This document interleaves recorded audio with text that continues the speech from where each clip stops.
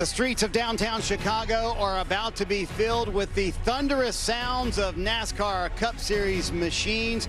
DJ, there was so much chaos last year with the weather. Is it almost like they're running a street course for the first time today? Yeah, it's been all dry up to this point, and I'm going to be the optimist that I always try to be and say we're going to have that here today too. So it will be the first time like a new place. Yeah, no doubt about it, man. Look forward to watching these hot rods get some grip, like these guys get after it. It's going to be fun to watch. And maybe some mixed conditions later today, which will make it even a little more interesting. But the margin for error, very slim for these Cup drivers with so much on the line this late in the regular season. Time for today's pre-race ceremonies.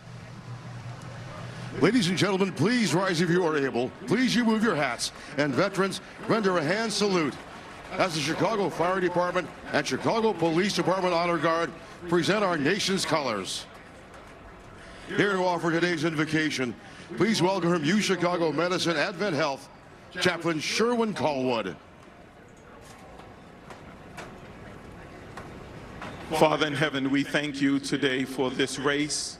We ask now that you would cover each driver in the coat of your protection. Keep them safe, and may all glory go to you. In the name that's above all names we pray. Amen. Here to perform America the Beautiful, please welcome singers from Uniting Voices Chicago, a nonprofit organization that empowers and unites thousands of diverse youth from the city of Chicago to find their voice and celebrate their common humanity through the power of music. Oh, beautiful, oh,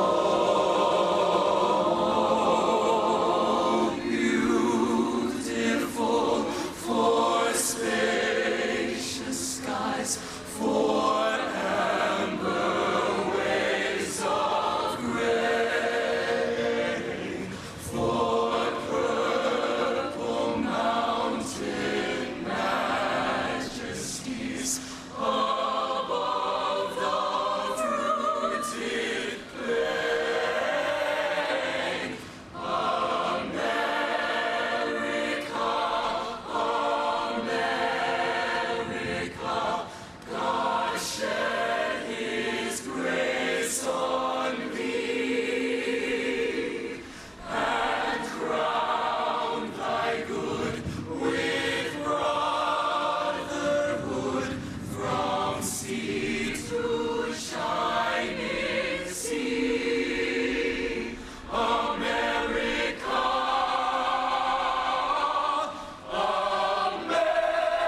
America, America, God shed his grace on thee, and crown thy good with brotherhood from sea to shining sea. America,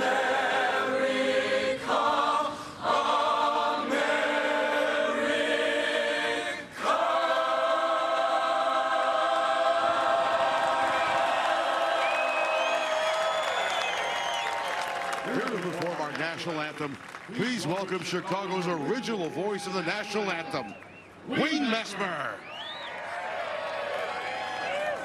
Oh, say, can you see by the dawn's early light what so proudly we hailed at the twilight's last gleaming, whose broad stripes and bright stars through the perilous fight o'er the ramparts we watched were so gallantly streaming, and the rockets' red glare, the bombs bursting in air, gave proof through the night that our flag was still there.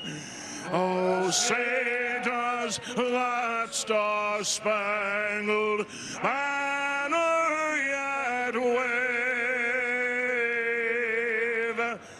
o'er the land of the free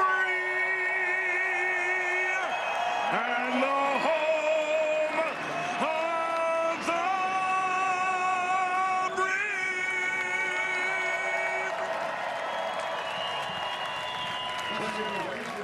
Terrific anthem after the break. Parker will show us the toughest spot on this street course, up close and personal. It's time to get the engines fired in downtown Chicago next on NBC Sports. A little overexcited. NASCAR is making history, racing in the streets of Chicago.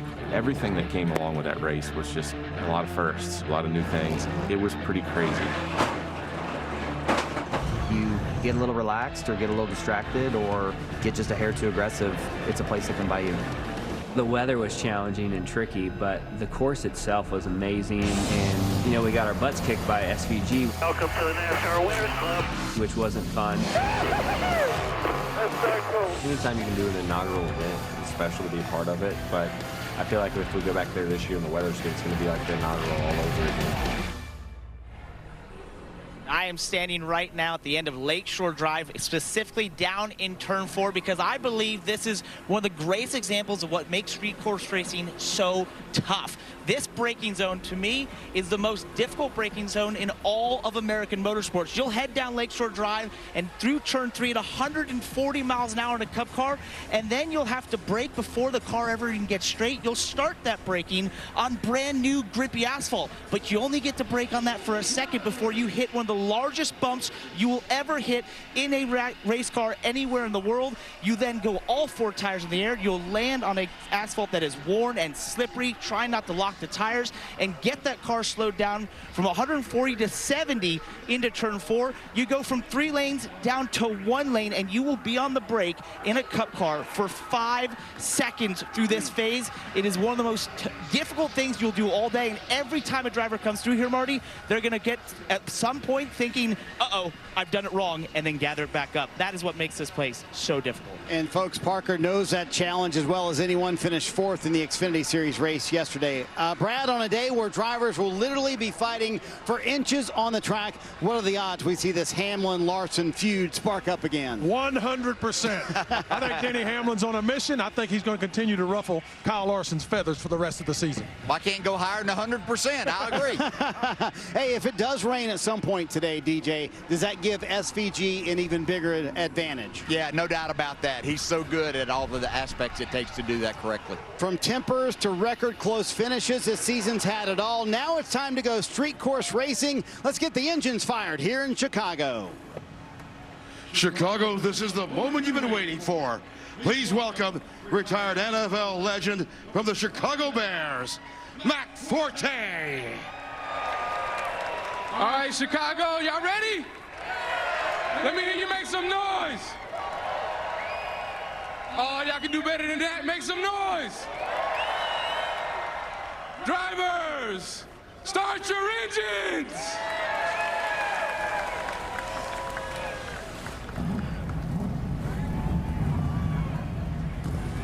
Engines are fired in Chicago. Who's ready for a little street course racing, NASCAR style? It's coming up next right here on NBC Sports.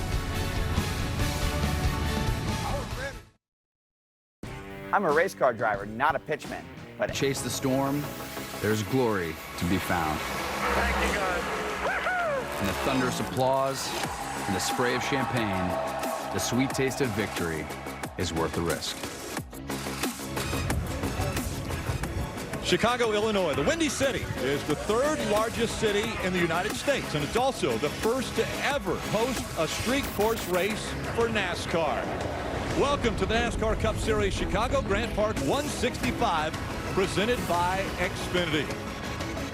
Hello, everyone. Alongside our crew chief, Steve Letarte, Rick Allen with you. Now, Steve, we have been to so many different sporting events. You have been to Super Bowls before, some of the biggest sporting events in the country. But how about this venue, this setting for this Cup Series race? We cover racing each and every week, but there's something different here. Not only is it just feel big on the shores of Lake Michigan, but it sounds big. We are going to introduce NASCAR to the skyscrapers to NASCAR. When you hear these horsepower, this 20,000 plus of these 36 cars hammer down Lakeshore Drive, it is crazy. Yeah, it's a beautiful setting and one that we are going to enjoy this entire afternoon. And the Windy City's living up to its nickname, by the way. We want to take a look at the 3D track map brought to you by Xfinity Mobile as we go on some of the most famous streets of Chicago, and it starts on Columbus. We go down Columbus into turn number 1. That's where Mike Bagley is going to have all the action. They'll turn left up Balboa Drive going toward Lake Michigan, and then on to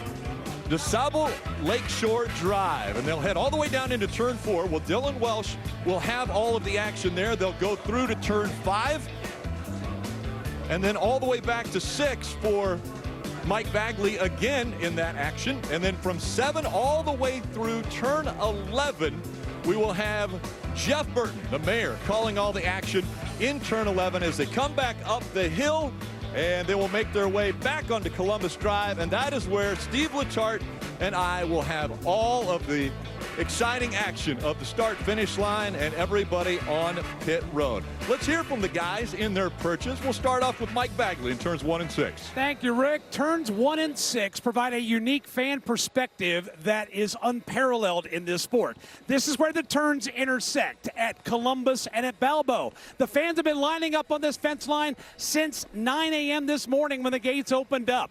They have put their beach chairs down, their lawn chairs down, and they are lined up all the way down Columbus, all the way back to turn number 5. And they'll be treated to a great show here this afternoon. Now, let's go to the other end of Lakeshore Drive and Dylan Welch. Thank you, Mike. And yes, I am here at the inside of turn number 4. We just heard Parker talk about the difficulty of this section of the racetrack. At the end of Lakeshore Drive goes from about 3 lanes all the way down to 1. It's a very narrow, very high commitment section of this racetrack. It's also the section of the racetrack where last year we saw Shane Van Gisbergen make the race-winning pass. It was the site of a lot of really good action yesterday in the NASCAR Xfinity Series race. Expect more of the same this afternoon. Once they go by me right at my feet here in turn 4, they'll make the right-hand turn off of turn 5 and head towards the backside of the course where Jeff Burton is standing by today.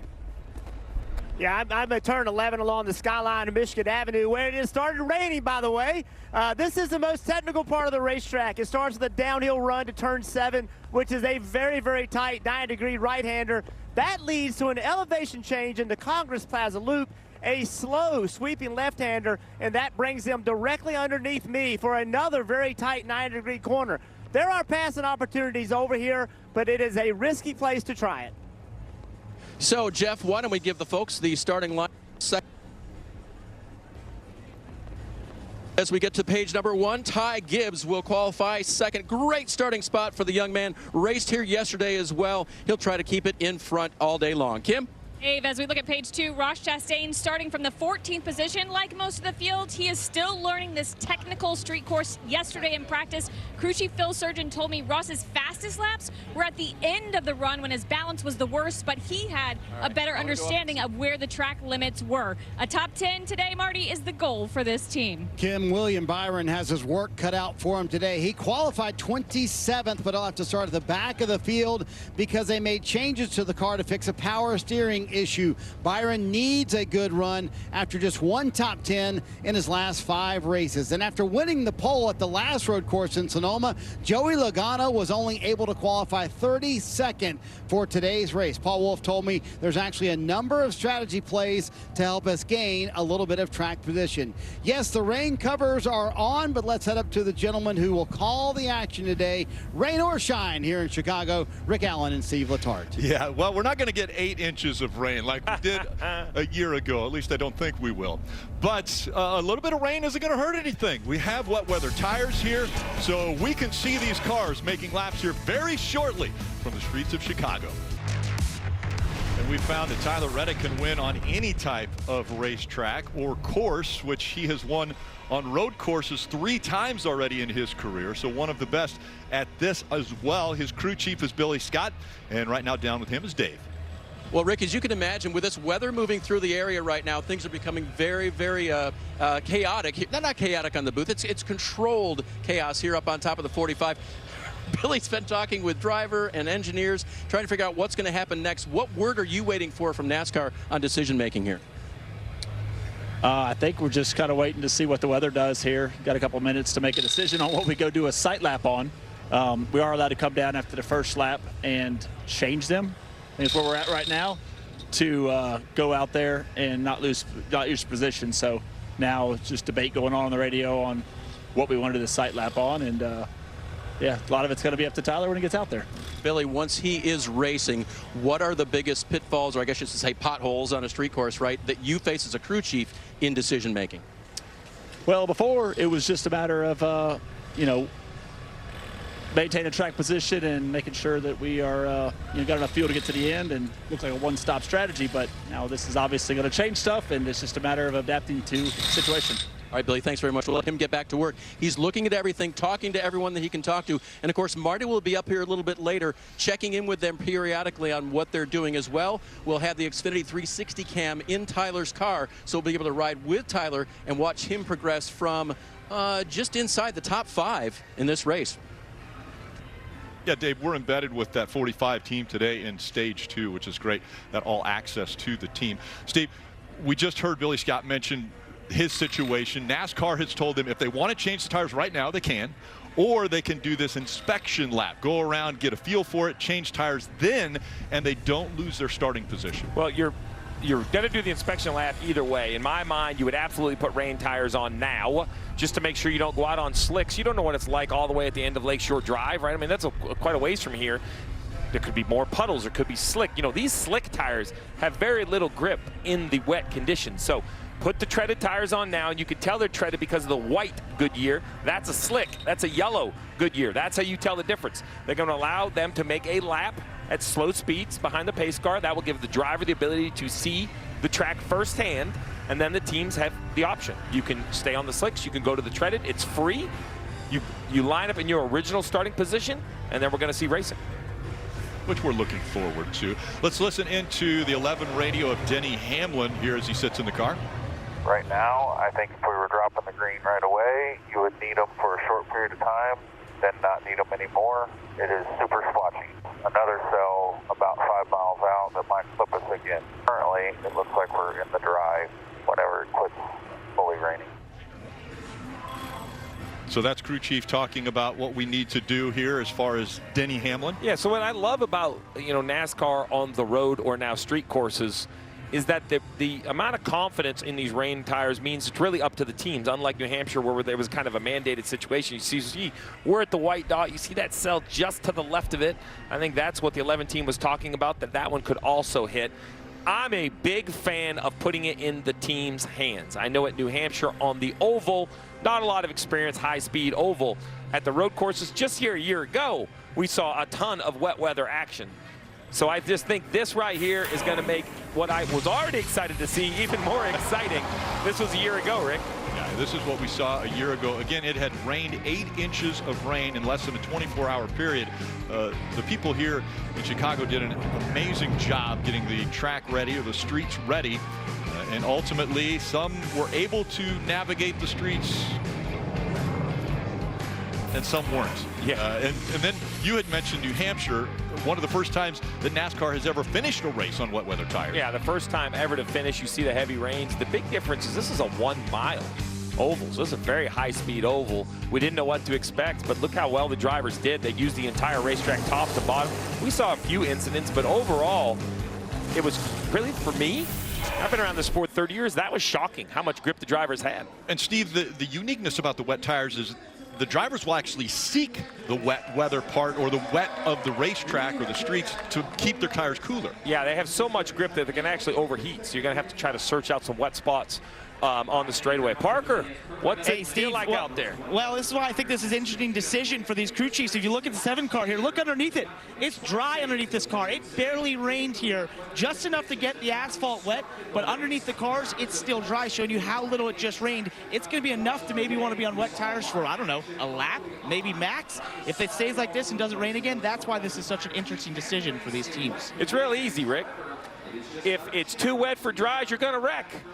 And if it's 2 drives for wet, you're going to be really slow. So you're going to have to decide which one you want to be on. You know why it's easy? Because I'm in the TV booth. Yeah. Yeah, I would like to have known if Parker would like to be on slicks or if he would like to be on wet weather tires right now as they get ready to fire the engines once again. And the crews are helping them put the window nets back up. And the engines are firing here momentarily. We make a lot about the size of this event because it is such an unreal setting, you know, basically at the foot of these skyscrapers in the middle of Chicago. But this development by NASCAR and Goodyear and the commitment by the teams to be able to run in these passing showers, that's what makes this all possible, right? I mean, if you win here and you try to shut down these streets and Grant Park and we had no choice but to wait for perfect weather, that would kind of take it out of the hands of this opportunity. This is, I didn't expect to see it, actually, looking at the forecast, but I agree with Parker. I think it's going to be a short-lived decision for those that stay on wets. See the officials. So right there, you can tell the white Goodyear lettering, Ryan Blaney sitting on treaded. Now, this would be my decision. Because remember, we're going to go out, we're going to go slow. We can come down pit road and change our minds. You know, let's not assume the kind of grip level. Now, Bell, they feel really good. You see the yellow lettering. They're still sitting on the slicks. And again, a reminder, NASCAR has told these teams that they will be able to roll around 1 lap on the track. You had mentioned it, an inspection lap to kind of get a feel for it. If they come down the first time onto pit road and change tires, they're allowed to keep their starting position. After that, they have to come out where they come out in relation to the rest of the field. And there's a few other things that go along with these wet weather tires. You see the windshield wipers, they stand right out at you. But there's also, I'm going to call them mud flaps for, you know, better terminology. They're behind the rear tires. It's to keep the spray down, really for visibility. It has nothing to do with traction. And then if we look right at the rear of the tail, you're going to see those lights right there. There's one right there. Now, those aren't brake lights. Those are flashing lights. And that's just for, you know, proximity to another car if there is a little spray. Now, we didn't see those at the oval. That's a road course racing only thing. NASCAR also has the opportunity. Last year, they had to take it for single file restarts. I would be shocked if we did that again here, but we'll see what NASCAR decides. Yeah, we saw Parker mention it just a moment ago, that it wasn't a really heavy shower. It did get the top of the asphalt, the concrete wet, but at the same time under the cars, there's no precipitation there. So we're looking forward to this just being, as we mentioned, a passing shower, and these drivers and teams to be able to get out there and race. Now, Steve, I think you've got an opportunity to dial up one of our drivers. Yeah, it's one thing for us to talk about. Let's dial up the driver of the 34, Michael McDowell. Let's see, make sure they're on the radio. Hey, Michael, it's Letarte and the guys in the NBC booth. You got a copy?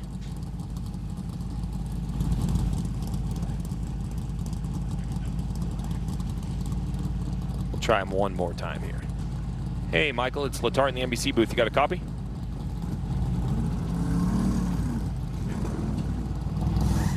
Nope. Sorry for the technical issues. We're going to try to talk to him there real quick. That's actually another conversation I had with a bunch of crew chiefs. You know, things you don't think of. Yep. Right here in the heart of the city, all the RF signals has affected a lot of their radios. 2, 3 spotters around this racetrack and radio communications. You know, some teams have had no issues. Other teams have had a little bit of struggle. They've had to go from channel 1 to channel 2. And remember, they have antennas on the top. When they put the covers on them, they take those antennas off. I hope they didn't take the antenna off the 34 and then forget to put it back on after they took the cover off. I think it's good luck if you don't. I think the last guy that hears on the radio went on to win the race, so maybe it's good luck. So here's a great look right here on board. You see, you know, it's a damp racetrack, but it's not like it's very, very wet. Heck, it's probably going to be dry underneath the crossover, right? I mean, it's not a lot of rain.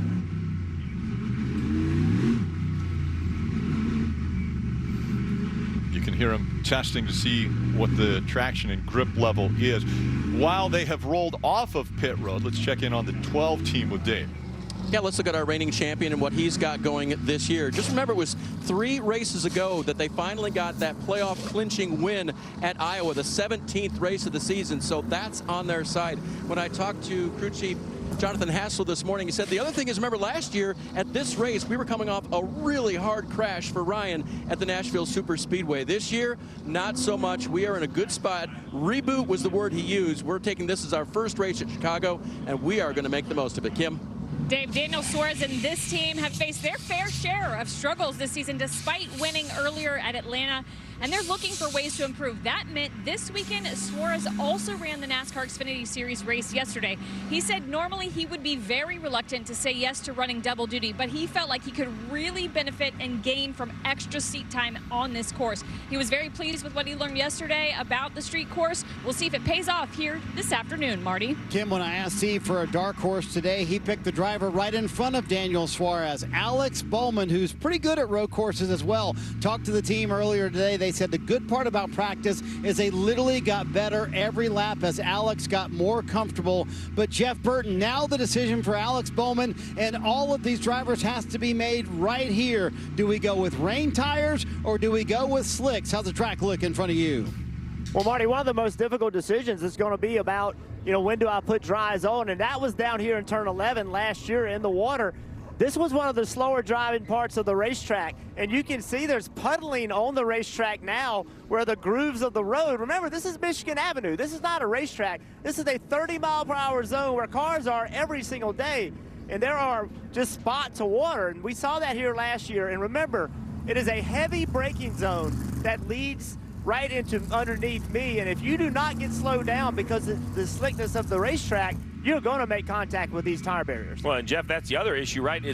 On board right here with the Ally camera on the front bumper of Alex Bowman, one thing that makes a street course different, and it's obvious from this camera angle, no runoff.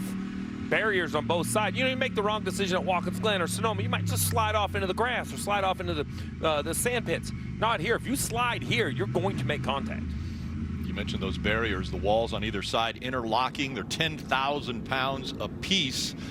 So they will stop the cars from making their way off of this course as the field making their way on turn 11 and up over the bridge to turn 12. This is the opportunity where if you want, you come down pit road and you can change tires. So if you were on slicks, you can change tires to wet weather tires, or if you were on wet weather tires, you can change back to slicks and you don't lose your starting position. Dave. On pit lane now, second fastest qualifier, Ty Gibbs. They told him, if you're confident, we're confident in the slicks. We will put the non-treaded tires on and act like the track is going to dry quickly. As for Shane Van Gisbergen in the 16, they had the dry tires waiting. You see him going on there, so he too will go on the slicks. These two drivers thinking that's the play to start this race.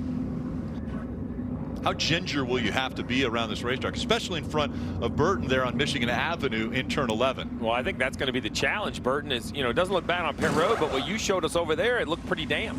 Well, it is very damp, and guess what? It started to rain again. So, as they came through here, it wasn't raining. And as soon as they left, it started raining. That's information they don't have. So, I love the idea of giving the crew chiefs and the teams a decision to make what tire I want to put on the race car. But there's a ramification if you choose wrong. You can see it's still raining over here. I love the idea in here. I'm not sure I'd love the idea if it was on one of those pit blocks. Actually, that's not true. These teams love control. They want the control. I appreciate that. But you see right there, just the rear tires, how easy they spun on the 5 car. Bagman, you're right in the center of this entire course. What's the weather like where you are? Well, it started to rain again. What just hit Jeff in turn 11 's now moved over here to turns 1 and 6. But when they came through on the investigation lap, it started to dry out. We could see portions of this racetrack drying. So you've got puddles in 11, you've got drying in 1 and 6. I don't know how these crew chiefs are going to make this decision. Dylan Welch, what about you in turn 4? Yeah, this is one of the cool things about doing radio style on a day like today. We're getting the real feel for the elements out here. It was dry over here on the inside of turn number 4, but like you, Mike, it has started to sprinkle just ever so slightly. Not even enough to dampen the racing surface over here, but it's raining enough to where these guys are definitely going to see it on their windshield. And we talked already today about high commitment and the nature of this corner and what that challenge presents. I would not want to go through here with it being a little bit wet like it is down here right now on slick tires. It is going to be interesting to see these guys come all the way down Lakeshore Drive and get this car slowed down and turned down here through turn 4 and 5. That's a great update from all around the racing surface. That was the free tire change. Right. We still have pace laps. We still have our normal run of show. Teams can still come change tires, but you're going to lose track positions. That was the one free chance you had. We'll see if anybody decides now after making another lap if they want to change back to the wet weather tire. We'll be back for the green flag shortly. Come up to Lakeshore Drive as we have Lake Michigan right here, the bottom of your screen, and 7 cars have wet weather tires on, at least the last time by, as they're going 2 by 2 now and getting ready for the start. Yeah, let's go to pit road right now and Kim. Yeah, a lot of discussion on whether or not teams should put slicks or wet weathers on. Here was a conversation between Travis Peterson and his driver, Michael McDowell. All going to come down to the 50-50 shot of what the cell that's 15, 20 miles out does. The range will get burned up pretty quick here. It stays dry for a little bit. We'll see what happens. We stayed with the guys who are racing. That's going to be our plan all day.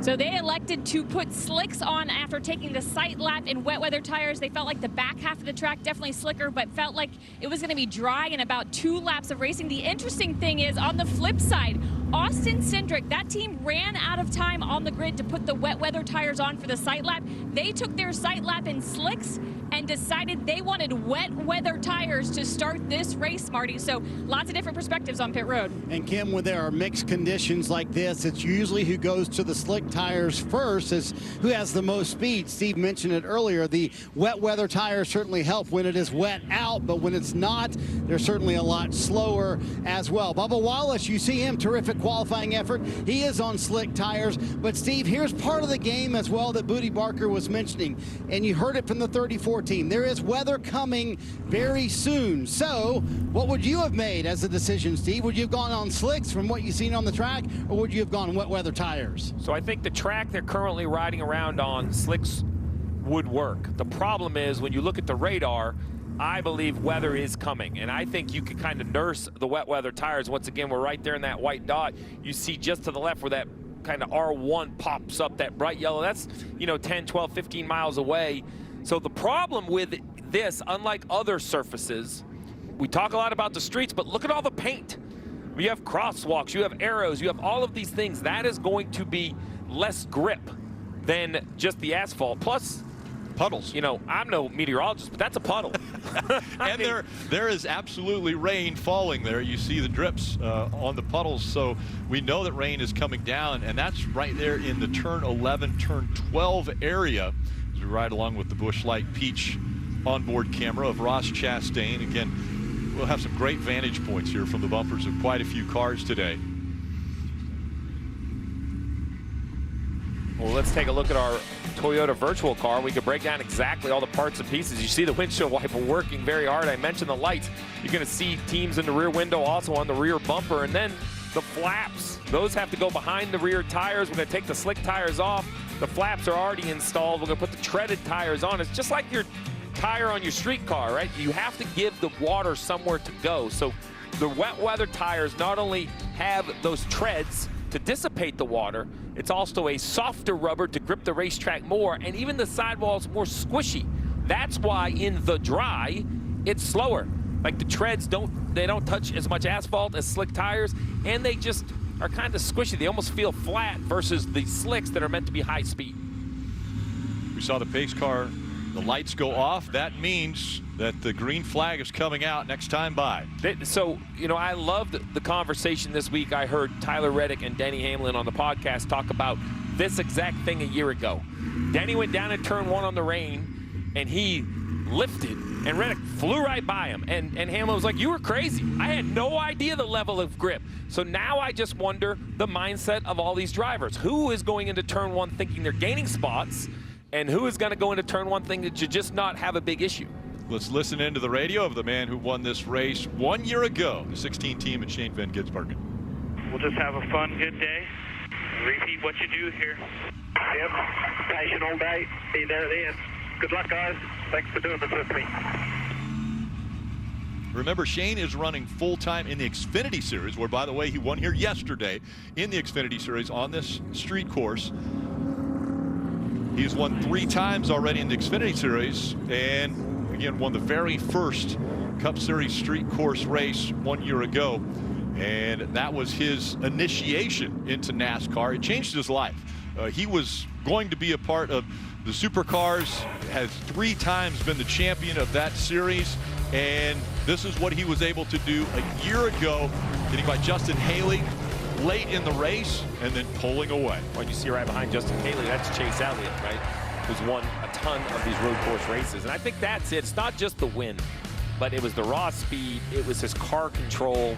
There was so many things about him. And since that day, I mean, we're a year later, and he's still the talk of the garage. I mean, you mentioned the full-time Xfinity Series. Well, he's won the last 3 Xfinity road course races. He won this one yesterday here on this circuit that had Kyle Larson and the likes of other big names. So it's going to be interesting. Now, it's important to know, you see Larson, Gibbs front row, Reddick, McDowell. We see Bubba Wallace, SVG, the 3-car who will be coming kind of into the picture right there, that bright green 3-car. That's the first driver in the lineup that we believe have wet weather tires. So if he thinks those are going to have more grip, make moves early, attack, push these guys on drives into a level of uncomfortable feeling. Make it uncomfortable. You mentioned Ty Gibbs. I spoke with him earlier today. He was in that Xfinity Series race. I said, what did you learn? Were you watching, maybe what SVG and Larson were doing? He said, not so much as I just got more track time and more familiar with this course. And so the driver of the 54 starts on the front row, racing against Larson.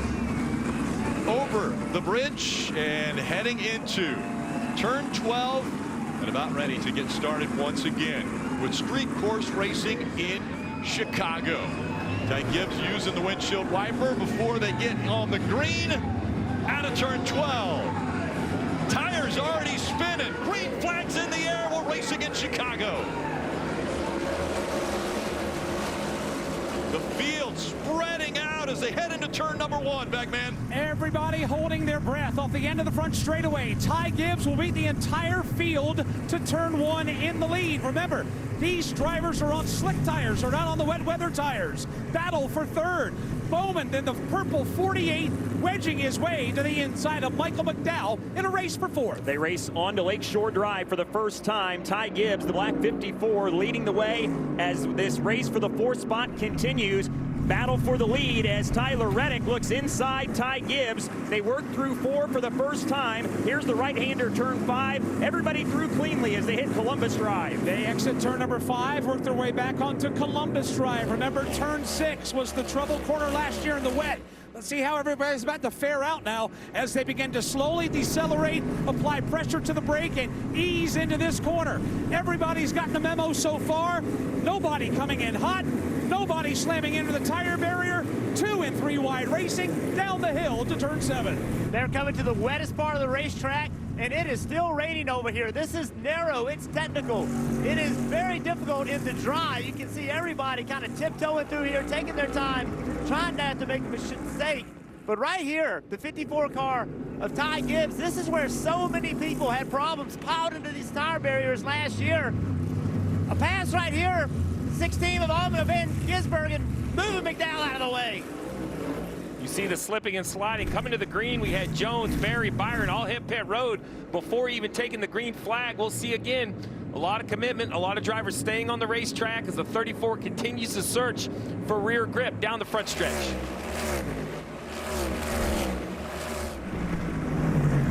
Watching Shane Van Gisbergen further back in the field, battle for the lead now. A couple of Toyota teammates.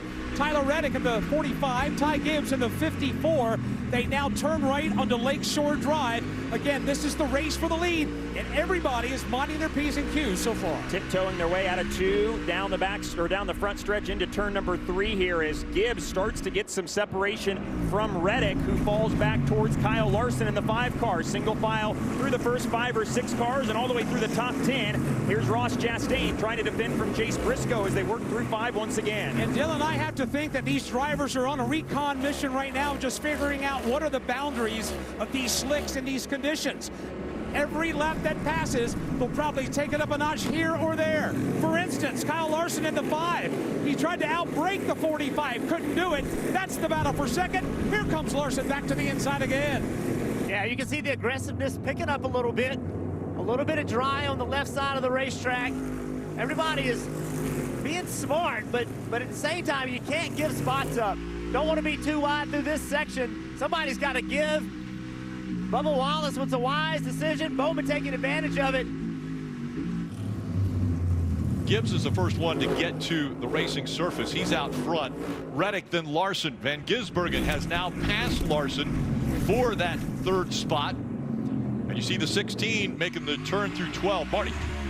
All right, Rick, been running up and down pit road here. Here's a very unofficial count and the driver's feed that I have on wet tires to start the race. Martin Truex Jr. in the 19 car, Austin Dillon, Ryan Blaney, Corey LaJoie, and all of Team Penske, Austin Cindric, Joey Logano, Harrison Burton as well, Zane Smith. Those are on the wet tires, and Corey LaJoie, I think I mentioned him. So, Steve, do you agree with that call as it starts to sprinkle again here on pit road to go with wets, or would you gone slicks? Well, I thought the wets were going to be a clear advantage, but have yet to see it.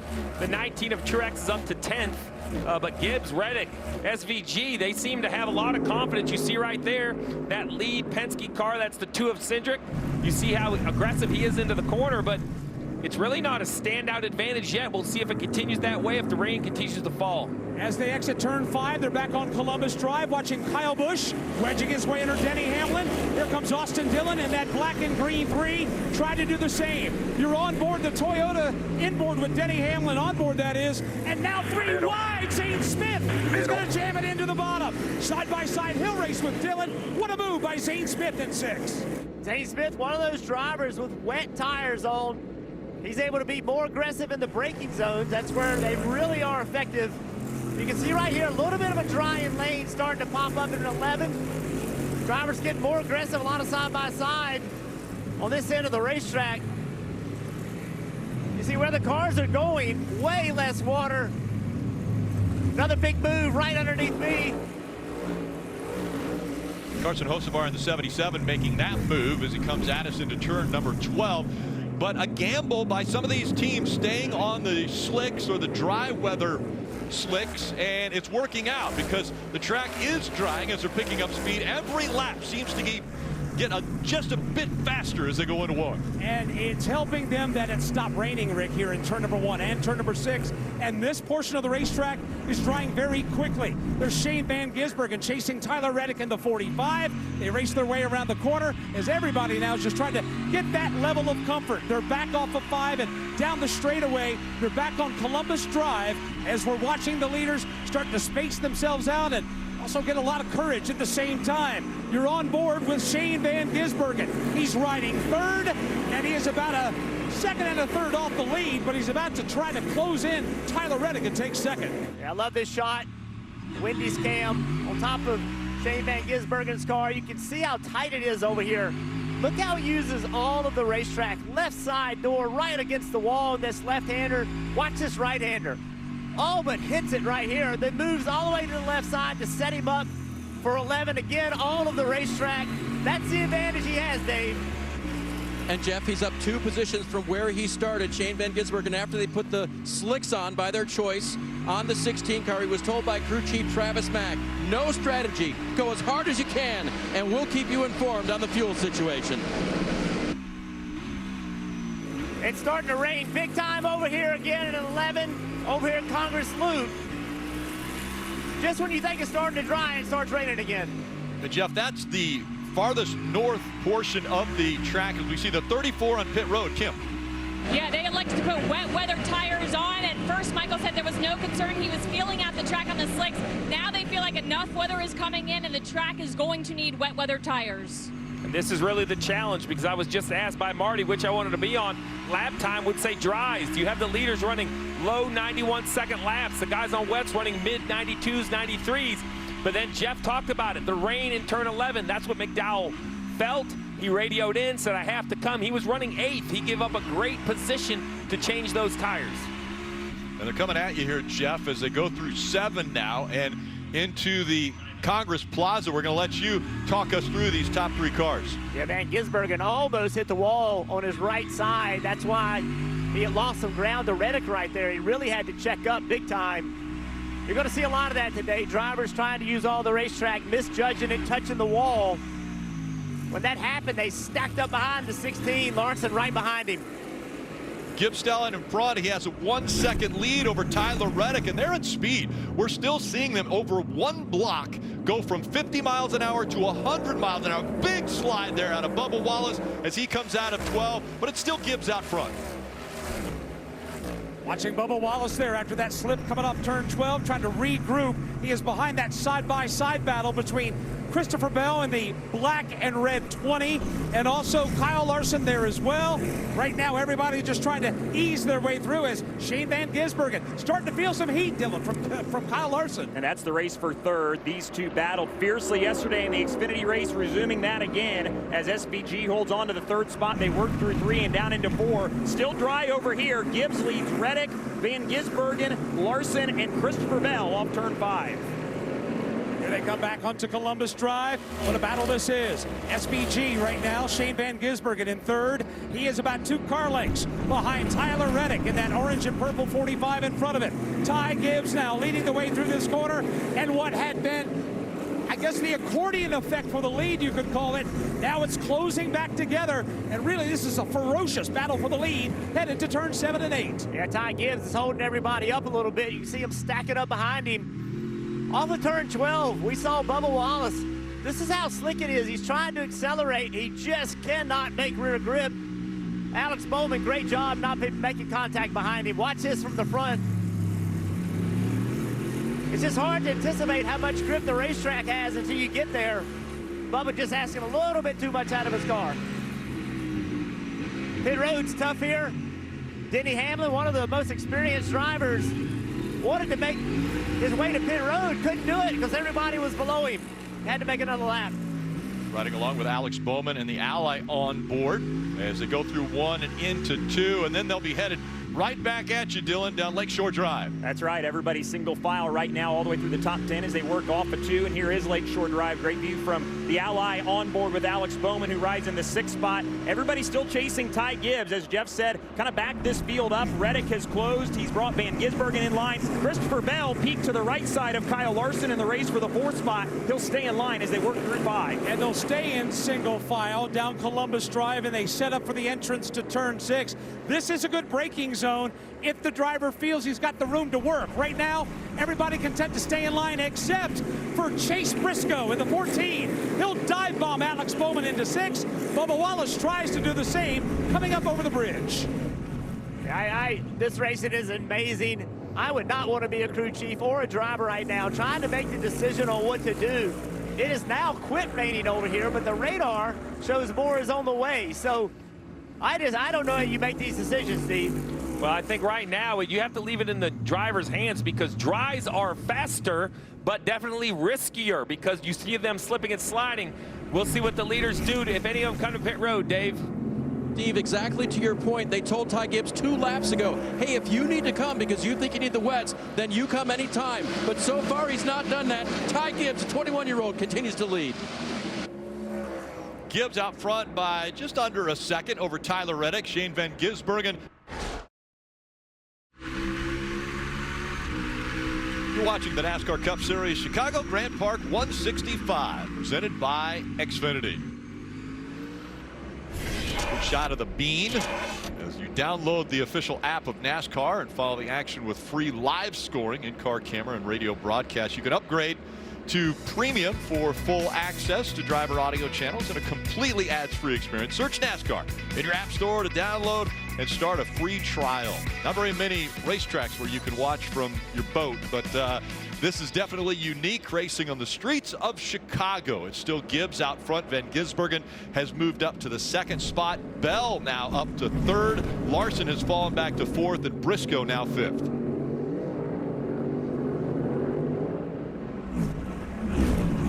Up and over the bridge and into turn 7, we see Harrison Burton in the 21 with Ty Gibbs behind him in the 54. Yeah, and the issue that you have now, if you're Harrison Burton, is you decided to come in, put on wet weather tires, and why you would think they would have more grip, they just don't. You see the overall speed difference. The 54, the 16 just easily drive by the 21 with those dry tires on. Closing in on 10 laps to go in this stage. And the battle at the front between Gibbs and SVG, Rick, is pretty heated. SVG doing a nice job. Ty Gibbs, SVG racing yesterday in the Xfinity Series. Again, Gibbs knew that he would get track time out there and a little more experience, and right now it's paying off. He's staying in front of SVG. Yeah, but if he looks in that rearview mirror, Rick. He sees SVG closing in. Ty Gibbs doing a great job. Oh, and he almost clipped the wall there coming out of turn number 1. He's doing a great job of managing his race so far. But Dylan, he's got Shane Van Gisbergen pressing hard behind him. That's right. SVG has gone to the whip the last couple of laps and has closed in on Ty Gibbs in a hurry. Tyler Reddick lost 3 spots through turn 4 a few laps ago. He's back to 6th. These two have been the class of the field so far. They worked through the right-hand turn number 4, and here's turn number 5. This is where Van Gisbergen was so strong yesterday, trying to close on Gibbs again. And coming out of turn number 5, this is the driest part of the racetrack. Right now, turn 6 is absolutely dry. So this is an opportunity for those drivers to make up ground. Here's Ty Gibbs and Shane Van Gisbergen. They were max send here into 6 as they head down the hill to 7. This is one of the most difficult braking zones on the racetrack. You can see it's downhill and very rough. Hard to get to keep the tires from sliding. Again, you can see a little bit of a drying over here, Marty. Jeff, I agree with what you said a moment ago. I would not want to be a crew chief today, Steve. Here's the issue. The weather is coming, and a lot of crew chiefs, including Cliff Daniels, told Kyle Larson this a moment ago. We think it's about 7 to 10 minutes out. So if you are on the slick, Steve, right now, clearly they're a lot quicker, but that rain is coming. When do you commit to that? Do you wait for the rain to start and lose the track, or do you go at them early? I think you have to wait until you're forced to put them on. As we see some 3-wide action right here. Man, they did a nice job sorting it out. I think you have to wait for the rain. You just hope it doesn't start raining as you pass the entrance to pit road. 9 laps to go in this stage. The 54 and the 97, or excuse me, the 16. That's why you saw that 3-wide battle in front. They feel the pressure of the leaders coming. Rarely do we see cars go down laps at the street course, but with these alternate strategies, it has mixed up the field.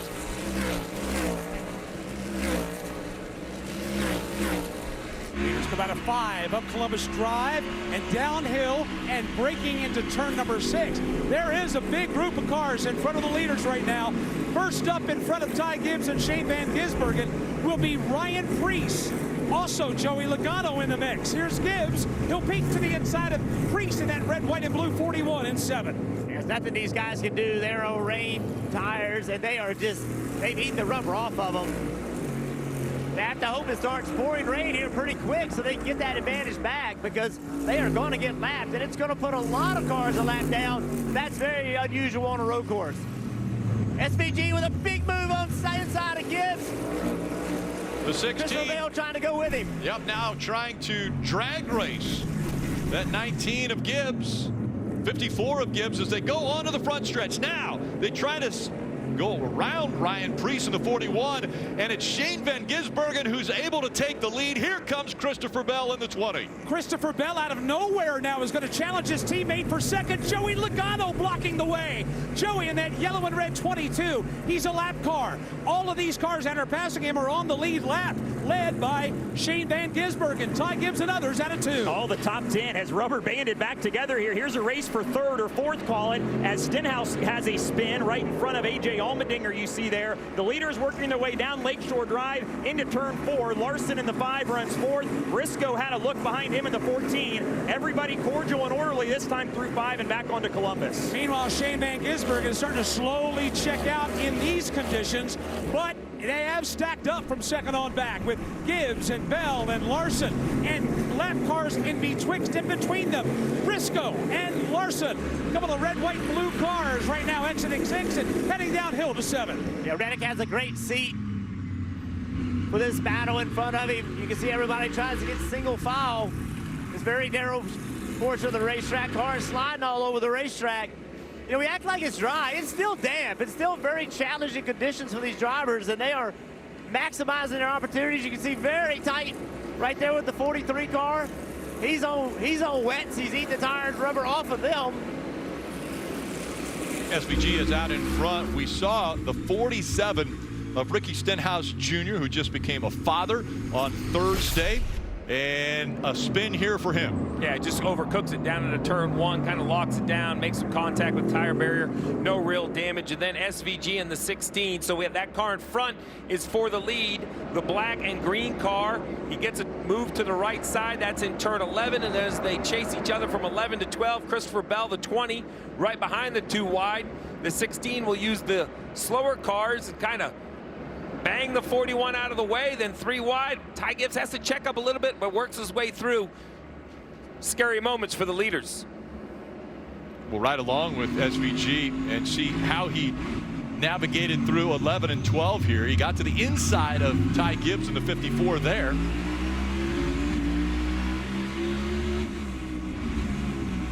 Drag race up and over the bridge into turn 12, and then we saw them split Ryan Preece in the 41. SVG out in front has an 0.8 of a second lead over Ty Gibbs here in Chicago. Christopher Bell's confidence is building now as he keeps fighting with Van Gisbergen for the lead here in Chicago. Well, if any driver was upset about last year and SVG winning, it had to be Bell. Such a good car early, and when the race had to be shortened, it kind of ruined his strategy. I think he's been interested in getting back here. You see a big move down the hill into 7. The 16 defends. We're also seeing the rotors start to glow in the 20, and that's one of the advantages of this cloudy kind of overcast sky right now. You see the glowing of the rotors, but again, it's SVG trying to pull away from Bell, but we're seeing to the west and to the north it's getting darker. There's rain coming, so that's the tough decision. Do you come to pit road to put on the wet weather tires, or do you stick it out with slicks? There's only 4 laps to go when they cross the start finish line. There you see back to the west and to the north of Grant Park. I know a lot of crew chiefs that love that view. They want you to stay on it so they can try to judge what's coming. The 16 works by the 66, which is traffic. Now the 20 of Bell attacking.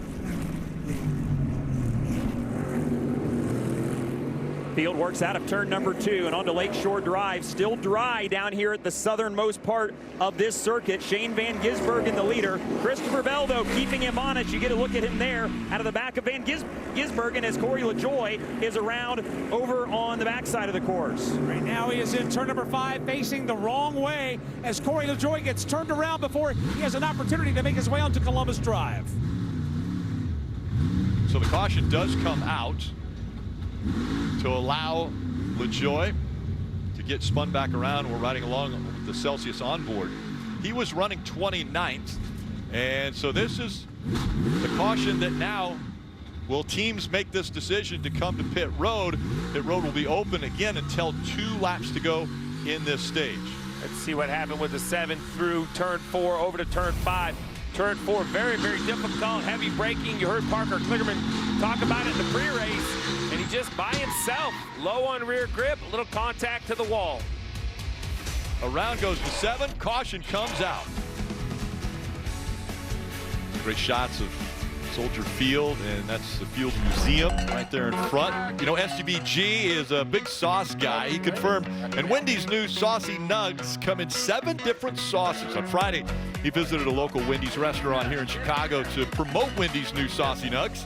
To see how serious SVG is about getting the word out, visit Motorsports on the NBC YouTube page and the NASCAR on NBC social handles. So with 3 laps to go, Steve, the rain's starting to come down. The caution came out for the 7 of LaJoie going around. We're hearing from NASCAR they're not going to open pit road. So basically, here's what happens. NASCAR has said repeatedly that they will not open pit road unless they can go back to green flag racing before the stage finish. They don't want pit stops to determine where you finish in a stage. For that reason, we will run these final 3 laps under yellow, finish stage 1, then open pit road. And by those windshield wipers, we're going to see some decisions on what tires are going to be needed, because that is no longer a damp racetrack, at least down here on the north end of the facility. Yeah, Eric Jones can agree with us as we saw the Advent Health on board. LaJoie going the right direction still, but we're seeing puddles starting to form on the streets here in Chicago, and under caution as stage 1 about to be complete.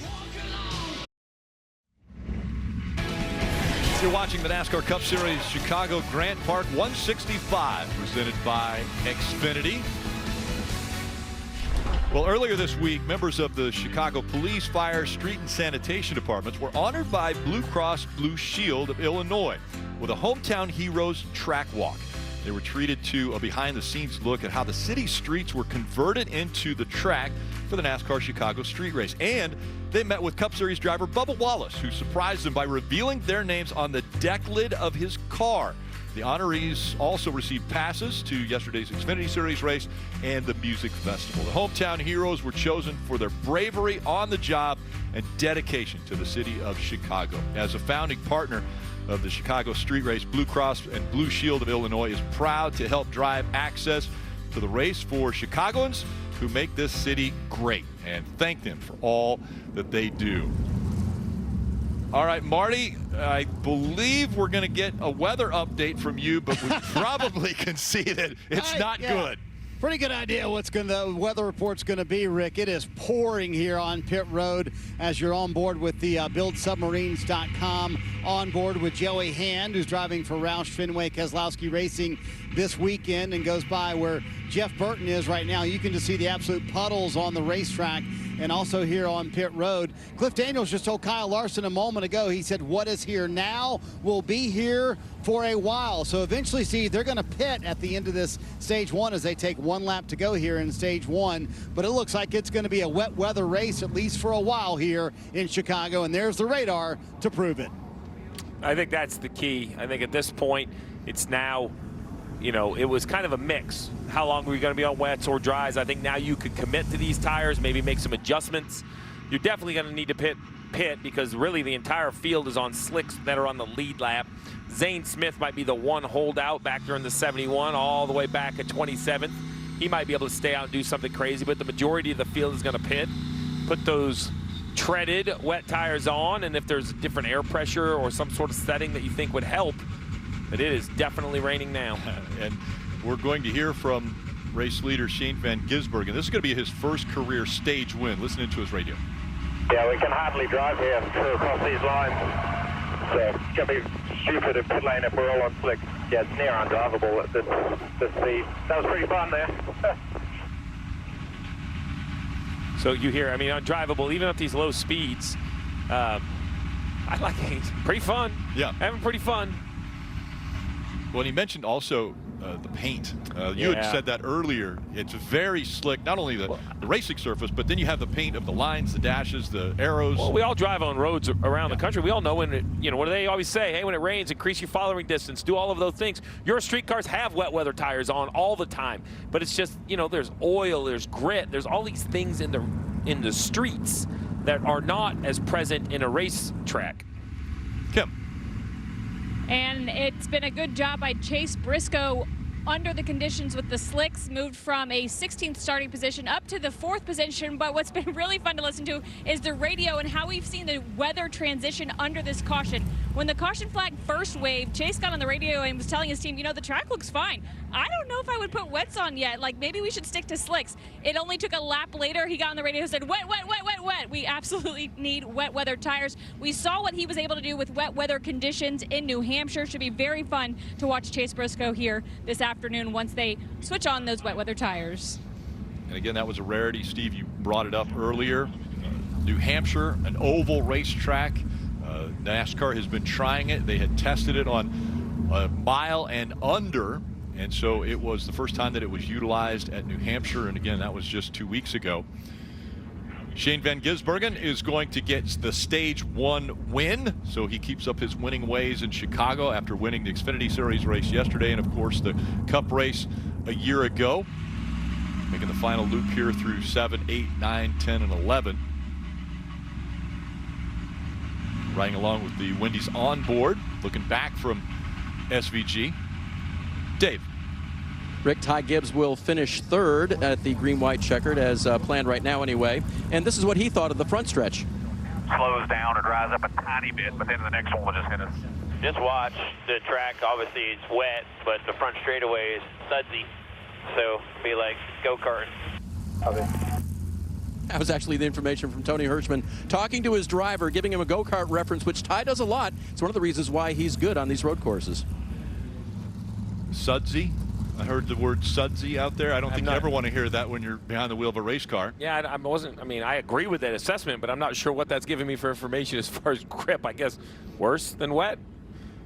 The big interesting thing is, you know, the only unfortunate part with the cars rolling slow is they don't move the standing water off the racetrack. So we'll see if NASCAR has to feel they have to come out and at least, you know, just blow or jet dry the puddles off the racetrack. Jeff did a nice job of showing the kind of standing water at the back of the track. We'll see what that looks like. The front stretch, you know, no real standing water here. Nothing like a year ago where we actually saw wheels and tires floating on pit road. So it's going to be Shane Van Gisbergen. He will win stage 1. It ends under caution because of the spin by the 7 of LaJoie, as well as the rain coming out and keeping us under yellow until the end of that stage. Next time by, pit road will be open, and I'm sure we'll see a lot of takers on pit road to switch over to the wet weather tires, and it has started to rain. This coverage of NASCAR is brought to you by Xfinity Mobile. Customers now get exclusive access to Wi-Fi speeds up to a gig in millions of locations nationwide. Take NASCAR on the go with Xfinity Mobile. And NASCAR has let the teams know that the end of this race will happen at 8:20. So if there is a delay and this race gets delayed, that is the last time, the local time, 8:20, when they can race. So that gives at least the pit crews the idea of that's what we're going to if they're not at local. The 75 Don't let my laps. friends on the East Coast think it's 8:20 local. 8:20 local here in Chicago. All right. Whew. You see the pit crews getting ready. A lot of conversation in New Hampshire. Remember, they dictated what tires they were on. We also have seen non-competitive pit stops. So not here at the street course. You get to decide, although I think wet tires up and down pit road, but these will be live pit stops. Slow stops will cost positions. Let's see what happens, what everybody chooses to do for adjustments. Dave. In a football game or maybe even a rugby match, they can change cleats at halftime if they don't like what the field has done and the weather has changed things. These pit crews cannot. They're in their tennis shoes that they plan to be in, so they've got to be very careful. As well, the front three and the rest of the field are on those slicks that they were on. So very gingerly, Shane Van Gisbergen brings the field to pit road. You see the 3 pit stops happening there. Let's head up pit road to Marty. Dave, the big debate on the 5 radio for Kyle Larson. Were they going to pull a tear off or not? As you see Christopher Bell leave his pit stall, they decide not to pull the tear off because that's the only layer of Rain-X they have on the windshield. Larson wanted to leave it, and the 5 team with a pretty quick stop. I believe Larson gained a couple of spots here going to those wet weather tires. You see SVG lost 3, and we're going to have a problem here. We've got a bottleneck coming off of pit road, a little bit of contact, and you see the 38 of Todd Gilliland. He ran into the back of there, but these drivers stopping. We see Bell stopping. Ty Gibbs was stopping. Bowman was stopping. And it got bottlenecked at the end of pit road. NBC Sports coverage of NASCAR is brought to you by Ashley. For the love of home, shop in-store or online. And by Liberty Mutual Insurance. Only pay for what you need. So a little congestion getting off of pit road just moments ago as we saw most of the field, the lead lap cars coming onto pit road. The 71 of Zane Smith stayed out, but this was the problem as you see the jet dryers go by. Well, that's it. You have the jet dryers. You also have the rest of the field that didn't pit, the lap down cars. So you see Bell, Larson, SVG, as they leave, they have to stop as they're supposed to. Bell stops. It's really an unfortunate spot for the jet dryers to be. The timing couldn't be worse, although they would have been stopped for the cars on the racetrack as well. Now, dry conditions, no big deal, but you could just tell between visibility and probably not seeing, and it looks like, you know, the 23, he's all right. The 45, he probably hits the hardest. But you look at the 45, it still looks pretty good. The nose of that car is no problem. Teammates. It's got to be bad when you hit your teammate. You know, it's less than ideal when you're sliding the front tires and you see your teammate in front of you. So with Zane Smith staying out, that will jumble up the field just a little bit, Marty. And I just checked in with Billy Scott. He said the nose of Tyler Reddick's car is fine. There's a very small hole at the top of the nose, but they feel like everything should be fine. Checked in with Zane Smith's team as well about staying out. They said they felt like the rain tires were fine. And in essence, Steve, their theory here is they're going to flip to like the original strategy that everybody had hours ago that you could pit once here at Chicago today. They're going to try to make it lap 40 or so for that 71 car. Well, looking at the radar and what's going on, I would have already thrown all my strategies away at this point. I would be in just full kind of wing it. I know what you're saying, Marty, and I think you're absolutely right. You know, we're going to get a little bit of a dry section here. The question is, will the groove dry up? And then we have some more rain in the future. So 53 laps to go in the race, 23 laps to go in this stage. We think they can go about 36 laps on fuel. Probably in the wet conditions, I would bet it's probably 40. You just can't use the throttle as much. This was also a big advantage for a bunch of cars to take the wave around. Now, there's going to be some exciting because a few of them that waved around are on dry tires. So you see how slippery it is right here? They have to find a way to run one lap before they get pit on dries. Yeah. So we'll be paying attention to that. Again, it was the 7 that caused the caution originally, and then this little congestion coming off of pit road. On NBC. I want to thank Keith Urban. He put on a concert here before this race started in Grant Park.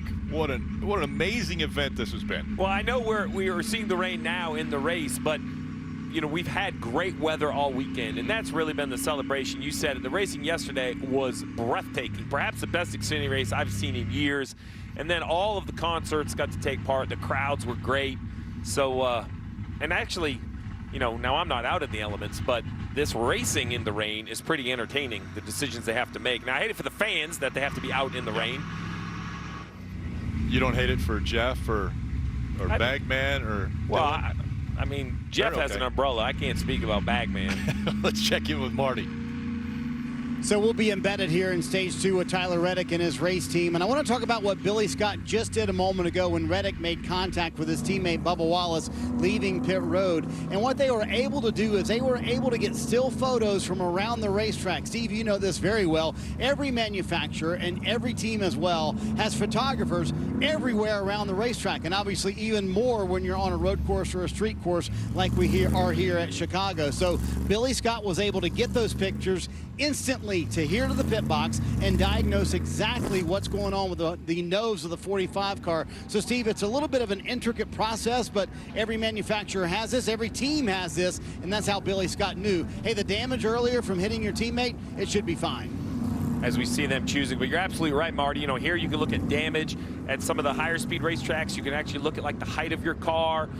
You can see maybe the height of your competitor's car, where you think the nose is higher or lower. As we start to see the choose. Well, the choose, and they're trying to go by. They can't hit that box, but I'm guessing it's a little bit harder to see now with the rain and everything.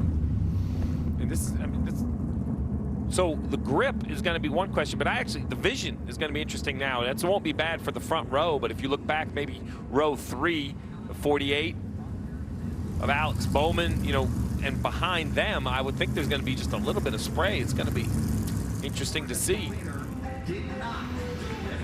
And again, getting ready to go back to green. Most have put on the wet weather tires. It's just worth pointing out the 71 of Zane Smith. He is on wet tires, but they aren't new.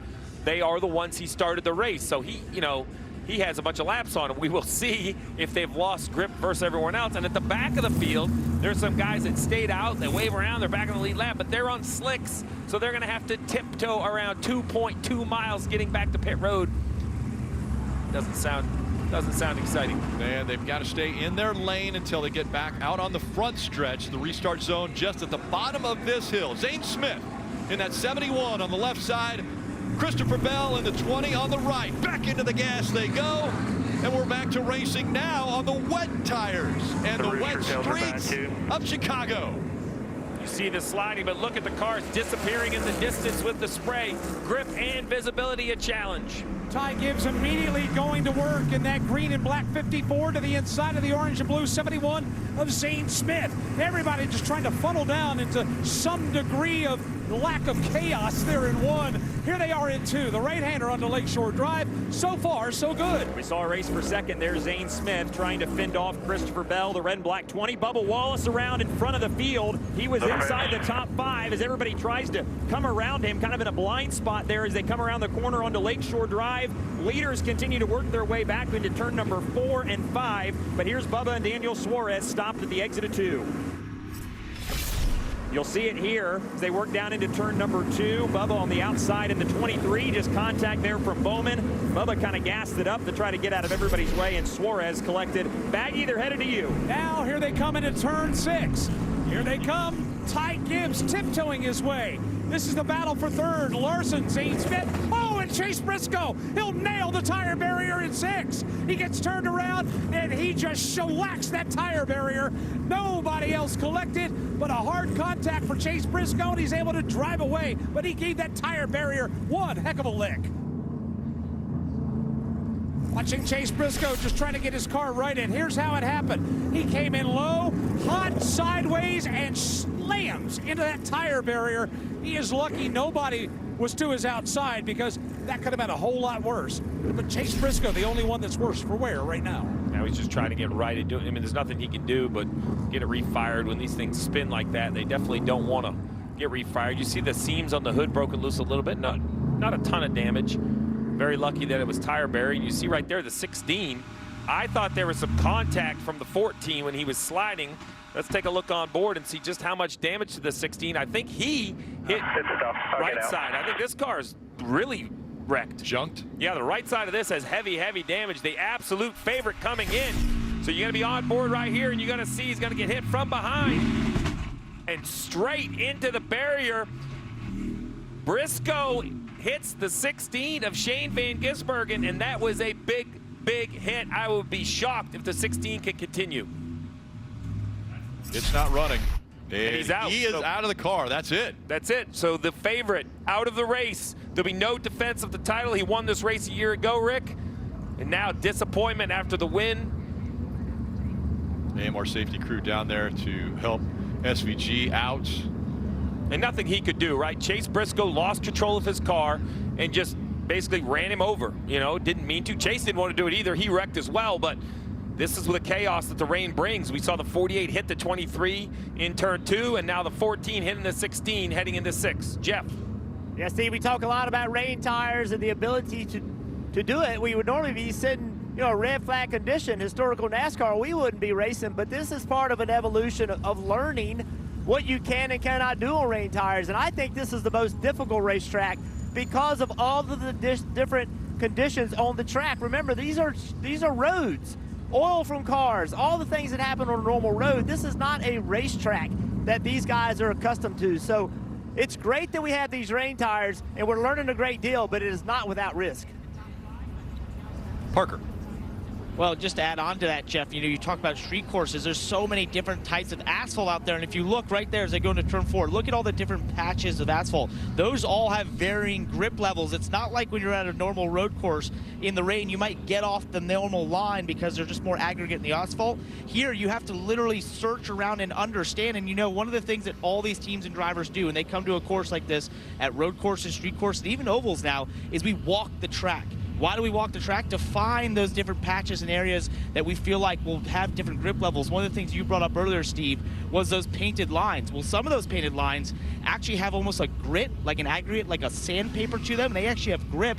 Some are painted with a very slick paint, so you have to have that knowledge, put it in your notebook, and apply it in these situations where there's rain and trying to navigate where that grip is and is not. So that's just one of the challenges you have with street courses, that there's so many variables as to all the different asphalts and all the different paint used on these normal roads. I didn't take that good of notes, but I believe there is not grit in the paint entering turn 6. From what I saw last year, and I've seen again this year, that braking zone, I say it tongue-in-cheek, but last year, that was the trouble spot. We saw issues around the racetrack and some stack-ups over by Jeff Burton, but continuing, you know, lap after lap into turn 6 is where we saw the most issue. Advent Health giving us this shot for Eric Jones. Want to do the Toyota driver updates and tell you where Toyota drivers are running right now. Leading this field is Ty Gibbs, Christopher Bell 2nd, Reddick is 5th, Nemechek 7th, and Hamlin in 15th. And again, breaking news is that the driver of the 16, the winner a year ago, the favorite coming in, Shane Van Gisbergen, is out. He has wrecked even after winning stage 1. He will not be able to continue. And so this is how it happened. Shane Van Gisbergen on the left, you see, and Chase Briscoe coming in and just clips the back of that car. Yeah, so you can see it's not even enough to really spin him around. What it did is just increased his speed. So as Shane was into the corner at what he thought was an appropriate speed, you watch, he thinks he's going to make the corner. And he just, I mean, there's nothing you could do at that point. There's just no runoff. Travis Mack, the crew chief, I talked to him this morning. He was just so excited for the day ahead. He knew Shane had so much talent. He almost was nervous. He said, you know, I just don't want to mess it up. I want Shane to have a chance to show everybody. You see the heavy, heavy damage. Now, you heard the engine rev. That's a ton of experience. He knows that he's going to hit. He tries to gas it up to spin it around to try to hit the back of the car.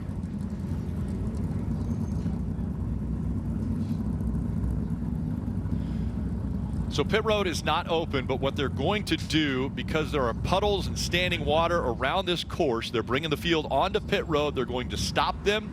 They're going to red flag this race so that the air tundras can come out and blow off any of the standing water or the puddles that are on the course.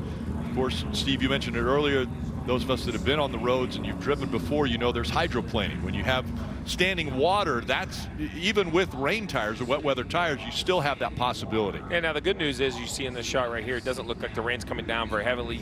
So I believe that the air tundras can blow it off relatively quickly. We're also here at single file restarts. Anything to get back racing, I'm on board with, because the crowd is here. It looks good. I'm ready to see some racing. They did a really nice job, to be quite honest. Turn 2, there was a little bit of contact, but. Well, let's go over to Buckingham Fountain and the Peacock Pit Box. Dale Jarrett and Brad Doherty. All right, guys. Well, we've seen already 25 laps complete of the 75-lap race, and the conditions have gotten a little bit worse. Now they've stopped the field on pit road. What do you guys think about this one so far? We might have should have brought the Air Titans out before. Yeah, maybe should Groundhog Day. That's what I was thinking. Yeah, Chicago chaos once again. Yeah. Outstanding racing that we were seeing in that first stage. Just everything that drivers and teams went through there, having to make decisions on the tires, and then the drivers staying out on the slicks, having that huge advantage. Yeah, I thought everybody did a great job of trying to figure out what they needed to do, whether it be on slicks or being on the, on the wets, looking at the weather. So it was a great cadence of rhythm building up, but man, it's just gotten a little bit chaotic, and I hate it for Shane, for SVG. I thought that he had a great chance to win this race today, but he's on the hook now. Yeah, and you know that other drivers have to think as we look at just how hard it is raining right now. And and that's the one thing. I don't care what kind of tires you have, wet weather tires. You can't have this standing water. It doesn't give the drivers a chance whatsoever. But the thing that does give drivers a hope, this is going to stop at some point. They're going to get it cleared off, and they know that the man to beat is now a part of the race. So a lot of guys thinking that, hey, this could be my chance to win at Chicago street race. This is their opportunity. Guys are going to wait through this, and somebody's going to have a shot at winning a race today.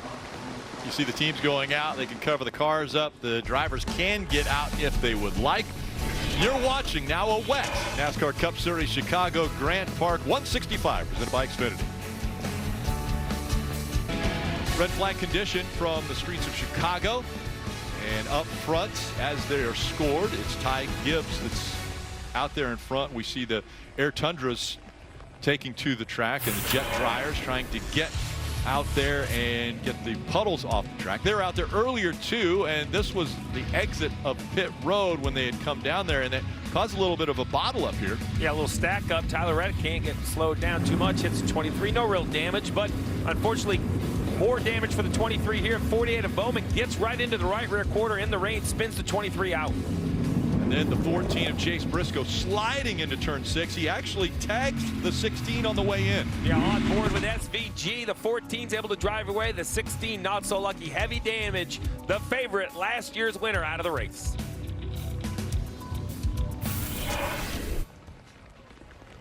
So again, a red flag condition, and with 7 races to go until the playoffs, we look at the playoff standings and where everyone sits.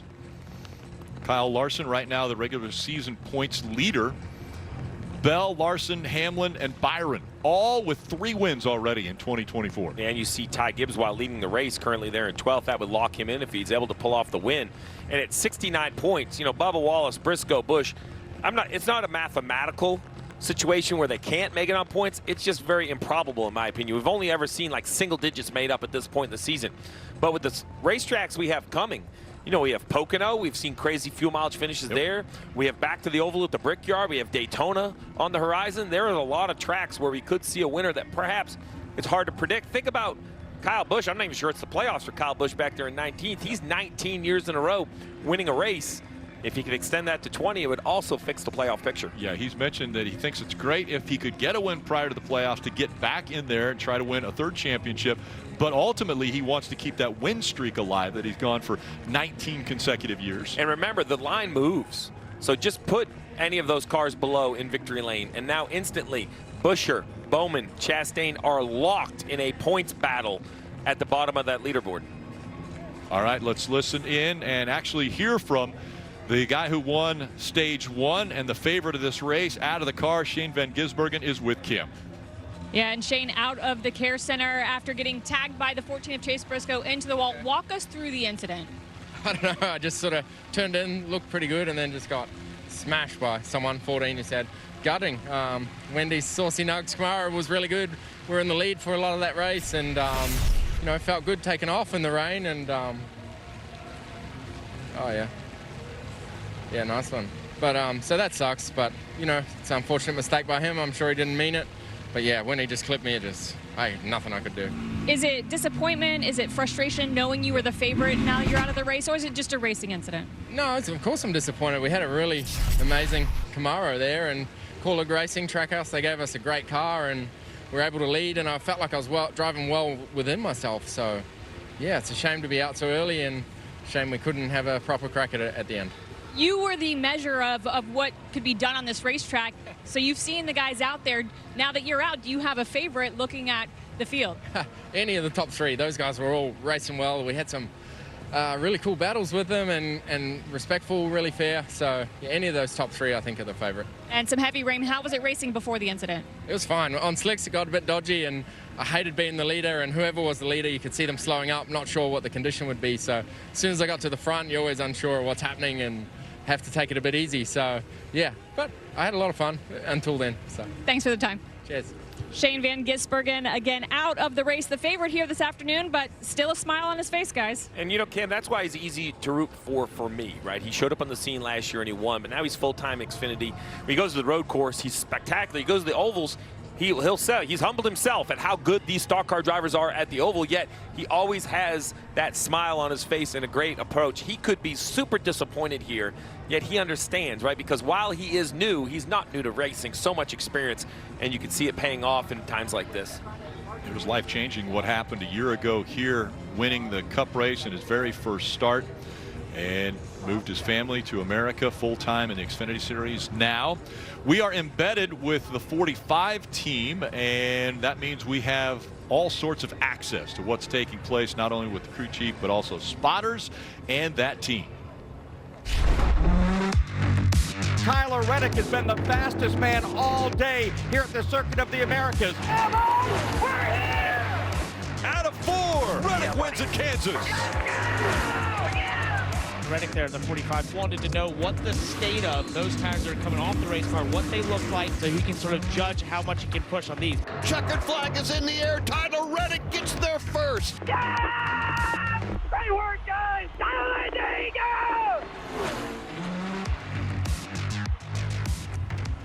Tyler Reddick, Billy Scott, this race team's in the playoffs for that big win at Talladega, and normally you guys are excellent at the road courses, but I don't, you know, when we talked about this embedded thing, I don't think we planned this kind of day, did we, Billy? How have you managed all the chaos of this day? Rain, no rain, and all that's happened. Yeah, we're getting all too used to it here in Chicago, unfortunately, but yeah, it's just a matter of letting the drivers decide what is best for them and what they feel out there, and yeah, it's a little bit chaotic with wets on and slicks back on to start. But looks like this rain's going to be here for a little bit. You can see Tyler has joined us here on the front bench having a conversation with your engineer. What do you want to do under a red flag like this when you have the rare opportunity, almost a halftime break, to talk to your driver? Yeah, just going back and understanding the data and knowing how hard to push. You know, we're in mixed conditions, presumably might be the whole rest of the race, and it's just a matter of evaluating risk versus reward and then knowing how hard they can push and how soon. You tried to game plan for everything, Billy, but did you come up with a plan of what to do if it rains today like this? Really, it's just adapt. That's the biggest thing, is we all came in here with what seemed like a pretty simple plan. I think, you know, most of the field knew it was going to be a one stop and very low fall off here on the street course, but certainly Mother Nature has other ideas, and yeah, just got to adapt to it and just be ready for anything, and hope to work out on the right side of it and keep good track position. Obviously, SVG out of the race now, and he was in that group of favorites along with you guys. Does that change the game at all? Does Tyler play it a little more aggressive now, knowing, hey, it's a wide open game? I mean, I think it's still a matter of evaluating our risk versus reward. You know, like you said, there's several guys that we know are in contention, and you know, many of them are still out there. You hate to see him get taken out like that over something silly. And no, we still have to be smart, right? Because it's in a moment's notice it can bite you. It's definitely they're on the edge out there every lap. So we still have to be smart and still have to be there at the end. But yeah, just you know, not try to take ourselves out. Still a lot to go here in the race today. Appreciate the access the 45 team is giving us. We're going to go talk to the driver. He's right over there in just a moment, Dave. Marty, we look forward to getting back to that embedded deal with the 45 crew. We're embedded under an awning here with Martin Truex Jr., and it's still raining, so we've still got the umbrella up. Tell us your experience there as you were getting ready to, actually they were thinking of resuming things there, but it's pretty crazy racing when you got going. Yeah, just, you know, so much rain and so much water on the track. Back where I was, you couldn't see anything. So just following the flashing red lights in front of you and trying not to hit them. That's kind of what the goal was. And then once everybody got slowed down, you could kind of see where you're at in the corner, but you're just kind of feeling where you were by the speed of the red lights in front of you and trying to follow them. It's wild, but yeah, not a good start to the race or the Bass Pro Camry. We tried to start on wets, and that was obviously the wrong move. It worked for a few laps, and then it didn't. So track position's not good right now. We need to find a way to overcome that. I was going to ask you about that because you got going, you started passing cars. Was there like an immediate switch and they fell off? Yeah, I mean, as soon as it started drying out, it went from good to bad, and it only took about 3 laps. So went forward for 3 and then backward till we pitted, and you know, the car felt pretty good and I felt like good pace on dry tires once we got going. Just lost all our track position, so it's going to be a battle from here, but we'll keep trying. You were leading. The other thing I was wondering, when your car was in dry conditions, I know it wasn't your favorite in qualifying, and so you had to start toward the rear. Do you think there's something you can work with getting back out there? Yeah, I mean, I felt good in race trim on Saturday in practice. I never put together a good lap in qualifying, and you know, today I thought the car felt even better in you know, on the longer run on the dries when it was drying out. So I think we'll be all right, but yeah, we'll be on wets now, so not really sure. It's just it's gonna be hard to get track position with the track being wet. All right, Martin, thanks. Parker, he told me his car was in one piece. That's the good news. It's pretty soaked out there sitting on pit lane right now. And I've been hanging out with his teammate Christopher Bell, who's been at the front of the field here throughout this race. We were just talking about the start of it and how you at one point were getting past the 16. You thought he was giving you the spot, and then he took it right back. What happened there? Yeah, I don't know. I got inside of him. I think it was in turn 12. And he didn't really contest the position, and he gave me the way on exit. So I'm like, oh, thanks. He let me go. That was friendly. And then next thing you know, he's diving back inside of me. So yeah, we were racing hard. It was really fun to get to have lap traffic on a road course because normally that doesn't happen. What about these conditions we just went into here, the wet conditions? You and I were just talking about how slippery it is out there. Even turn 12, where on the restart, you got very sideways. Yeah, well, I'm confused, Parker. Okay. Do we race in the rain or do we not race in the rain? I think definitely this is a lot of rain, though. Would you not? I mean, I'm out front, so my visibility is going to be the best out of all of them, but I'd say ship it. All right, you want to keep going here. And I mean, that's the question I have is just where it is too slippery. Like, where are the portions that you saw, or maybe they were standing water or that sort of thing, where you felt like, okay, that could be the issue. Did you see anywhere? I mean, honestly, I haven't seen any standing water issues. I mean, yes, there are sections of the course that are very, very slippery. You know, turn 12, whenever we took the restart, that was the slickest spot that I felt on the track. But, yeah, I mean, it's the same for everybody. You just got to be smart and know not to bomb it off into the brake zone. But, yeah, I mean, it's tough out there. Conditions are very slick, and that's the way I like it. So you mentioned visibility. One of the things you and I were talking about was the visors. You guys all started this race with sunny conditions. I noticed a lot of drivers on the onboards flipping those visors up because they had tinted visors. It's getting very dark here. What was your situation, visibility? Yeah, I had a tinted visor on as well, and from the drop of the green flag, I had it open because I couldn't see. So I will say visibility is very tough. For whatever reason, I don't know if it's the rake of the windshield, but any water that gets on it just makes it very distorted and hard to see out of. So visibility was even tough early on in the race whenever it was just barely sprinkling. So tough conditions, adverse conditions, and the 20 car does well in this. So let me ask you this. It's wet, it's slick, it's hard to see. You're at the front and you still want to go racing. What is wrong with you? Well, me being out front, I'm going to have the best conditions out of all of them. So that's probably me being a little bit selfish. But I love adverse conditions, whether it's, rain tires or heck, I don't know. I guess we don't have very many adverse conditions today, but definitely the rain tires have been really good to us. Artie, I love his optimism. He wants to get back out there. Christopher Bell will race in any condition. Well, he proved a couple of weeks ago he loves the rain, winning there at New Hampshire. Let's chat with Tyler Reddick. How would you describe the conditions on the track? Because Bell was saying the visibility was very tough. Yeah, when we that's one of the downsides, right? Is in a restart situation like that. Maybe it's just the first lap or two. The visibility is really difficult with just the standing water on the track, but. For me, I was really surprised to see how well in fairly damp conditions we could kind of run on the dry tires. It's kind of a learning process, and the more you get running, the more the dry lane starts to really form. So, yeah, learning a lot out there for sure. I felt really good at the start and was kind of trying to figure out where I was going to get around Ty, and Shane just did a good job putting me in a tough spot, and there was a lot of cars lined up kind of just driving off each other, and we lost a good bit of track position there. So, yeah, I feel like we got good speed. It's just a matter of not crossing that line, and certainly, in the 14 lost it there. I feel like I drove in and found my limit, and I almost tricked myself into trying to race him down in there, and I kind of realized how out of control he had gotten. So, really thankful I was able to pick up on that, and miss that calamity. But yeah, I guess more than anything, just been real impressed with, again, I was impressed yesterday, impressed today with how Shane's able to carve up through the field and just what he's able to do in the car. It's a shame he's out of the race, but he was really putting on a show, I feel like. So just trying to learn what I can from him and some of the other cars that have good speed at the moment. Yeah, it was real crazy to take back off there in those more damp conditions. So speaking of learning, when you came up on the pit box, there were no pleasantries. There was no, hey, how you doing, or how's the race been? You immediately went with your engineer to study SMT. Kind of walk us through what you're trying to learn, because you mentioned I'm trying to learn from what Shane did earlier in the race. Yeah, I mean, I think the biggest thing for me is not exactly, I not getting the most out of my car right now, I don't feel like. So we're just trying to look and see, if there's any little moments around the lap or certain laps, certain areas of the track that seem to really work good, So I guess I've done a good job of not wrecking it yet, but certainly we want to run faster than we are. So we're just going to try and look through some things and figure out, which particular laps or which particular style was really helping me get the most speed out of our Jordan brand Camry.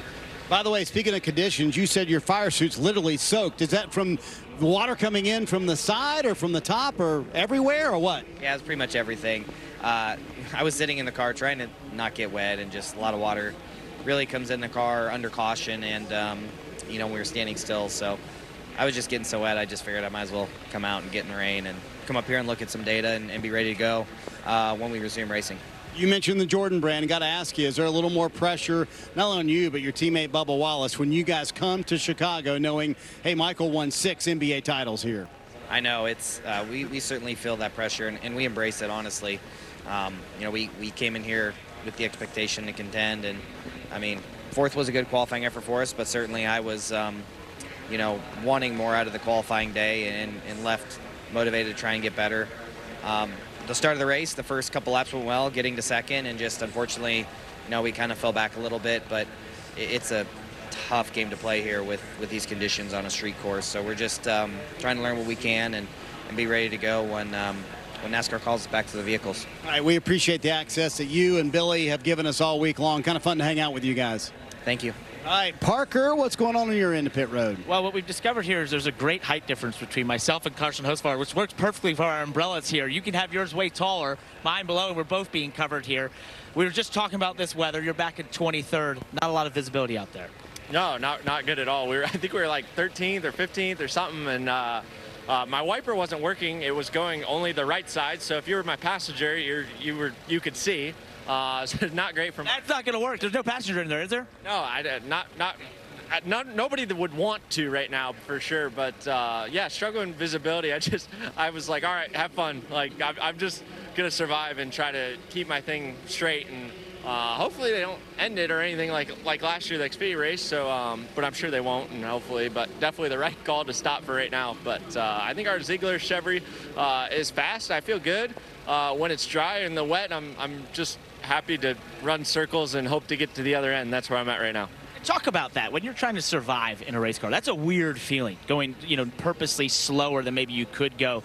Yeah, I think it's hard for people to understand. That's sometimes when the most mistakes can be made. Yeah, I mean, when you're going slow, I mean, these things are made to compress and have grip. And even when you're hauling and going 100% in the rain, right, it's still not handling great because the thing's up above the racetrack. It's not compressing. It's not having any load. But yeah, it's difficult, and it's probably more frustrating as a driver that you're so aware and so scared and so treacherous and everything that's normally when you think about a mistake or that you can make, that's normally when you make it. So it's really difficult, and especially for me. I'm not good in the rain, and I enjoy it a lot, but I wish I'd have a little bit more practice rather than obviously driving this beautiful 77 Cup car around. I was going to talk about that. Your first season in the Cup Series, you've experienced a lot. What has stuck out to you so far as we're basically going near halfway in the season? I mean, these guys are really good. There's anybody that can, you flip them to up front and give them clean air, they're going to be really good, and vice versa, because everybody knows how to keep everybody behind you. I mean, there's just so much depth that you can go from a winning race car to not very good, or at least think you're not very good back there in traffic. Obviously, a little different. I don't know there's any clean air, obviously, with the rain, but a little different circumstances. But I think... Would that be wet air? Wet air, I don't know. I'm probably more just visibility more than anything. That's probably the gain of being out front, is you could see the corner. But yeah, it's difficult, but it's really fun, and obviously these guys are really good. They had a lot more trust in their vehicles than I did, for sure, and I'm excited to see if we can get this thing back going and get our spots and maybe some more. Cam, I take this as that we learned Carson Hostfar is in survival mode here in the wet. I think a lot of us are in survival mode, Parker, but catching up with Joey Hand, currently in the 16th position, the highest running of the 3 RFK entrants here today. And you were a bit of a road course racer, a street course racer, and we were talking and said, I've raced enough in road courses and street courses in the rain that I can't count. So how does this compare to some of your experience on street courses in these conditions? Well, it was a good run for us. If the car was going forward in the dry, it was wet to start, so it was right kind of in my wheelhouse where you got to find some grip here and there. And then it dried out, and the car was still good. And like we were saying, we didn't qualify quite as good as I knew the car was, and I think it was going forward. I was excited about it. And when the rain came, it got pretty dicey pretty fast. I mean, anytime you get on a street course, the water really stays contained inside the walls a lot more. It's never great with the spray and all that, but NASCAR's done a lot to minimize the spray, but still it's hard to see. You get that many cars firing off down the front straightaway, and it was hard. I think the 11 car was about 6 cars in front of me, and all I could see was flashing lights. So at some point you have to drive by braille, kind of. You kind of find a wall, and so out the right side of my window, I was just running along the wall, waiting for the brake markers, not looking ahead as much as you normally would. But I mean, it's hey, I've done a lot of street racing, I've done a lot of racing, period. But I'm just having a great time. I'm excited to be in this RFK Stage 60 car. BuildSubmarines.com. Everybody's been so nice to me. They treat me like I've been here for years, honestly. And so, it's fun to get this car going forward for them. We talk about all the character that a street course has: manholes, potholes, paint on the ground. We have old asphalt, new asphalt, concrete. How do those things come to you in the rain? Do they do kind of the same feedback to the car as the dry, or how different are they? Oh, the one thing you said is paint. The paint is way worse in the dry. I was testing it out there right when we got rain tires. I was they're like, save fuel, save fuel. I'm like, yeah, I'm going to save as much as I can, but I also want to kind of feel out the paint. Down in turn 7 where there's a crosswalk, and it's right in where you cross the apex, and it is pretty gnarly how you catch the paint for a long time. The key to it is you're trying to cross the paint. You're trying not to be on the paint for a long time. So cross the paint perpendicular, cross the lines perpendicular. The dry lines is where the rubber is, trying to cross those lines perpendicular as possible. But on a street course, you don't have a lot of choices, right? So you got to drive on the paint. But I tell you for sure, I'm not going to brake on those double yellow lines down into turn 4, that's for sure. But yeah, I mean, you just go hunting. You got to find what you can. I mean, you saw everybody was pretty slow there to start to try and find their way. But yeah, I mean, no paint, no manhole covers if you can help it. But still, you know, I mean, I know we wanted to have dry here and all that, and it's gotten wet on us, but I'd say this is a great race. I love street racing. I think NASCAR on the streets, especially in Chicago with the skyline, I mean, it's super fun to me, and I hope the fans had fun, especially when it was dry. Joey Hann, a 10-yard road course and street course racer, offering some very interesting feedback on what the track felt like under wet conditions. Californian making his first starts this year, makes a handful of starts running, and we've got the fans having some fun. This is a great opportunity for them to enjoy a little bit of food, maybe. And food, one of the things that you think of when you come. We have enjoyed the beautiful sights of Chicago, the high-rises, skyscrapers, Chicago River, and the fans and the people here in Chicago just welcomed us with open arms. And then about 2 hours ago, things changed as far as the weather, and that has put the air tundras on the track. They're trying to get the puddles off of the track, and there's still some rain coming down. Yeah, so two real issues. We have wet weather tires. That's not really the issue. It's standing water. Can't run on puddles. They'll hydroplane. Doesn't matter how good the tires are, the cars will skip across the water. So we have to get the standing water. The other issue is light rain, possible. But heavy rain not only creates the standing water, but it makes it where there's just no visibility. So those are the two things. So, you know, don't fret. We will see some more racing, but we have to get these rain showers through. The NASCAR continues to work on the racing surface. It's trying to stay ahead of it. But you see when rain falls at that rate, you just can't stay away. Just can't stay ahead of it. I mean, you see how much you can remove. Let's take a look at the radar. I think there's one more pretty heavy cell right here you kind of see. Maybe 8 or 12 miles of rain, but look behind it. We have all of that area. And, you know, the beauty is we don't have to dry the track. Remember, this would be a concern. Be like, man, we're running out of daylight, hours to dry the track. We're not looking for dry. We are looking for get rid of the standing water. They have drains underneath some of these walls and other areas. They'll go out and vacuum it up.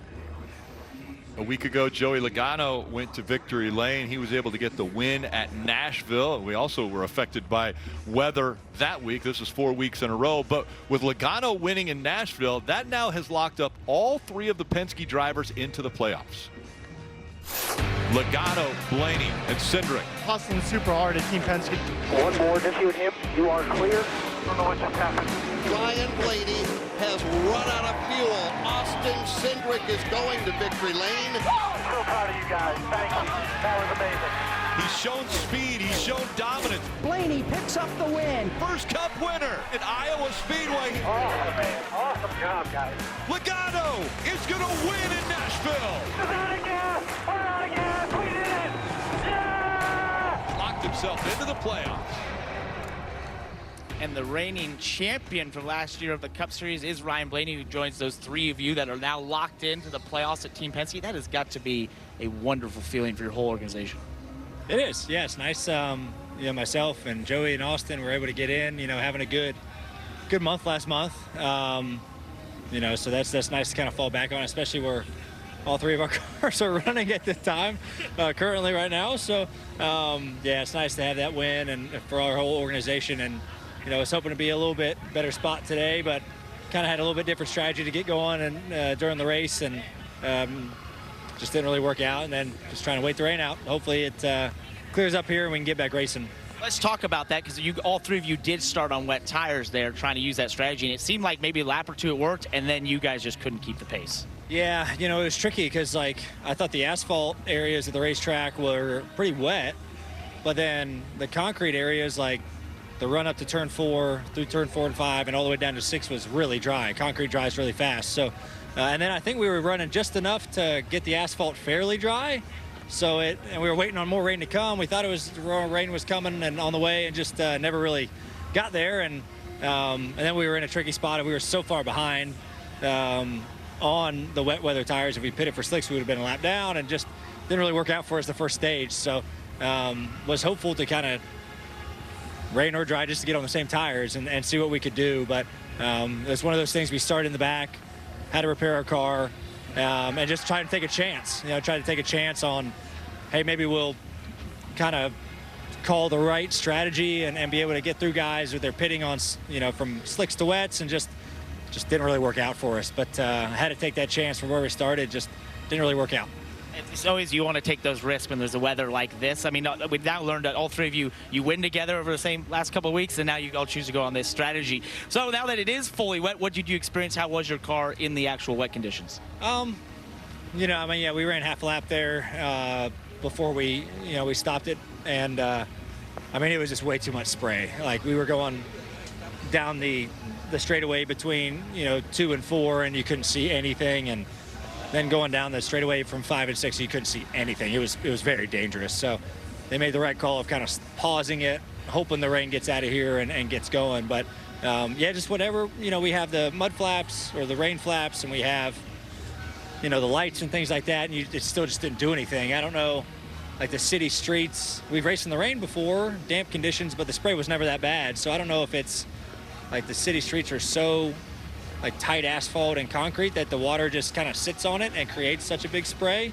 But we just really not safe conditions. So it was the right call, but it was slippery out there. I mean, and with the with the city roads, all the paint that's on them, from only left turns, only straight, all the lines on the road, like there were so many more slick spots. Paint is so slippery when it's wet, and it was pretty tricky to navigate through. And if it would just stop raining and just be damp, I think it'd be fine. It's raining too hard right now to kind of get some water off the track, and so hopefully it stops and we can get going again and visibility gets better and it's just not a death trap out there. But we'll see. Appreciate all the fans for sticking around. I hate that this has happened 2 years in a row. From a beautiful weekend already, and just unfortunate weather circumstances. I hate it for all of everybody who came out today. Just best thing we can do right now is just hope it clears up a little bit and we can get back racing and put on a good show for everybody here. Just quickly, you mentioned it, just this event. I know you love the vibe of this place and just the concerts that was happening, that sort of thing. As the reigning champ, how cool is it to see NASCAR do something like this? It's so sort of out of what we normally do. Well, it's great. I've really enjoyed it. I mean, I had fun last year. I mean, it was a wacky weekend last year, but I think the city really embraced it, and the teams and drivers embraced it. And obviously you see the fans waiting out the rain in their ponchos. Poncho sales been probably did pretty good the last 2 years here. Maybe next year, if we come back, I'll have to sell some ponchos. Sounds like a business venture. We start together. Yeah, I've been thinking about that. Yeah, we can do RB and PK ponchos. I think that'd be pretty cool. But it's neat that we're here. This city, deserves better weather than this when we come here. But I've really enjoyed it. It's a big deal that we're here. I mean, the city has embraced us. It was great to have the mayor, here today and give us a little speech in the drivers' meeting. It just shows, what he thinks of the event, and he loves it, and we enjoy it as well. So maybe one of these years we keep trying, we'll get a dry weekend to where we can put on a heck of a show and a show that the city deserves. We'll see if Ryan and his team can make up some track position when we get back going, Kim. Yeah, and his teammate Austin Cindric hoping for the same thing. Ryan was just talking about how you guys were all kind of on that same strategy. The rain just didn't come soon enough for you guys. What were you fighting there at the end with those old wet weather tires that you had? Well, I think between the little highlight show you just guys played of our month of June at Team Penske, I'm pretty convinced you guys just came over to cheer us up, because start of this race has not been very kind, and we've not been very kind to our rain tires. So definitely frustrating to start there. Obviously the weather's really frustrating as well. It's a real shame. The race fans here, this place was packed to start the race, and obviously drainage, standing water, visibility, all pretty big issues with this much rain. As we look at the rest of the race, when we do go back green, what opportunities are in front of you guys to figure something out and find track position?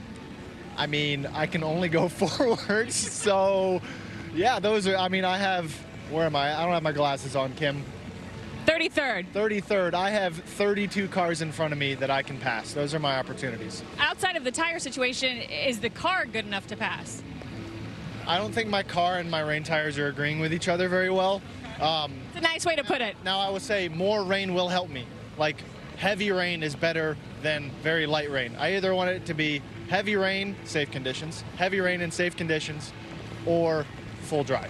How much do you have to adjust your driving style and your approach and attack on the track when the conditions are like that versus dry here at the street course? Well, it's difficult because, I mean, especially when you go into a phase where, like, okay, I'm clearly falling off and struggling more than other cars around you. It's hard not to get baited into trying to drive the car harder than what it's capable of. So kind of a mental battle. It's just self-destructive behavior is only encouraged. All right, before we let you go, let's talk something positive because we did run that little Penske package. You guys have had the Penske package. I like Penske package. You guys have had a little bit of a surge in the last handful of races. Obviously, the first team to have all 3 drivers locked in the playoffs. What does the rest of the regular season look like for Team Penske and your goals before the playoffs? No, obviously, an incredible couple weeks there for the company. Well deserved by all teams. Obviously, really big for all of us to kind of have a singular focus. You know, heading into the playoffs and obviously learn as much as we can. I think for us on the 2-car, it's about performing at a high level on a consistent basis.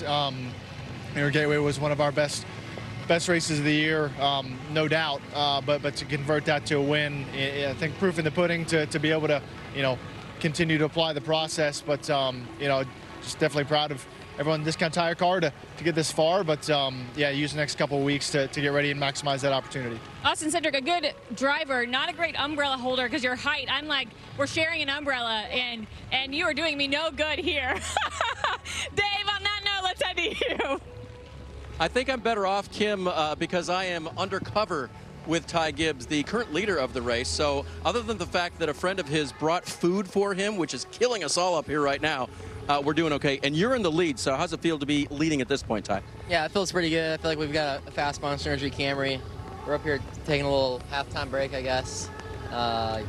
Seems like the rain just keeps coming and it's not stopping. So I don't know. We'll see what happens. I feel like we're really fast. It was really wet when we went back out, so I'm glad NASCAR was, you know, went and dried the track, and I think that really helped. So, but yeah, we're just hanging out. How do you adjust to racing in the rain? Because one of the things that Chris and I were talking about, your crew chief, earlier today was that the thing about the rain is that then maybe the fastest car doesn't get to show what it has, and you've been one of those this weekend. So how do you make that adjustment behind the wheel? Just, you got to chill out a little bit, to be honest with you, and back your corners up and take it easy. So I feel like it's good to have. I've had rain experience in go-karts and last year and then some other sorts of racing. So it's been fun, though. So I've had a good time, and we'll see what happens. So do you feel like you embrace it? Yeah, I'm wet, so I guess.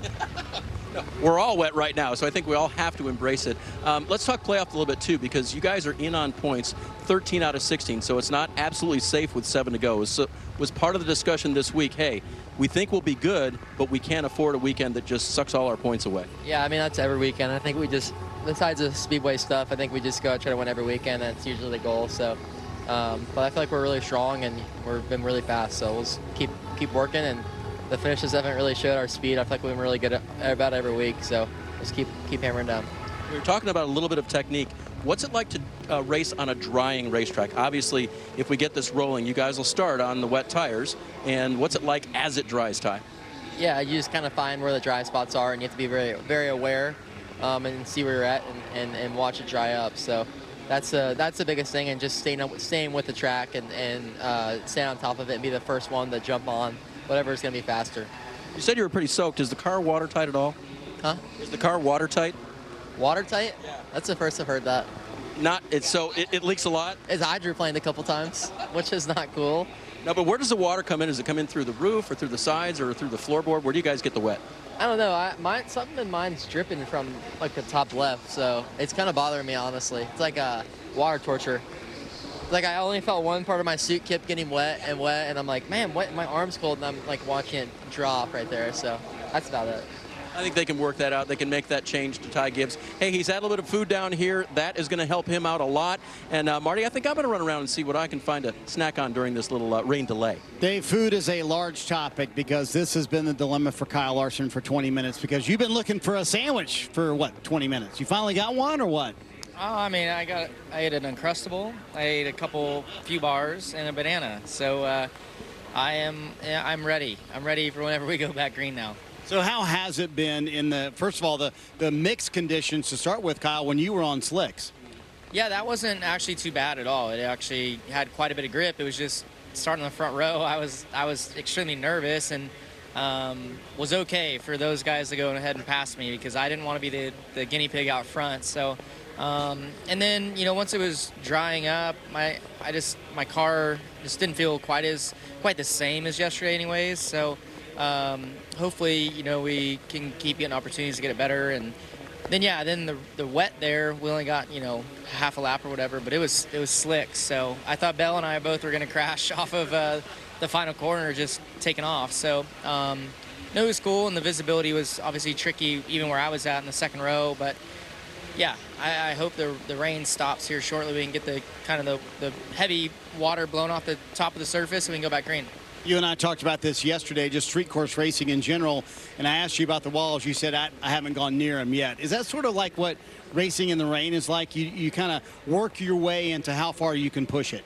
Yeah, and I mean, there's guys that are more willing to be aggressive, and I think people would consider me one, but I usually wait for like Reddick and those guys to go hard, and he's really good, so he's probably liking his chances right here now. But yeah, it's just you kind of risk first reward, and currently there's still a lot of racing left, you know, but depending on whenever we go back green, there might not be. So yeah, that'll kind of change things for sure. Yeah, the shower looks like it will eventually move out. We will go back racing. There would be a time limit on the race. So do you feel that sense of urgency behind the wheel when they're saying, hey, we're racing to this time and that's it?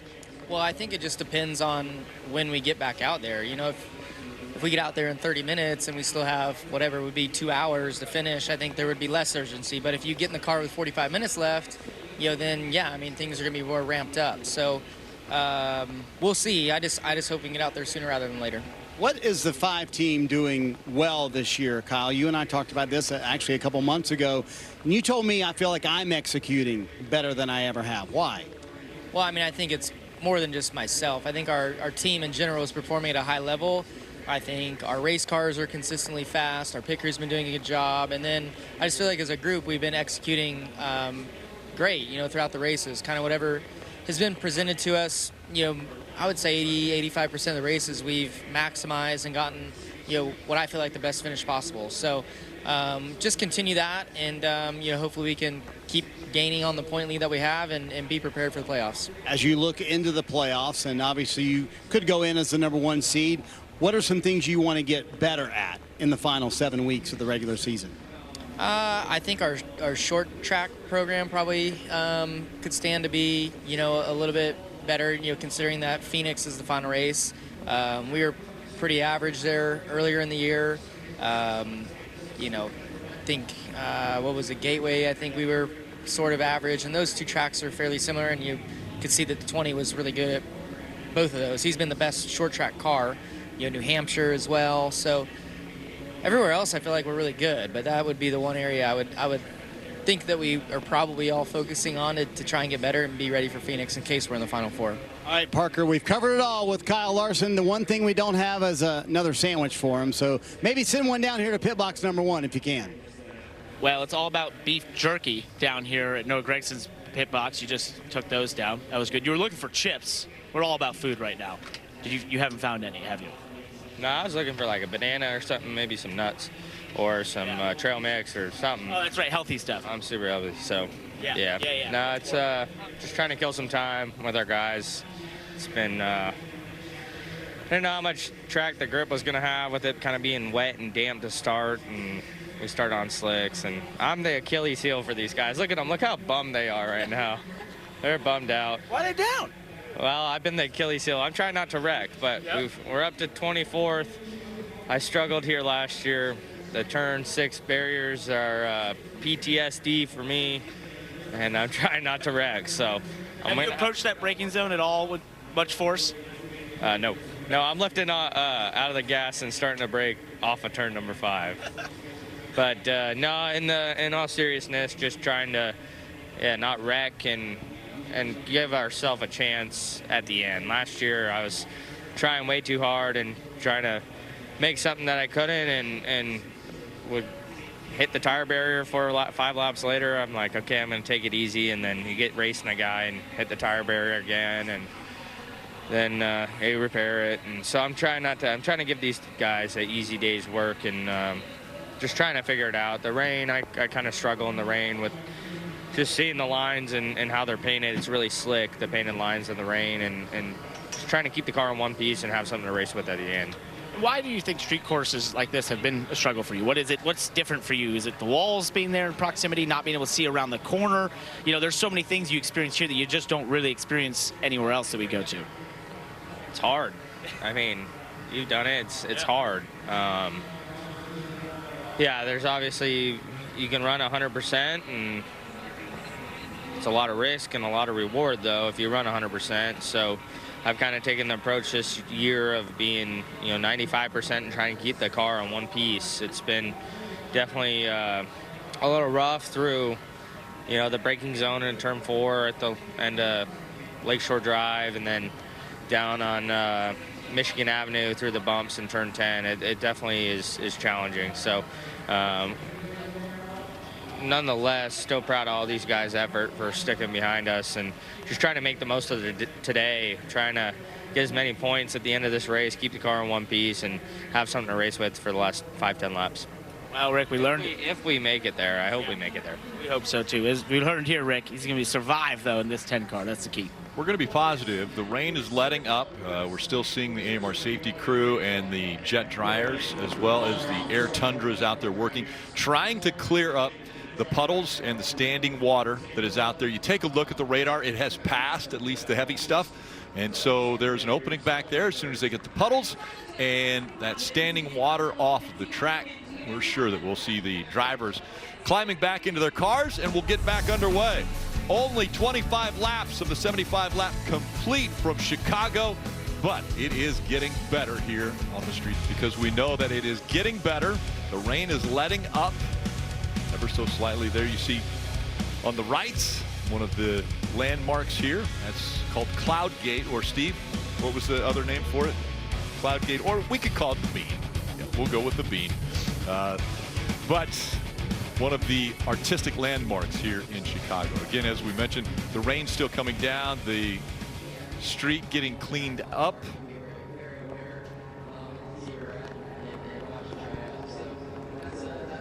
And now to Dave.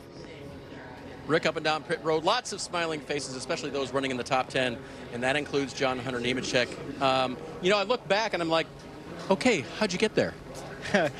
We've had some speed this weekend. The guys here on this number 42 Legacy Motor Club, Dollar Tree, Toyota Camry XSE have brought the speed this weekend. We qualified well, had speed in practice in dry conditions earlier, or wet dry conditions, and then when we put wets on there, we were able to salvage there for a lap. So props off to the 42 guys. They've been working hard. We've been working hard as an organization here at Legacy Motor Club, and just trying to get better each and every week. We've had some up and down weeks here recently, but overall we have some speed this weekend, so trying to capitalize on that. And when I was talking to crew chief Ben earlier about you and this place, he was saying you're not opposed to it, right? You sort of embrace it. Finished second last year in the Xfinity race, right? So are you a tick the side a little bit guide so I know where I am, or how do you embrace a race course like this? Yeah, I definitely think so. Just trying to find the limit. Luckily, I was able to run Xfinity practice Saturday morning before I got in the Cup car, and I definitely think that helped me kind of get up to speed a little bit faster in the Cup car. Even though they drive completely different, shift pattern is completely different, I feel like it did help me running the Xfinity race yesterday. Being able to pass and work with my spotters and different things of that sort, I think has helped come into today. But like you said, I've embraced this place. It's really cool. I mean, racing on the streets of downtown Chicago is really unique. It's a really cool venue to be able to do it. Being able to have the hotel close, eat lunch with the family or breakfast with the family, and then being able to walk over and hop in a race car an hour later is really unique in itself. So it's neat for how many new fans were here. I think that got announced in the drivers meeting today. So really neat venue, but as a team we've embraced this place. Ben and I worked really well together here last year and working really well together again here this year, so hopefully we can go out and have a really good run. All the guys here at Legacy Motor Club, men and women, everyone back at the shop deserve it, so we're working hard. Let's take a 10,000-foot view of your season and what it's been like for you. Where have you grown as a group, and you personally maybe on track? And the playoffs are 7 races away, not impossible. What are we looking for there? Hopefully we can sneak it in today. Who knows? I think for us, it's week-by-week basis right now. Just trying to run the best that we can each and every week that we show up to the racetrack. And like I said, it's kind of been up and down, but it's a building year. We knew that kind of coming in. Jimmy and Maury, Cal, everyone at Legacy Motor Club is continuing to try and help give us the tools that we need to be better each and every week, and everyone at Toyota TRD as well. So I don't have any racetracks circled on the schedule for trying to win at before we go to the playoffs, but I think the biggest thing for us is just a week-by-week basis. So I feel like I've grown as a driver a lot this year. I feel like I've made some rookie mistakes, and definitely shouldn't have made those with the experience that I have, but at the same time, this car is completely different from anything that I've driven, and just not used to it. So no excuses there, but definitely working hard to try and adapt to this race car. Have some great guys in Legacy Motor Club organization with Trevor Bain and Matt Kenseth trying to help push Eric and I to be better every single week as well. But most of all, we're working hard. It's week by week, and putting in the effort is not the issue, that's for sure. Marty, as I leave John Hunter Nemechek, I have a great idea for him. Circle all the tracks. Pick one. Go get it. Dave, I just broke the news to Alex Bowman that his teammate Kyle Larson had 2 sandwiches, a banana and a bar, and you've had what? Nothing. And I just, that's a lot of food for a little guy like Kyle, but yeah, rain is wet. Yeah, how would you describe these conditions today other than rain is wet? How's it been behind the wheel? Yeah, that first run, I thought we had a really good run going, and you know, we took the green there on wets. Pretty much everything went wrong that could have gone wrong. Got tagged there on the start a little bit and spun the tires and couldn't get going, and then couldn't see anything. My wiper wouldn't work, and then got down into turn 2 and demolished the 23 car with all 4 tires locked up. So apologies to them. Hate that for them. We had a really good race going together before that. We raced each other super hard. So yeah, super unfortunate. But yeah, our car's pretty hurt, but all we can do is keep fighting with it and see what the weather brings, right? I think in the wet we might still be okay. In the dry, I don't think we'd be very okay. So we'll find out. Is that a vision thing as we see the contact here with the 23, or is it a trying to figure out where the limits are thing?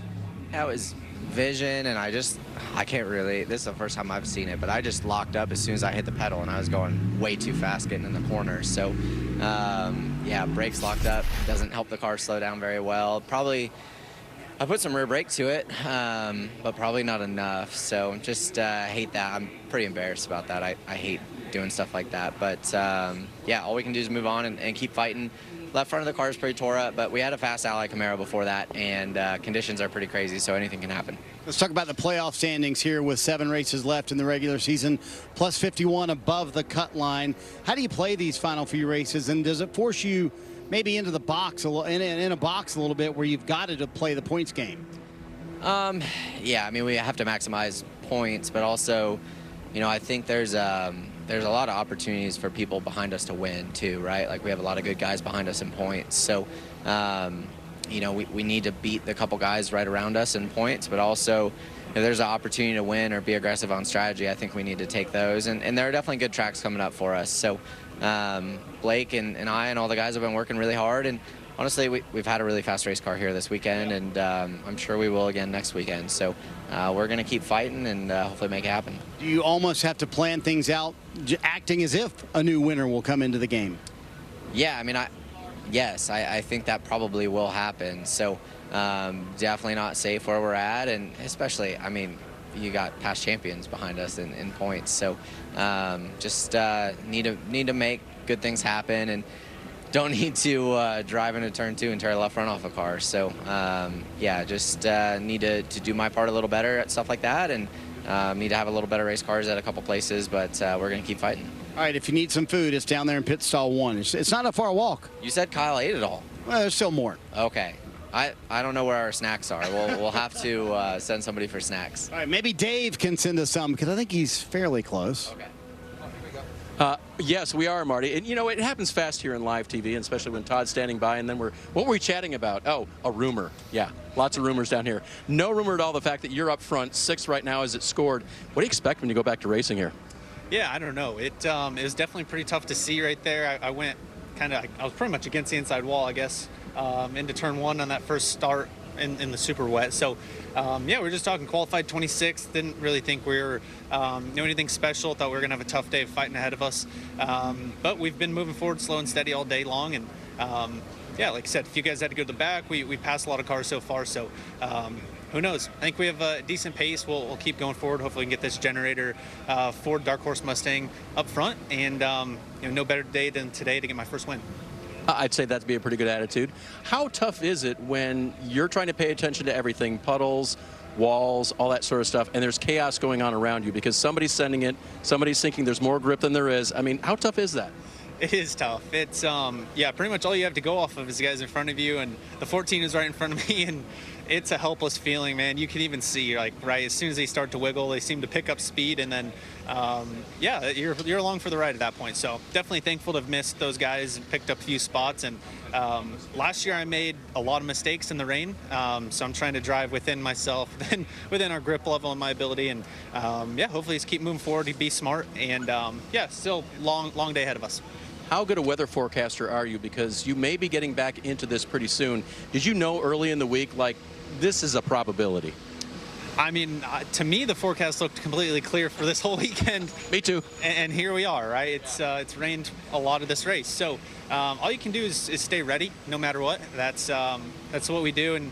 And recently, it seems like if we're having a Cup Series race, it's going to rain. So disappointing, but at the same time, it's still really cool to see, all the different levels to the hospitality. Got to meet Chain Smokers last night, and I think this event has been really cool. Yeah. Did you get some food, by the way, in the last few minutes? I didn't get any food, but I've had a lot of Italian food over the last couple nights. It's been really good. So the guys have been giving me a tough time about not having deep dish pizza, but the Italian food I've had has been pretty fire, so I'm happy about that. Pasta, yeah, that's really good in Chicago too as well, Rick. And I see drivers kind of walking toward their cars, so we're going to let Todd go, and things are looking up around here.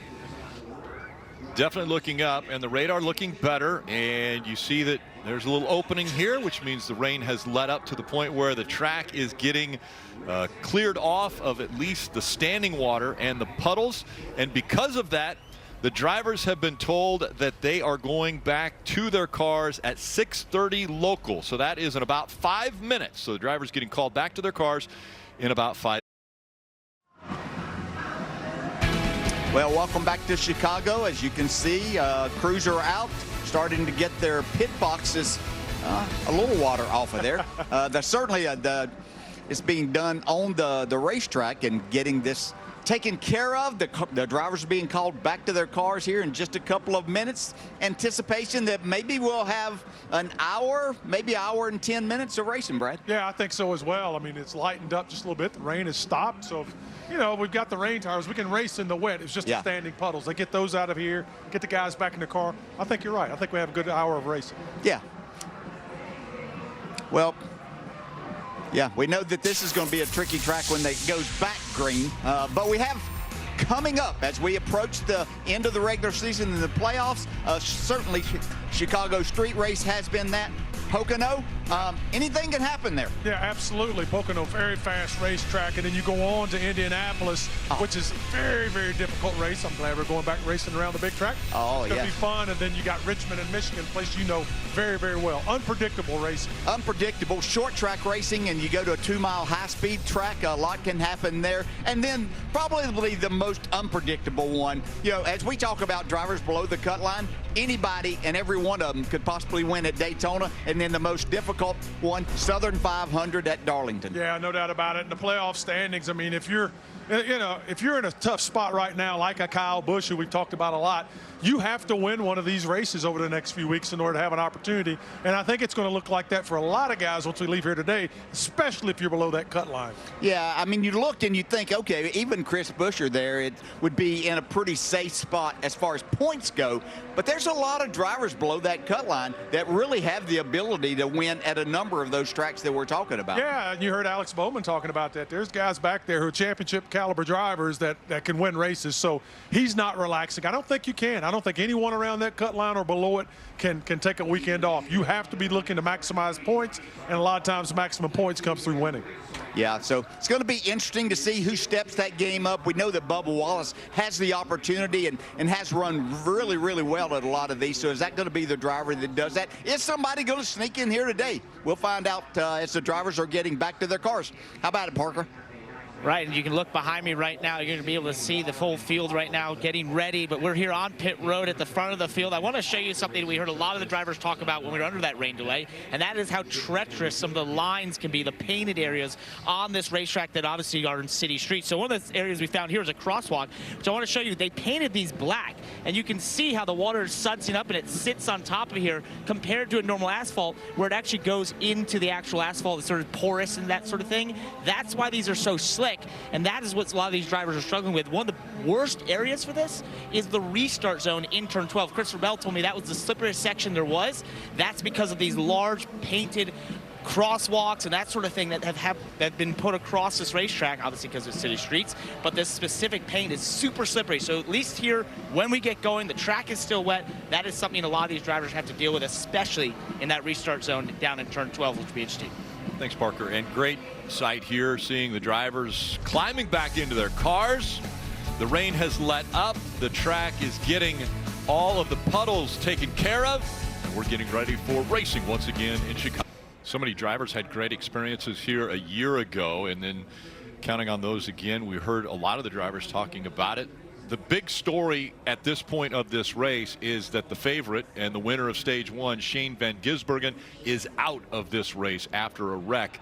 And so he will not be continuing on, which opens the door for so many different drivers. I think that you have to see that as an opportunity if you're anyone else in the field. He was without a doubt the favorite, and there's been some challenging conditions, and we're going to see some more when we get this thing restarted on wet tires. But I think you just have to look at it that way. I like what Christopher Bell said about an hour and a half ago. He was ready to go then, and I think that's the mindset you have to have. Now, it can be a little cautious. I'm not saying, overdrive the car, but I think you have to feel like you want to be out here and see this race as an opportunity. I mentioned that Shane Van Gisbergen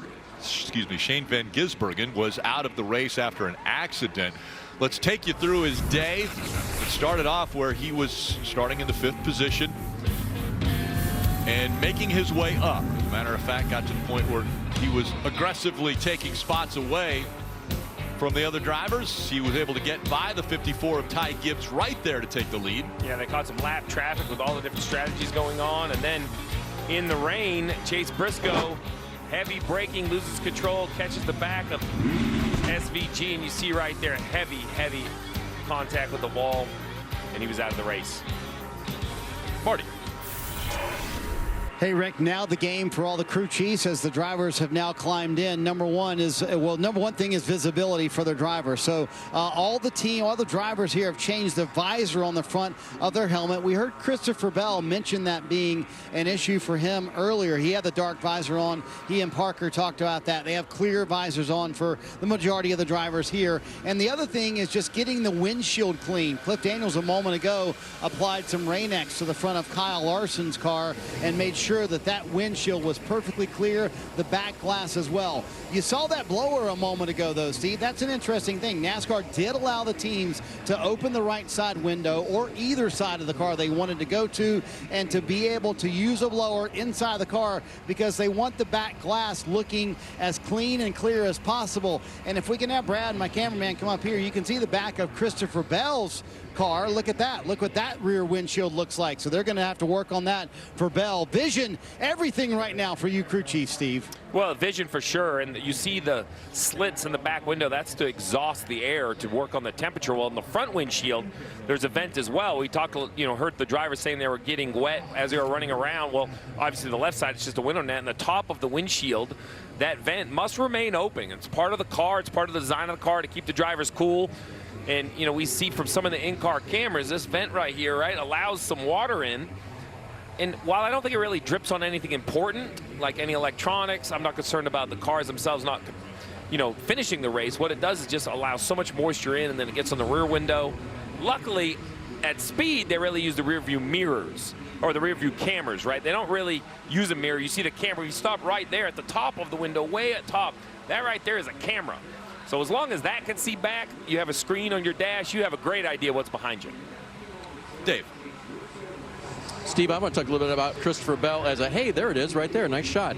As a road course driver, right? Because he may not have been on the top of your list in terms of overall expectations at a road course, but he should be.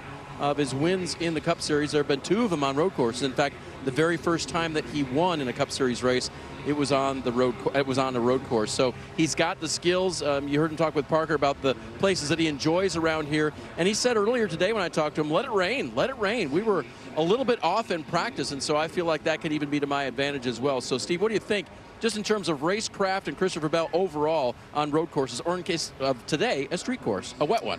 Well, if it's wet, why not? He won in New Hampshire in the rain. I thought he was one of the best cars here last year until that the race was shortened and really kind of messed up his strategy. And I think it had something to do with his attitude. Like you said, he loves adverse conditions. So I think that mindset matters. Now, look, it's easy to have a good mindset when you're pretty fast, you know, and your car does what you're asking it to do, and he has some confidence behind the wheel. Kim, how about the driver of the 13, A.J. Allmendinger? Yeah, I caught up with him during the rain delay, the red flag, and he was very optimistic, said his car is way better than it was yesterday. And I kind of got the lay of the land, what's going to happen when we go back green. He said it's all about survival and who can get into their rhythm the fastest. I also asked about teammate Shane Van Gisbergen being out of the race. How does that change things since SVG was the favorite? And he said lots of people get wide-eyed and eager when the favorite drops out of a race, but he said you cannot let that get you too greedy on this course because this track still demands a high level of patience. We'll see how patient drivers are, but AJ probably had the coolest red flag experience. Keith Urban's band sat atop the pit box, so he got to mingle with them during that rain delay. AJ Allmendinger just getting all the musicians' take on what this weekend's been like in Chicago. Pretty cool experience there for A.J. Allmendinger during this short rain delay. So the drivers, yeah, you see Daniel Suarez there. It looks like he's going to change out the gloves, a little bit too wet. And a lot of drivers are trying to make sure that they're comfortable getting back in the car after it had rained here for a little over an hour. Here's another good look at that camera, right? So this is where Daniel's going to look to see what's behind him. That's shooting right back at the car behind him. Got some dry gloves. Again, we heard some of the cars fired up and starting the engines up and getting ready to roll once again here at Chicago. Again, 25 laps have been complete. We mentioned the number, and we heard DJ and Brad talk about it as well. 820 is the number that NASCAR has told these teams that the race will end by 8:20. So that is a number that everyone will look at to see if we can get 50 laps in that amount of time. So that's a little over an hour and a half, hour and 40 minutes until that number. We take a look at the radar once again as the heavy stuff has passed through, but you see a couple cells popping back up. They want to make sure that there's not standing water on this racetrack. Well, the concern isn't really the rain. If it was just green, it's that like orange little spot that, you know, I don't think that's a long-term heavy downpour, but you might get just enough where they'll have to go out and, you know, work on the track one more time. I think they're waiting to see. The last thing we want to do is roll the cars out. You know, you hear the engine shut off now, so we don't want to put the cars on the racetrack to just go out into a downpour and do this all over again. And again, that number is 8:20 local, 9:20 p.m. Eastern, when this race will conclude. Again, 50 laps still in front of these drivers from the streets of Chicago, and we hope to get them fired back up when we come back. Lake Michigan in the background, and that was the backdrop for the Xfinity Series race, and it was a barn burner from the very drop of the green flag.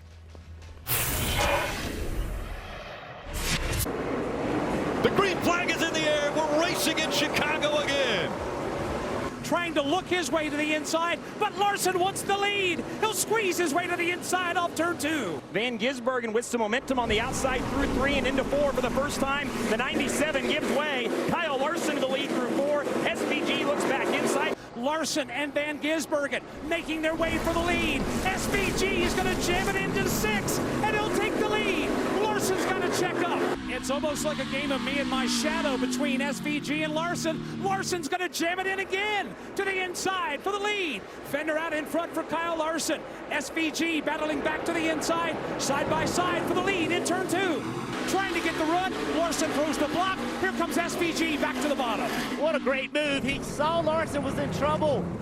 Contact right there. Larson giving him no space whatsoever. This is incredible racing early. This is lap 4.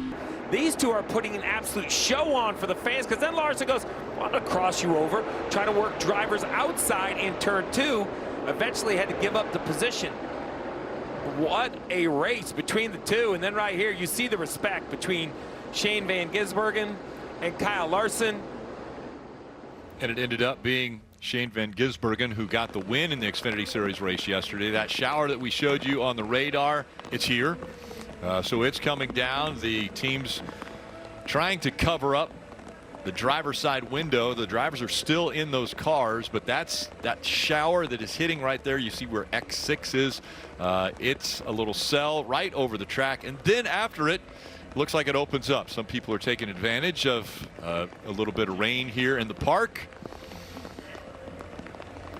We have the Air Tundras that are out there trying to get the standing water off of the track. Earlier today, NASCAR and ABB, a global leader in electrification and automation, launched a partnership to advance NASCAR's strategic ambitions across electrification. ABB will provide support, guidance, and equipment to help NASCAR's efforts to decarbonize its operations with the goal of net zero operation emissions by 2035. And they showed that in the new vehicle there. There's a partnership that's going to explore the high-performance electric racing that's coming to NASCAR. Yeah, they let the car on the front stretch to do a standing start, and it was impressive, the torque of that electric vehicle.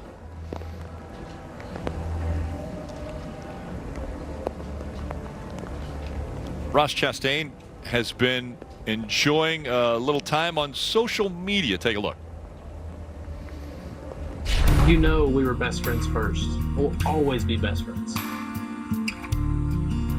Peach is just here for a couple more weeks. It's not that big of a deal.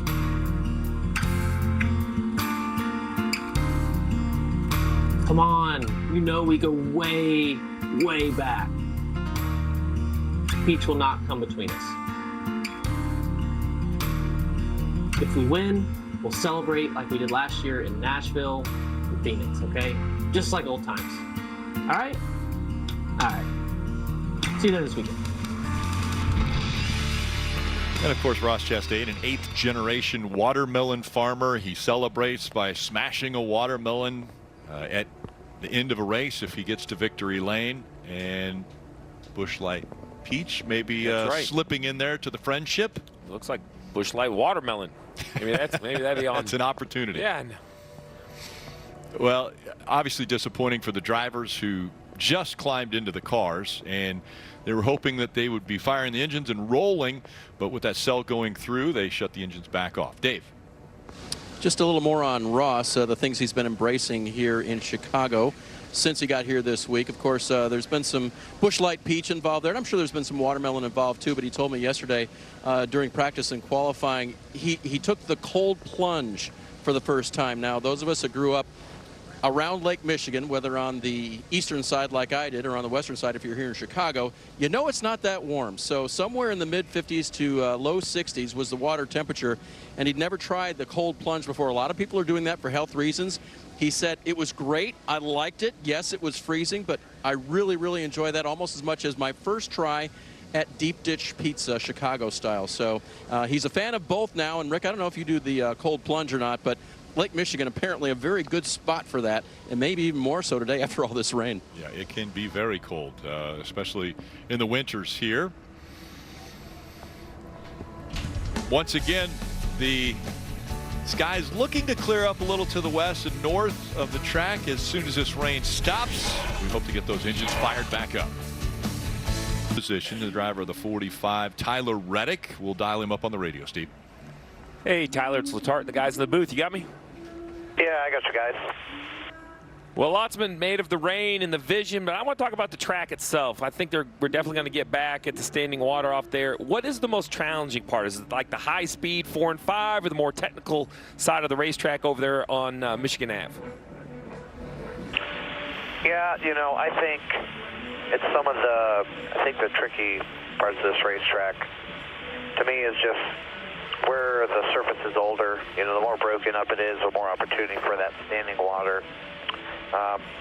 Turn 4 is tricky as it is, but I think everyone's been pretty careful through there in the damper conditions. But yeah, turn 6, and then obviously, you know, the back half of the track, I feel like turn 7, turn 9, turn 11 is where it's very, very tricky. But it's just kind of hard to tell where the limit is, and I think that's what's been getting these drivers in trouble. Well, speaking of the limit, you know, as a crew chief, I'm trying to think how long we're going to run. We know there's this time limit out there and fuel load, and all of those things are going through my mind in the seat. Do you want those updates, or you just want to settle in? I mean, you can see the front from 5th, so you kind of have that track position. You just race from here, or do you want the updates on how far you guys think you'll run? Yeah, I think, you know, Billy's done a good job of keeping me in the loop, the potential. So, yeah, we kind of have an idea what we need to do, but yeah, I think for the most part, regardless of what tires we're on, you know, it's just about making the most out of each lap and making sure that, you know, you don't get too choked up in traffic, and when you do get some traffic, you know what you need to do to get around that traffic. So, learned a little bit, certainly under this last delay, and just ready to get back out there and hopefully improve and then learn some more. Well, we appreciate you taking the time. We're with you as well. We're ready for you guys to get back out there. So entertaining for the first little bit of this race. We're ready to see some more laps. But yeah, we'll see what happens. Thanks, guys.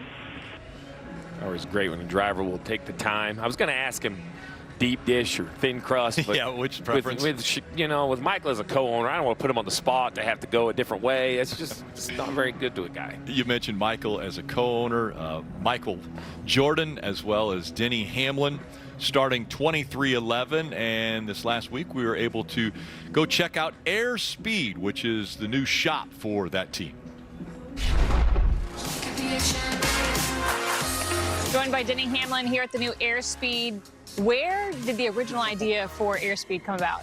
You know, it was one of the very first things that I told MJ when we were starting a team. I said, what are you going to need? I said, well, we're going to need a charter, we're going to need a driver, we're going to need sponsors, and I need a race shop. Didn't know that it would turn into this, but this planning for Airspeed started at the inception of 2311 4 years ago. 23 is Michael, 11 is Denny Hamlin, Air is Michael, and Speed is Denny Hamlin.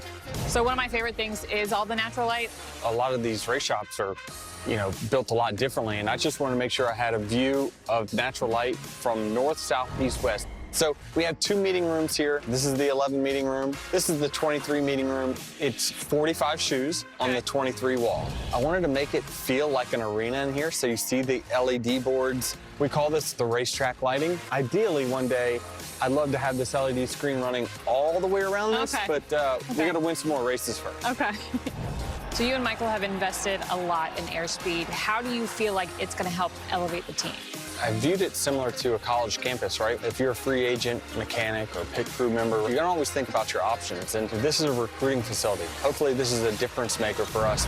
You know, it's just a dream come true for me.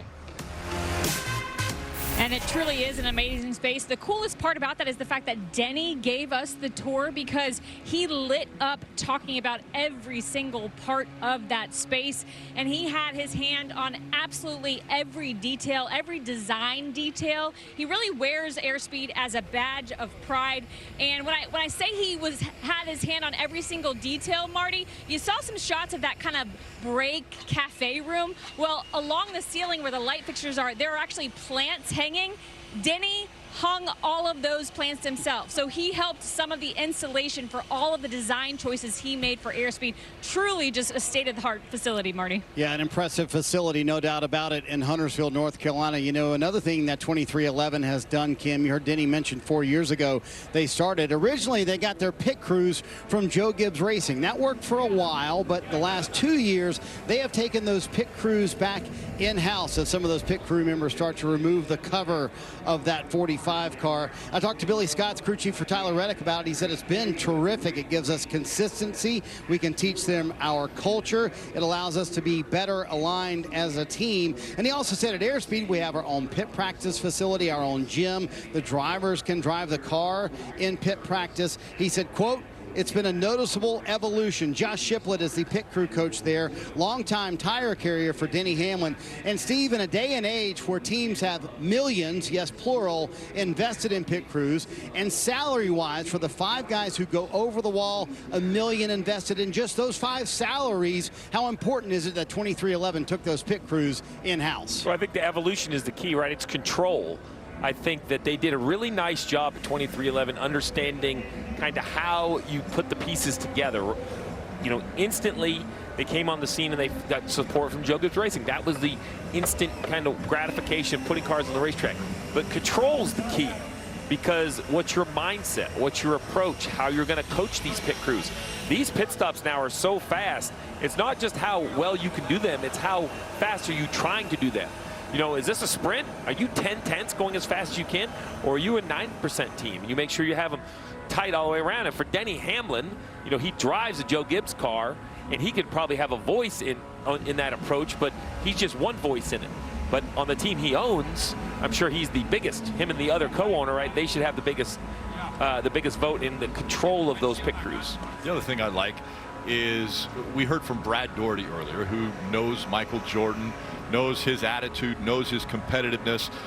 Denny Hamlin, Michael Jordan are friends. They have gotten to know each other pretty well. Obviously, they're business owners in a race team.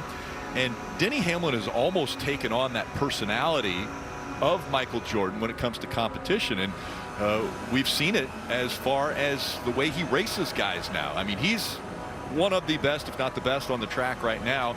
As far as Denny Hamlin, he's a lock for Hall of Fame when he does retire from racing.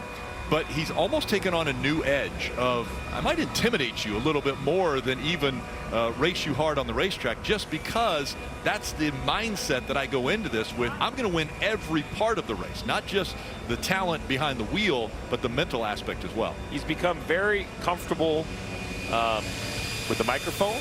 He's been very comfortable with the popularity, both positive and negative at times. And I think that says a lot about an athlete, right? You're always judged. Your performance is always judged.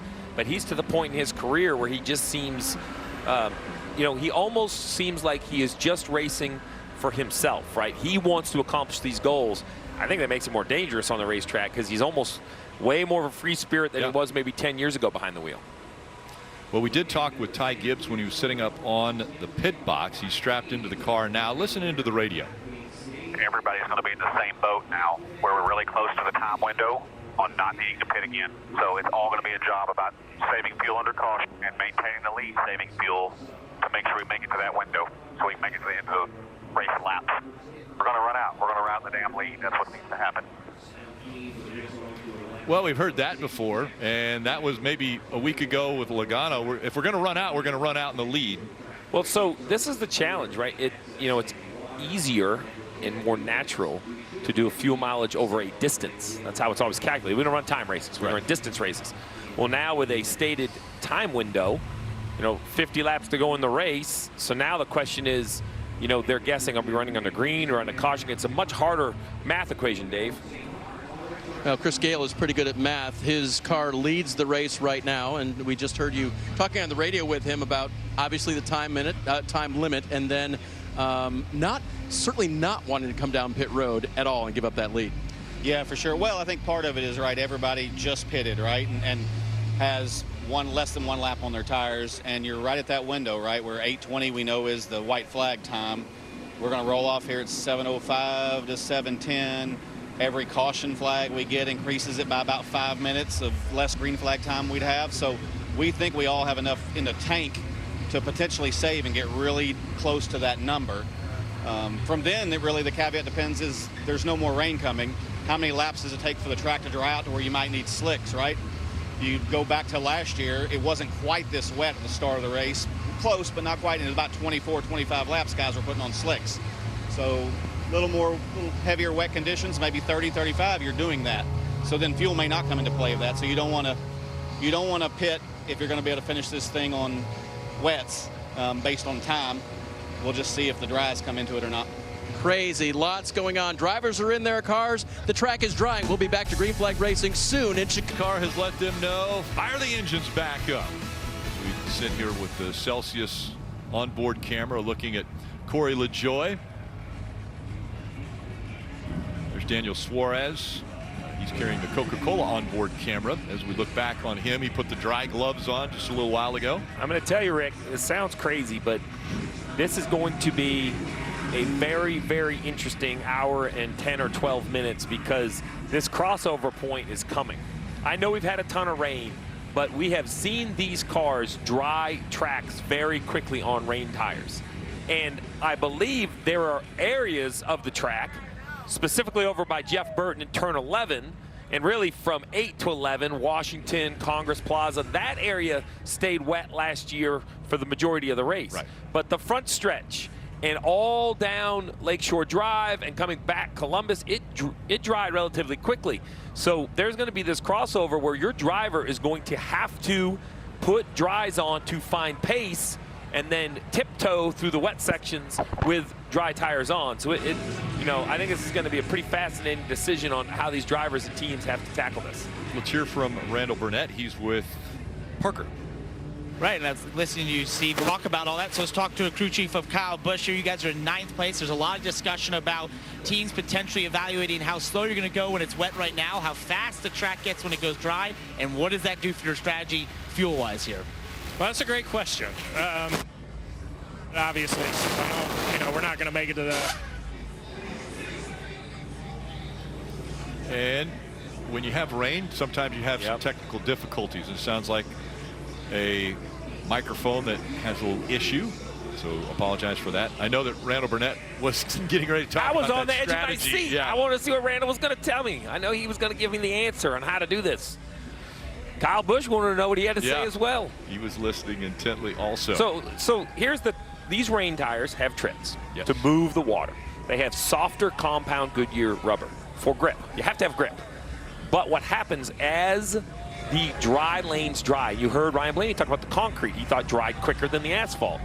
You then have to find this magical mix of, hey, I'm losing grip. Why am I losing grip? Well, my tires are too hot.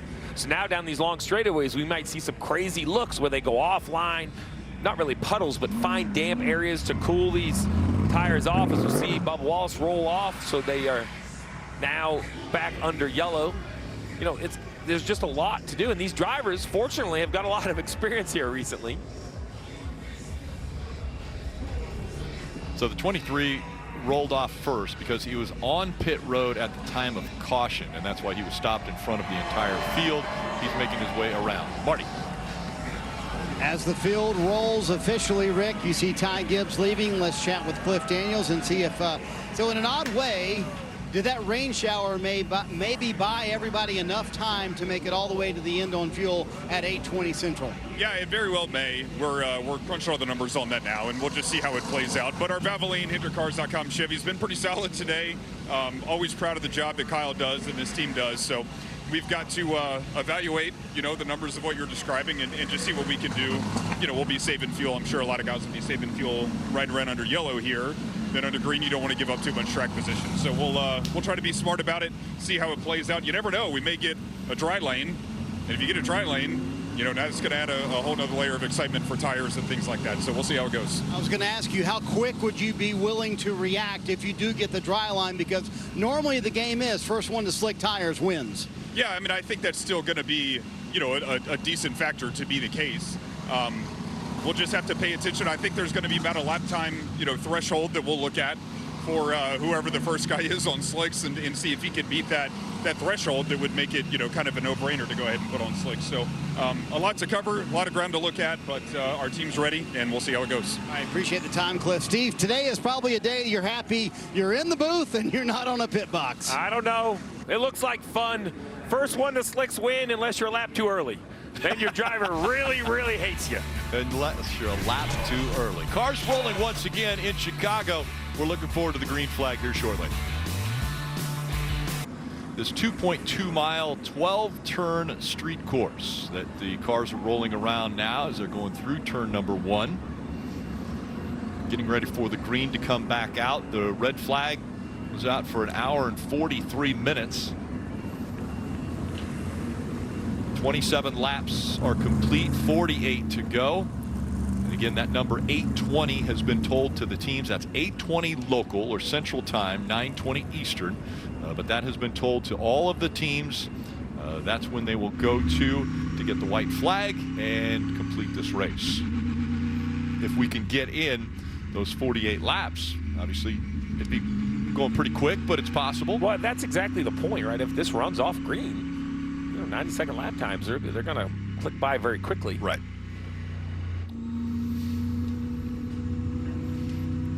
Advent Health and the 43 car of Eric Jones showing us that's on the camera, so we're able to pivot or move the lens, which still has some rain and precipitation on it. Yeah, but this is a better view right from Hamlin, and speed's going to be your friend. I actually think once you get up to speed, it should hopefully blow off any real standing water. The big thing for me is every lap is going to be different.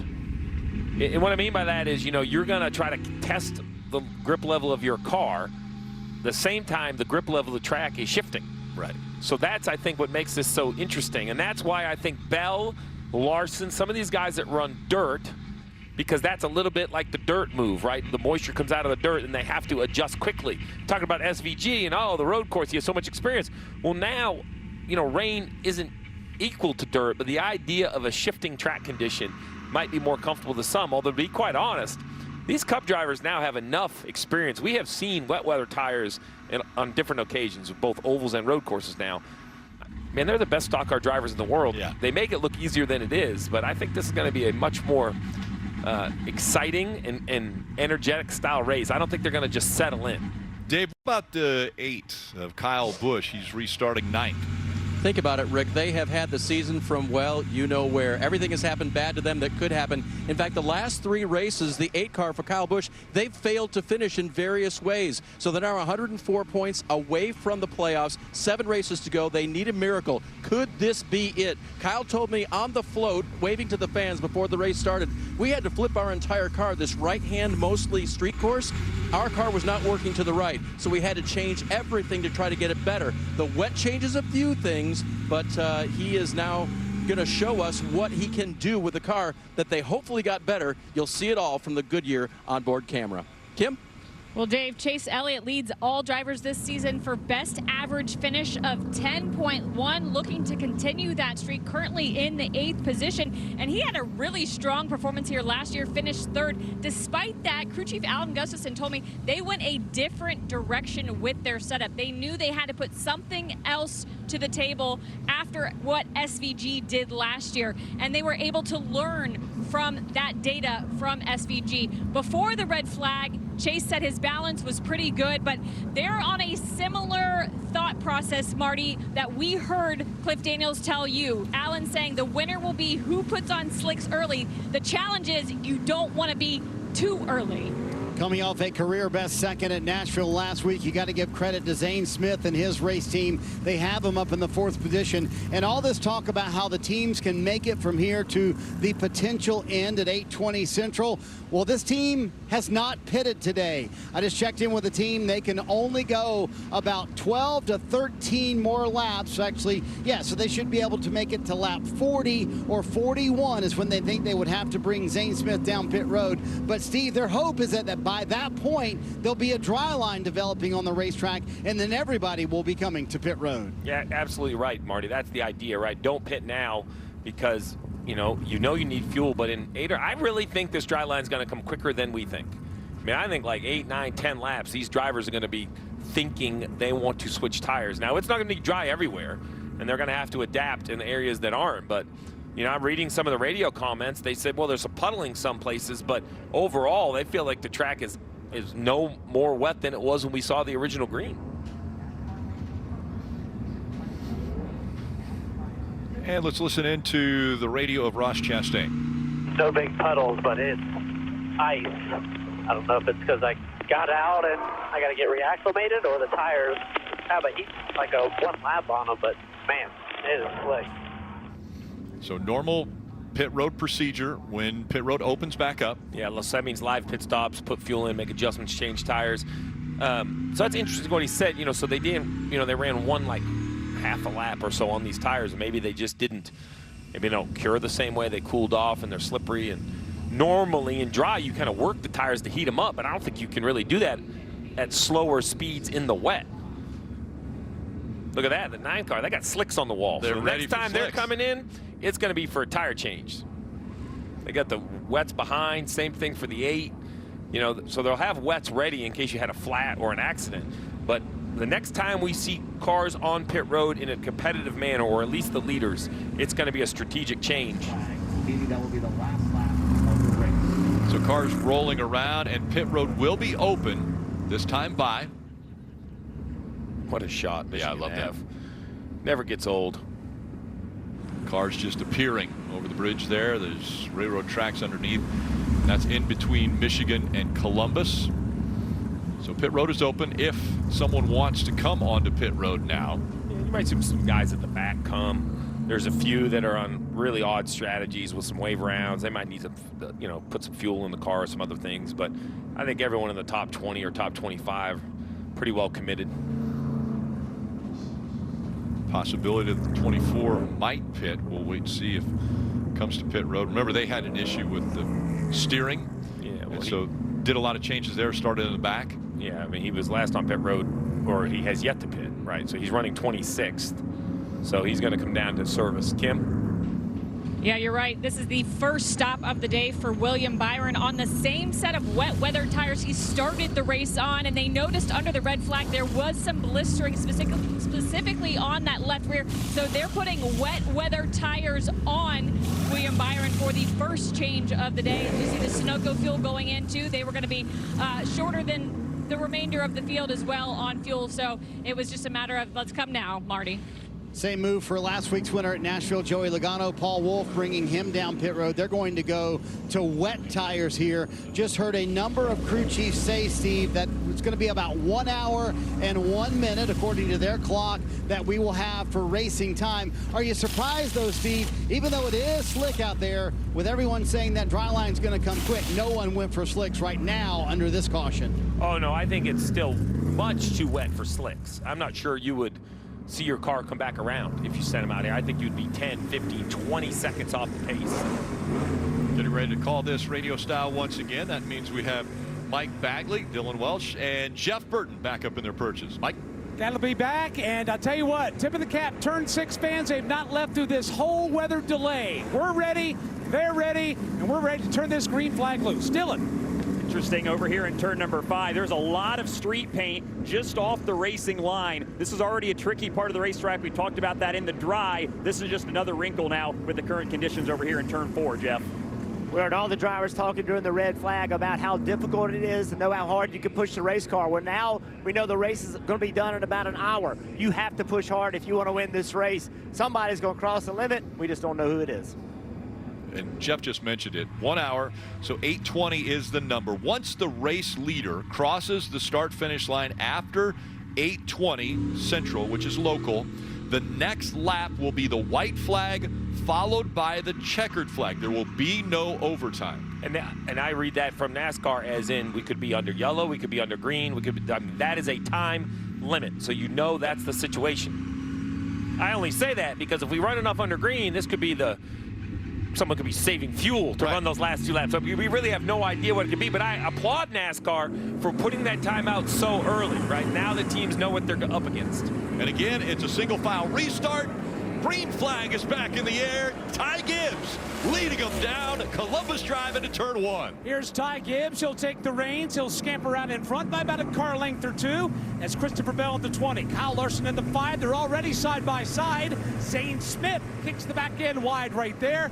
Everybody is safely through turn 1. Now the right-hander onto turn 2 at Lakeshore Drive. Good racing there at the front of the field. Larson on Christopher Bell for the second spot. Bell will get the better of that battle as everybody works down Lakeshore Drive here. Just looking for some clean racetrack to avoid the spray. They work through 3 and down into the right-hander, the treacherous turn 4. Bell is close. He's putting the pressure on Ty Gibbs. Now here's the right-hand turn number 5. They go back onto Columbus Drive and head towards turn 6. And everybody is taking a measured approach. This is a very slick portion of this road course, and it's collected cars already today, and this has a reputation of being very tough in the wet. Here's the battle for the lead. Christopher Bell taking a peek. Ty Gibbs giving him room, and Bell's just going to jam it in there. Couple of Toyotas, couple of teammates side by side for the lead. Christopher Bell won New Hampshire in the rain. That's a 1 mile. Travel turn 6. Ricky Stenhouse Jr. and Denny Hamlin get collected. Hamlin driver's side into the tire barrier. Stenhouse driver's side into the tire barrier. They got stacked up coming off the end of the back straightaway here. Hamlin rates his car. Ricky Stenhouse Jr. trying to do the same. Hamlin can't get it fired. Stay green. The 20 has taken the lead away from Ty Gibbs as they work their way through turn 11 and up the hill and back down to turn 12. But it's now Christopher Bell out in front. Ty Gibbs running second. Here comes Kyle Larson in the 5. Here they come into turn number 1 through turn number 2. Greg, we still got a problem here in 6. We got Hamlin and Stenhouse. They still have yet to refire their cars, and Hamlin is sitting in the middle of the racetrack. With no one coming except for the leaders, I think they're going to try to give the 11 as much time as possible. But, oh, it looks like he's rolling now. He was rolling, and he stops again. Marty. He's trying to recycle the power. That's what Denny Hamlin's trying to do. Finally, he gets moving, and I believe we stay green that entire time. Yes, we do. Here comes Larson, though, as he's closed the gap on that 54. Coming right at you, Dylan. They work down into turn number 4. Christopher Bell has scampered away. Ty Gibbs trying to fend off a hard-charging Kyle Larson through 4 and into 5. This is the race for the second spot. Tyler Reddick in the mix there as well at the back. Hamlin and Stenhouse away. So turn 6 is clear. The Ty Gibbs right now. Christopher Bell, everybody stacked up. Bell's away with a good lead. Here's the battle for second. Gibbs in the 54. Larson in the 5. Tyler Reddick in the 45. And they are tiptoeing their way through turn 6, up the hill, and then down to 7. Here's the replays of what happened. This is riding on with Denny Hamlin. Oh, he locked the rear wheels up. Just not understanding the grip level. You could hear them bouncing up and down. That is just too much rear brake in these conditions, it sounded like to me. And then Ricky Stenhouse, wrong place, wrong time. They were running 14th and 15th. The tire barrier doing a great job absorbing the energy, and I don't think a tremendous amount of damage to those 2 race cars. Yeah, maybe the 11 into the back of the 47. That was a pretty hard hit that the 11 got into the back of the 47. But back up to second and third. That is Ty Gibbs, who's running second. Third is Larson. He's trying to close that gap and take the position away. Everybody trying to search for grip right now. The track is starting to dry out. Don't get me wrong, it's very wet. These drivers are starting to get a little comfort as they hang the left onto Balbo. That's turn 1 with Christopher Bell. Probably one of the largest leads we've seen all day. Here's Ty Gibbs and Kyle Larson. This is the battle for second, third, and fourth on Lakeshore Drive. Christopher Bell, who was so strong in this race last year, felt like it slipped away from him. Trying to avenge that here. We go on board with Ty Gibbs as they work down the back straightaway. The car running in the second spot. You see Christopher Bell, the race leader, ahead. Going into the right-hand turn number 4. Here it is for Gibbs. He's got Kyle Larson behind him by about 2 car lengths as they round the corner off turn 5. Ty Gibbs getting a little loose there coming out of 5. He collects the car, takes a check of the mirror, and he's got Kyle Larson breathing down his neck right now. You've also got Tyler Reddick and Todd Gilliland. They are the rest of the top 5, and everyone in hot pursuit of Christopher Bell as he's already left turn 6. Great shot right here. You see the amount of work that Ty Gibbs is having to do, and look at the vision that he has. Basically, he can see the lights flashing of Christopher Bell, but it's very hard to really understand exactly where he is in the lines. So you're not really going to learn anything from him. You're just trying to make sure you don't make contact with one of these walls. If you overstep your bounds, push a little bit too hard, This is a narrow racetrack, and you will pay the price for making impact. Ty Gibbs doesn't want to have any impact with these walls right now as he continues to chase down the 20 of Christopher Bell. And we get a great vantage point here from the Monster Energy onboard. Yeah, I love the look out front, but watching Ty go to work is even better. I mean, it is anything but smooth. Look how busy those hands are trying to keep control of that race car, even on the straightaway under the shifts, and wants the fishtail. Here's C-Bell, back to the corner. Ty Gibbs, we watched him in-car there a moment ago. Here's Kyle Larson, Tyler Reddick. They've already made the right-hander, the left-hander that is, onto Balbo. Here comes the right onto Lakeshore, and the leaders now starting to spread out just a tad, Dylan. Everybody just legging it out. You see some cars power sliding there off of turn number 2. Here's a great look at Lakeshore Drive. That's turn 3 right there that the race leader Christopher Bell is going through. Heavy transition here from different sorts of pavement and asphalt as they round turn number 4. All that street paint as well makes this so tricky and slippery. Everybody amongst the top 5 and top 10 right now, smoothly through 4 and out of 5 headed towards you, Mike. And not to mention the slick nature of the concrete that's on Columbus Drive, and that's what they're on right now. They'll go drivers right up against the wall, and then Christopher Bell will angle his car in. Larson, oh, Larson's in hot. Oh, he'll go windshield deep. Kyle Larson locks it down and slams into the tire barrier while racing for second here in turn 6. Very hard contact for Kyle Larson in turn 6. Caution has come out. He's trying to get unlocked from that tire barrier, but to no avail. Looked like he was going to shorten that car up as hard as he was going in there. Yeah, that's one of the hardest hits we've seen in turn 6. Here, he's stuck. I don't know if he made contact with the 54 or the 5 was trying to get by. I think he knew the 20 was kind of pulling that lead, and he knew he had to make something happen. What exactly happens? You just see too far, lock up, and barely contact. Turns right, actually. Kyle Larson turns right to miss the 54 and takes a head-on shot. Turns right, or the car goes right, but almost misses the tire barriers all the way to the right. Makes contact with the concrete wall. You see the damage. Grazes the bumper of the 54. Look at that concrete barrier move. That is a big impact. Yeah, reminder, those things are 10,000 pounds, and all 5 tons are moving when the 5 gets in him. Marty. What a hard hit for Kyle Larson. And remember, Rick, this is a team battling for the regular season championship. Cliff Daniels just told Kyle, he said, listen, do not get out of the car. Tell them that you want them to pull you out and try to get back to pit road. Steve, why is that important for Kyle Larson not to get out of the car? Well, because if he could drive it back, then they can make repairs and stay within the DVP, which is the time limit. He can continue in the race. Unfortunately, Cliff Daniels, I don't think is going to want to see the front of this car. He's thinking, and I agree, I mean, Kyle Busch last year went windshield deep under the tires and came back to have a great day.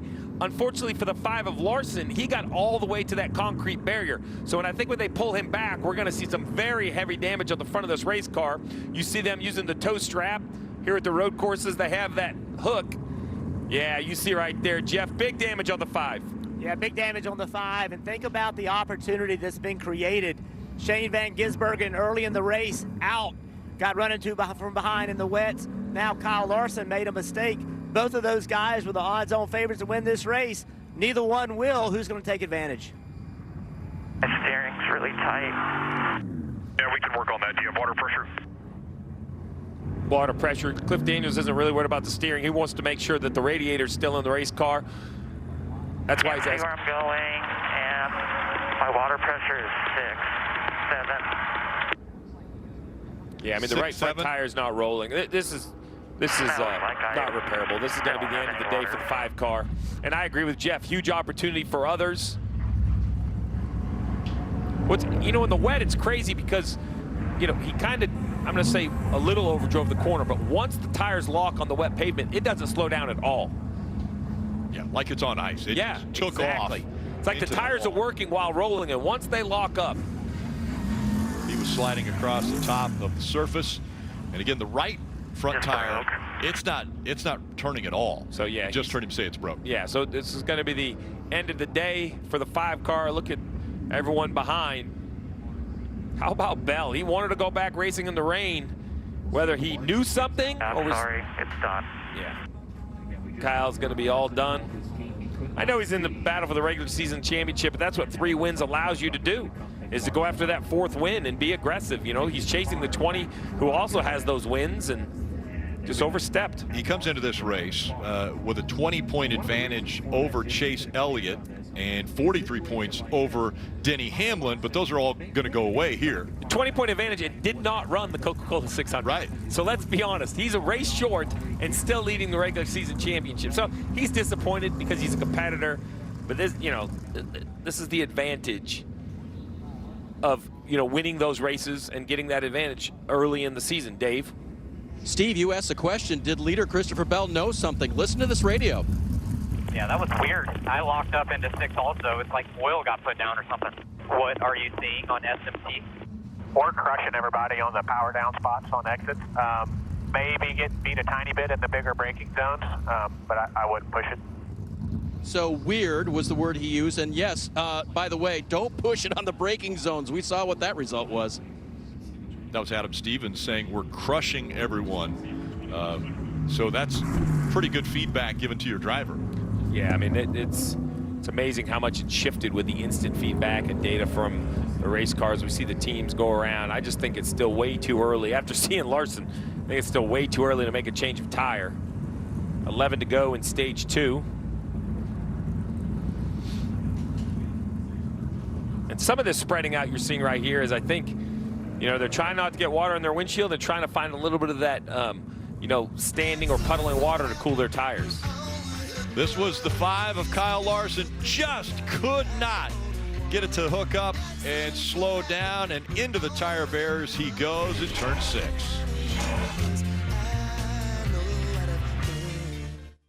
Another great shot of NBC Tower. They're looking off toward Lake Michigan, and the skyline here in Chicago has been a great backdrop for this race. The second time that NASCAR has been on the streets of Chicago. Just a reminder, NASCAR has told these teams, and they told them quite a ways ago, that this race we will go to 8:20. And on the left you see, once the race leader crosses the start-finish line after the time has expired, which you see on the right, the next lap will be the white flag, followed by the checkered flag, and there's no overtime. So that's why you see the countdown clock on the right. Once it hits 0 and then the race leader crosses the start-finish line, the next flag he will see the next time by will be the white flag. And I love this with this much, you know, heads up, this much, you know, advanced notice for the crew chiefs, because, you know, fuel is going to be an issue. Now, this is very different because we normally do distance races, but there are no lights here, and this will give the fans the best opportunity, because now that we cross lap 37, you know, we are basically 1 lap from halfway, so it could be just as easy to say, well, we'll just run till dark. Well, that frustrates me, because who says it's dark, right? This is a line that I can now race to. I have control as a crew chief. I can tell my driver where we're at. There's just a lot more definitive ability here. I like this. This is a great move for NASCAR to kind of update these situations. And again, we have the end of stage 2, which is coming up in 9 laps. 9 to go till the end of stage 2. Back on Kyle Busch, that Goodyear on board.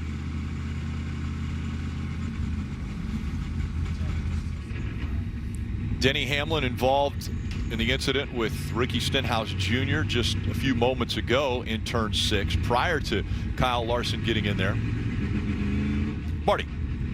Rick, I want to give a shout out to Todd Gilliland and Ryan Berginti, his crew chief. They are up in 4th, and that is on speed. Todd's been having a career year, and he's been pretty solid at road courses as well, showing the ability to get speed out of the race car. But Steve, this young man continues to impress. If he finishes here, that would tie a career best, oddly enough, also at a road course at Indianapolis. Doing a great job coming back to front row next year. I think that helps a young driver, right? Just to say, hey, you're our guy. We believe in you. Mike McDowell moving on, but you're going to be our guy, where we know they have to fill some other seats around him. But doing a great job. And, you know, John Hunter Nemechek right behind him in the 42, also having a really, really nice run. We're still single foul restarts.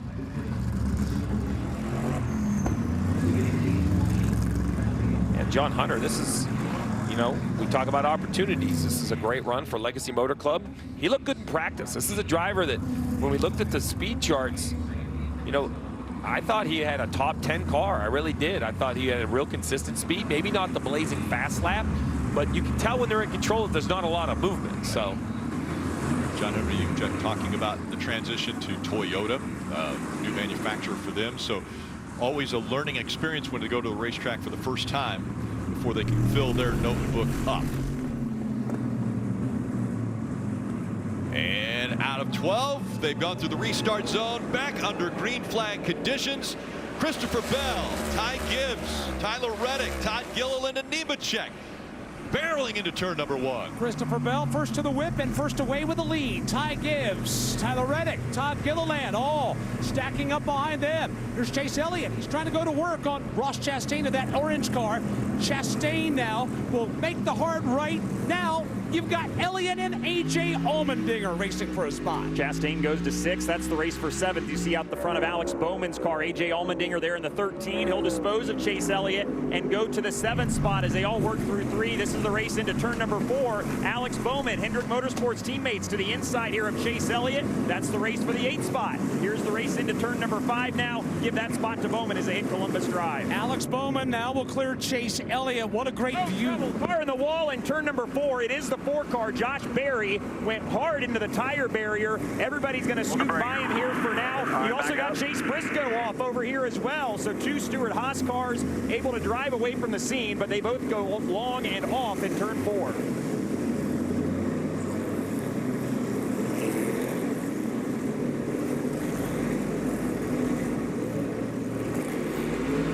Riding along with the Monster Energy on board of Ty Gibbs, and Jeff Burton headed right at you.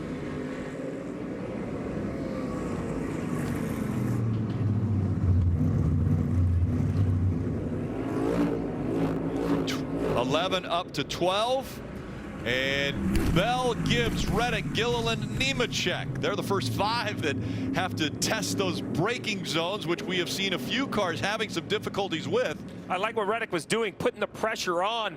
I think force them into a mistake is just as important as making a mistake yourself. You see right here, the 41 and the 24 side by side. The 4 just way too fast into turn 4, head on into the tires. And he wasn't the only one. Chase Briscoe in the 14 behind him also missed the turn. Looking back, so here they come, 41 double file.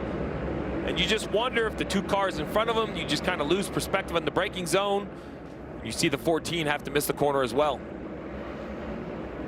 4 was running 28th. The 14 was 34th. Mike. Here they come out of 5. Back onto Columbus Drive. Christopher Bell, the red and black car right there leading. And again, the front 5 have stretched themselves out, and they've really checked out from 6th on back. Bell, the first to turn 6, everybody hugging the inside line. This corner is not dry yet, but it is in the process of drying. They're downhill to 7. Christopher Bell, a little bit ago, was driving away from this group, but now Ty Gibbs is able to keep up, and that Reddick, Gilliland, Nemechek, they all have better pace compared to what they had earlier before that last caution. So not sure if Bell's car has gone away a little bit or these other guys have figured out this wet conditions. You can see what happens if you push too hard, though. It is a risk versus reward scenario. You definitely don't want to overshoot the braking zones. Yeah, you mentioned push too hard. SVG out of this race. He was the favorite. Second favorite would be Kyle Larson. He hit the tire barrier in turn 6, now standing by with Kim. Yeah, Rick, and hit it hard. Are you okay, and what happened in turn 6? Yeah, I'm okay. I think all of us were getting a little bit more confident in braking, and yeah, I just went to the brakes a little bit deeper kind of each lap, and that time, as soon as I touched the brake, I knew I was in trouble. So yeah, just went straight, wasn't really aiming for anything, just was kind of just going to go where it was going to go. So yeah, it was a big hit. Glad Ty didn't get caught up in it. So yeah, just unfortunate. It's a disappointed Kyle Larson. To your point, Rick, one of the favorites here this afternoon. And a big hit. How helpless that must feel going straight. Christopher Bell, he is Pied Piper, leading everyone around the streets of Chicago. For a whole new Nug, got to be Wendy's. Try Wendy's new Saucy Nugs today. You can't stop the sauce.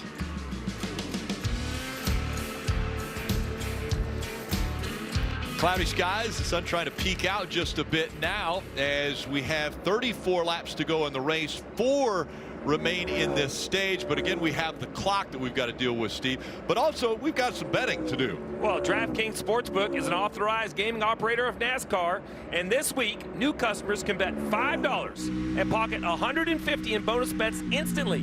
Download the app and use promo code SPEED when you sign up. DraftKings Sportsbook. The crown is yours, and you can see Bell a heavy favorite. Minus 200 means you have to bet 200 to profit 100. Gibbs 2-1, Elliott 6-1, Todd Gilliland 7-1. That might be the lowest live odds Todd Gilliland has ever had. Doing an amazing job, but if you think Allmendinger 10-1, he's up to 6. You never know what could happen. He's really good in the wet so far. This is not easy. What we're seeing these drivers do right now, it's Christopher Bell out in front. Ty Gibbs running second to him, working around this somewhat wet track now. And coming to an intersection here as we put the clock in. Remember, it's now a timed race, 31 minutes and 30 seconds. When they see that mark, next time by will be the white, then the checker. So a couple laps after the clock. Coming 2-3 to go. The question now is, does anybody dare pit before the end of stage 2 under green to put slicks on? Earlier it was about a 97-second lap time that seemed to make sense. They're at about 102 seconds, so still 5 seconds slower. No taker so far. I think it's just too wet to gamble, but maybe if you're in the back, maybe somebody with no track position will do something. There you go, the 3 comes, 33, the 9 of Chase Elliott. This is the move. You have to do something. Oh, the 8, this is like everybody follow to pit road, Kim. Yeah, and you saw the 9 of Chase Elliott. Alec Gustafson said we got to do something different strategy-wise. It was who could get the slicks on first. They wanted to be one of the first. Chase Elliott with 4 fresh, slick Goodyear tires, Sunoco fuel, Dave. Kyle Busch's radio has been alive with the discussion, and so he brings the 8 car to pit road. Will this help him make the miracle he needs for the 2024 season? 4 slick Goodyear tires going on this Chevrolet.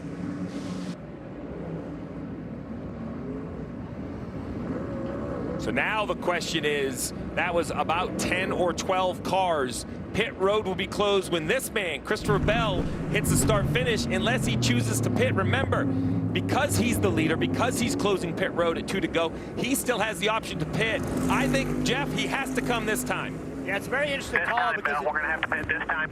There you go. There they come. But I just do want to make note that we don't have a drying lane like we saw earlier in the race. It's definitely getting there, but it's taking longer this run than it did early when it rained. But I think if you're going to win this race, the first one to slicks is going to get it done. And you heard him, we have to pit. Not that we want to pit, but the other teams forced our hand. They know a yellow's coming. So here's Bell, the 54, also going to follow of Gibbs. Gilliland, Nemechek, Reddick. I think everyone's going to come. I'd be shocked if anyone stays on the racetrack. Look at this. It looks like it's caution flag. Everybody's coming to pit road, Dave. And Steve, this was the call. As the drivers gave their feedback, Ty Gibbs hitting his pit stall. The track is not great. It's not great for slicks. They're going to have to be extremely careful as they lead here. Remember, turn Gibbs. 6, Austin Dillon is in the tire barrier. He locked it up, and he too has made contact here in 6. He keeps rolling, and they stay green, Dave. And there's Christopher Bell. He's got his 4, and he's gone now as well. Bell, the leader of 14 laps so far today. Ty Gibbs, 17 laps. So those leading Toyotas are going to try to make it work from here. And they're going to have to work gingerly around this racetrack now with these slicks. You see the 20 already. The back fishtailing behind it. Yeah, because there's still 2 laps to go. 4.4 miles out there on ice, on slick tires, slipping and sliding. You see how much more grip the 10 car has than the 20. That's just the tire difference. The 4 off again. This is in turn 1. It's been a long afternoon in the rain. Yeah, Josh Berry struggling as we see Noah Gragson work his way through 4 and back to 5, and they're headed back toward you. Joey Hand out in front of this field. Christopher Bell just tiptoeing into 20, coming out of turn number 5, being passed by Daniel Hemrick, Harrison Burton. Now, this will be the real test. He's got to blow this car down to get into turn 6. Turn 6 is not dry. He's going to ease it on in, but he's got Ricky Stenhouse Jr. in the 47 breathing down his neck. Bell sideways, coming out of 6, downhill to 7. Guys, guys all on slick. Everybody around you is on wet tires. Don't worry about them. Just keep the 54 behind you. That was great information. He did not understand what he had on tires compared to all those guys that were passing him. What he was told was, don't worry about them. The 54, keep them behind you. That is our race. That's how we're going to win it. These other guys, we're not racing them right now. Do not get yourself in trouble. Again, Joey Hand scored as the leader. He's out front of Alex Bowman. And the counter argument, Rick, what is Joey Hand staying on the racetrack for?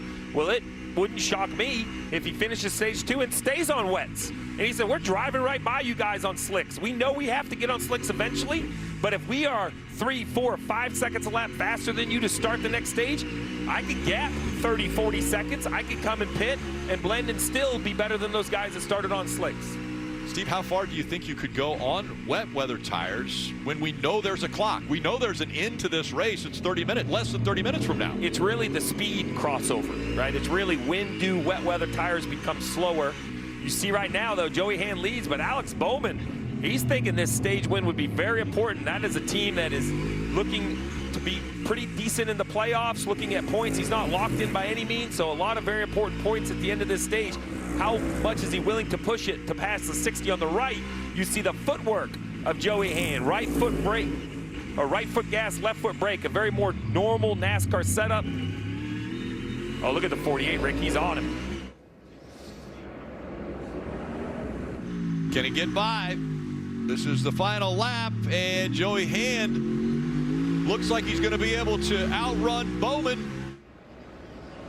Bowman tries to go to the inside, but Joey Hand is going to win stage 2. Alex Bowman finishing in second there for stage 2.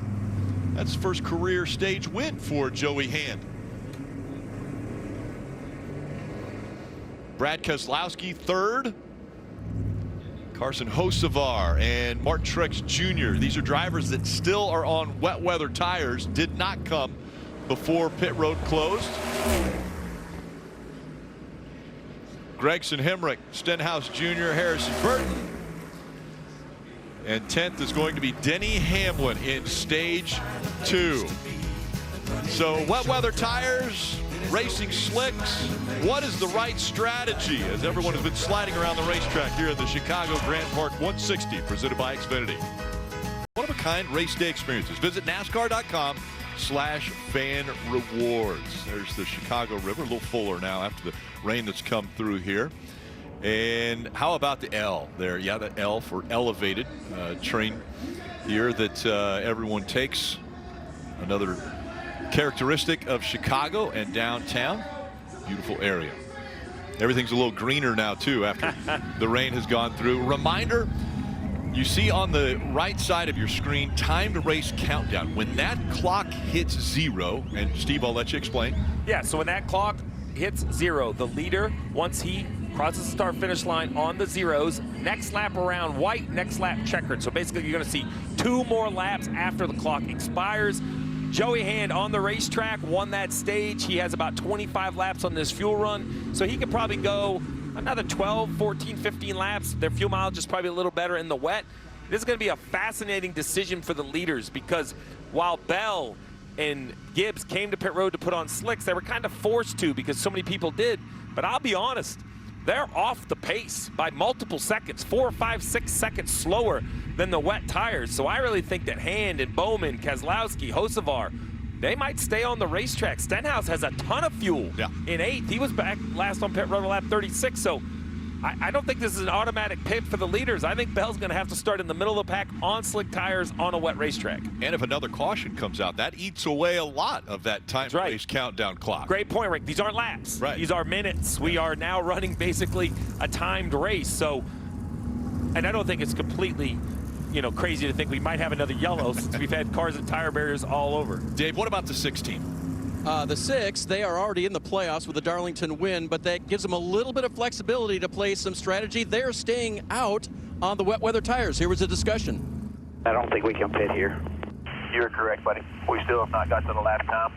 So once we get going back green here, maybe 10 laps, maybe. Reckon, because they're going to. And so there you have it. Keselowski making, Steve, that decision that you think might be the one for the right for the race win here this afternoon. To the lap time. What do they mean by that? You know, look, this wet weather thing is new. It's kind of new to all of us. So I was looking earlier that, like, 96, 97-second laps were like, the dries kind of started to take over. The slick tires started to take over, and the wets couldn't really go any faster than that.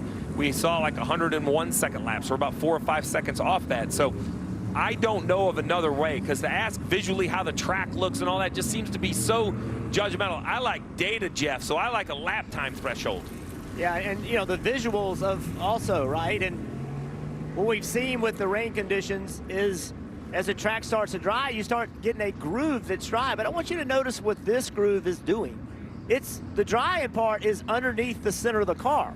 It's not where the tires are. So the heat from the middle of the car is drying the racetrack. But that is not where the 4 tires are going to be, where you're trying to brake and slow the car down. And even if you get 2 tires on it, that's still not the braking force as if you had had 4 in a dry section. So very unusual drying.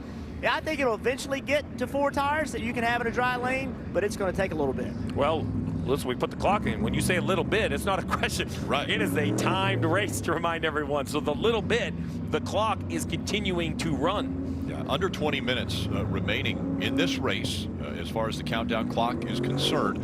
And so Joey Hand, here's a guy, 45 years old, from Sacramento, California, the 2011 ALMS GT Class champion. He's a 2-time Daytona 24-hour winner. He's out in front with his BuildSubmarines.com onboard that we've been able to ride along with. How about Alex Bowman, Marty, who's running second? We talked about their precarious position trying to make their way into the playoffs on points. Of note, because of that move by Blake Harris, they finished second in that stage, and they have now earned the most stage points today at 14. That could be massive to them. Why did they stay out? Listen to the radio. Or we stay out, take a shot to win it. What do you think? Yeah, I mean, there's a pretty good dry line around most of the place. Want slicks and go after it? I don't know that we're going to win on slicks. We might win on these. That's the only thing. 10-4, staying out. So credit Blake Harris for that. Also an assist to Chad Knaus, who spent about 2 or 3 minutes on top of the pit box going through that strategy with Blake Harris. And Steve, you've been a part of those discussions sometimes. When the management from Hendrick comes by, there's a lot of thought that goes into that decision to leave the 48 out there. But they have those stage points that could be critical into getting Alex Bowman in the playoffs. I love the stage points, and I love the call. I think that, so many cars, by my count real quick, there was about 20 cars that are on slick. So if you go there now, your best bet, if you're on the right strategy, you're 20th on that strategy, yeah, which is a real unfortunate place to be. I mean, if these wets work and you can gap the slicks by 30 or 35 seconds, you can almost pit and still return to the racetrack in front of them. All right, getting ready for the restart once again. It's Joey Hand that will bring the field back to the front stretch and the green flag. This is extended aerial coverage of the Chicago Grant Park 165, and brought to you by Shady Rays. Out of turn 12, Joey Hand, Bowman, Keselowski, Hocevar, Truex Jr., all on wet weather tires out in front of the field. And Joey Hand with a great restart across the start-finish line. But here's Alex Bowman, who'll quickly catch him in turn number 1. They're hanging the left onto Balbo. Now, although about to hand the right onto Lakeshore Drive, Joey Hand still in command off turn 2. And Truex had a look there on Carson Hocevar down into 1, stayed in line, but he's got a good run here off of turn number 2 as they work down Lakeshore Drive. That's the race for the 4th spot. Truex will go driver's right through turn 3, and here it is down into turn number 4. Hocevar heats way. Truex goes to P4 in the 19. Next on his list, Brad Keselowski in front of him in the 6 car.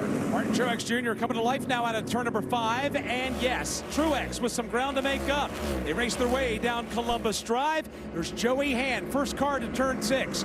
Alex Bowman 2 car lengths behind, and Brad Keselowski's got a lot of company in the back door. There's Martin Truex Jr. Stenhouse on the comeback trail after getting turned into turn 6 earlier. Stenhouse on relatively new tires. That's helping him out a little bit. He's taking advantage of it, but out in front of this pack is Joey Hand. This is an accomplished race car driver. He has won the 24-hour Daytona, the 24-hour Le Mans, the 12-hour of Sebring. this guy can get it done. A lot about SVG last year winning this race. Can Joey Hand make it happen today? Well, it would be pretty amazing. Let's see which drivers are on the move. Brought to you by Ashley Furniture. And on that list is Joey Hand. 29 spots since the start of this race. He has made up. Brad Keselowski 31, the most laps that have been made up to this point. But Joey Hand really hoping that a caution could potentially come out to slow this down as far as much is going on. The 48 now right on his back bumper. Alex Bowman tried to take a peek right there, but he exercised some restraint off the end of the front straightaway. But Hand cannot shake Bowman as they're racing through turn number 2.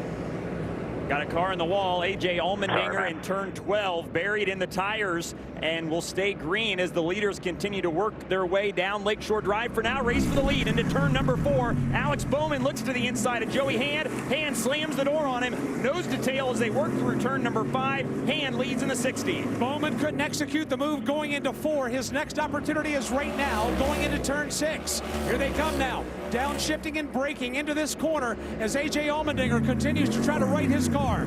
Bowman, though, can't send it in there to the inside of Hand. Battle for the lead is still on as he clears turn 6.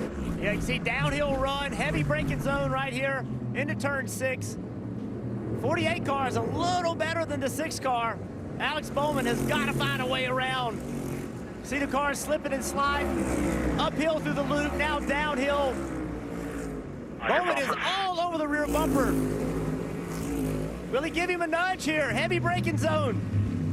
Bowman got a good run off the corner. Not enough, though. These two trying to separate themselves from those that are on the slicks right now. If they can get far enough away, remember that countdown clock is under 13 minutes now. Joey Hand trying to stay in front of Alex Bowman. Bowman all over his back bumper. Joey Hand's mirrors are filled with Alex Bowman. Here they come into turn number 1. Bowman again looking low. Hand will block the advance. He'll keep the lead out of 1, but Bowman now another opportunity to go to the inside. Will he do it? He's looking. Hand strong out of 2 and onto Lakeshore Drive. This is where Bowman was good last time. He's closer this lap as they work down Lakeshore Drive through turn 3 on the right-hand side. Out the front of Alex Bowman's car, the Ally on board. Race for the lead. Down into the heavy braking turn 5. Bowman to the driver's right of Joey Hand. He goes by. Alex Bowman to the lead. Joey Hand tucks in line behind him. They race all 5 in reverse order, but nose to tail. Alex Bowman in that purple number 48 takes the lead coming onto Columbus Drive, and he's going to leave Joey Hand by about 2 car lengths. On descent into 6. Hand is with him stride for stride. 2-car breakaway for the lead, while Hand now will lose a car length coming off that corner. Yep, Alex Bowman, we can see he had the best race car. Oh, the 4 in the wall again. This is turn 2. Multiple times he's been in the wall today. See if he can get backed out of there. They're going to try to keep it green as long as they can. And the cautions come out. Yeah, there's the caution. Out now.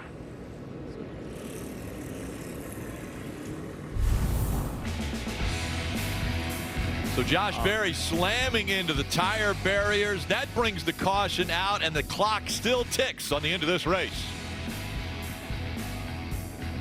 8 minutes and 15 seconds. Once that's hit 0, and then the race leader crosses the start-finish line. The next time by, he'll see the white flag.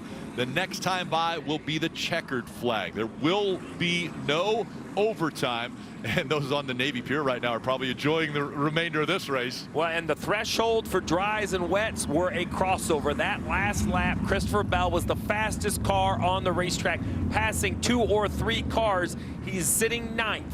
So now the question is, will there be enough laps? Remember, the clock doesn't stop. A yellow, we can finish under yellow. It doesn't matter. Right. Bell, Dave, he needs racing to let those tires work. Yeah, Steve, during that stint, he picked up 4 positions. And before that, all he really wanted to know was how many laps do you think we're going to run once they go back to green? That's what he asked Adam Stevens. So once the driver knew how much time he had to work with, he got right to work and made the passes. Marty. Blake Harris has called a fantastic race today for Alex Bowman. He has him on the verge of the playoffs right here. How confident are you that he can hold him off with rain tires when the slick tires seem to be getting quicker?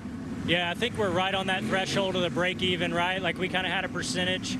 So it's really tough to, know that we were within a second or 2 of our percentage when that stage break came out. But You know, I got confidence in the driver. I asked him what he wanted to do. I had to put him back to 20th with those stage points in the bank, or do you want to go after it? And he goes, that's where we're going to win from, is up here, not back there. So we got opportunity here. He's done a great job all day, all weekend, really. We've had a fast Ally Chevy, and we're going to see how it shakes out, man. Need that clock to keep bleeding down. Let our guy take it to him. Does he have full permission to do whatever he needs to hold Bell behind him or whoever else? There's nothing else but coming home with the trophy today, and he knows that. I don't have to tell him. There you go, a playoff spot on the line for Alex Bowman, and yeah, you see it there with those wet tires, but those slicks for Christopher Bell sitting in ninth, getting quicker every lap. So, Jeff, I have a question because I don't know which way I'm leaning. NASCAR said we're going to continue with the single file restart. So for Bell, that means he's farther back from the leader, but less too wide traffic in front to let the slicks work. Do you think single file or double file would be better for the 20? I think Alex Bowman loves this decision to go single file, because you have to remember where the restart zone is before turn 12. He's going to launch and be rolling, and that is not the position Bell's going to be in. He should have a massive gap on Bell getting into turn 1. That, to me, is exactly what Bowman wanted, because if you put Bell in the 4th row, and if the racetrack has grip, he could outbrake everybody. The next thing you know, he's running 4th, and you got to try to get away from him. This is advantage Bowman. All right, it's a new world for us all, a timed race. We have 5 minutes counting down when the leader sees the double zeros. So the clock has expired and he crosses the start-finish line. The next time around, we will see the white. Then the next time around, we will see the checkered. There will be no overtime. There'll be no extension. If the caution comes out, it's nothing. The clock is the only thing that matters, and once we see zeros, then we'll see the white, then we'll see the checkered. For Alex Bowman, it's all about the restart, though, Rick. He's got to hold off Joey Hand, and back there in the distance, he has Christopher Bell trying to make it happen on slicks. Are there enough cars between Alex Bowman and Christopher Bell? Because we know Christopher Bell is going to be faster. He's on the slicks, and there is a dry line around this racetrack. The clock continues to count down through the restart zone. Alex Bowman back into the gas. He goes through the gears, and down the front stretch he rockets. Bowman, Hand, Keselowski, Truex Jr., Hocevar, Stenhouse Jr., Gregson, Hemrick, and Bell back there in ninth.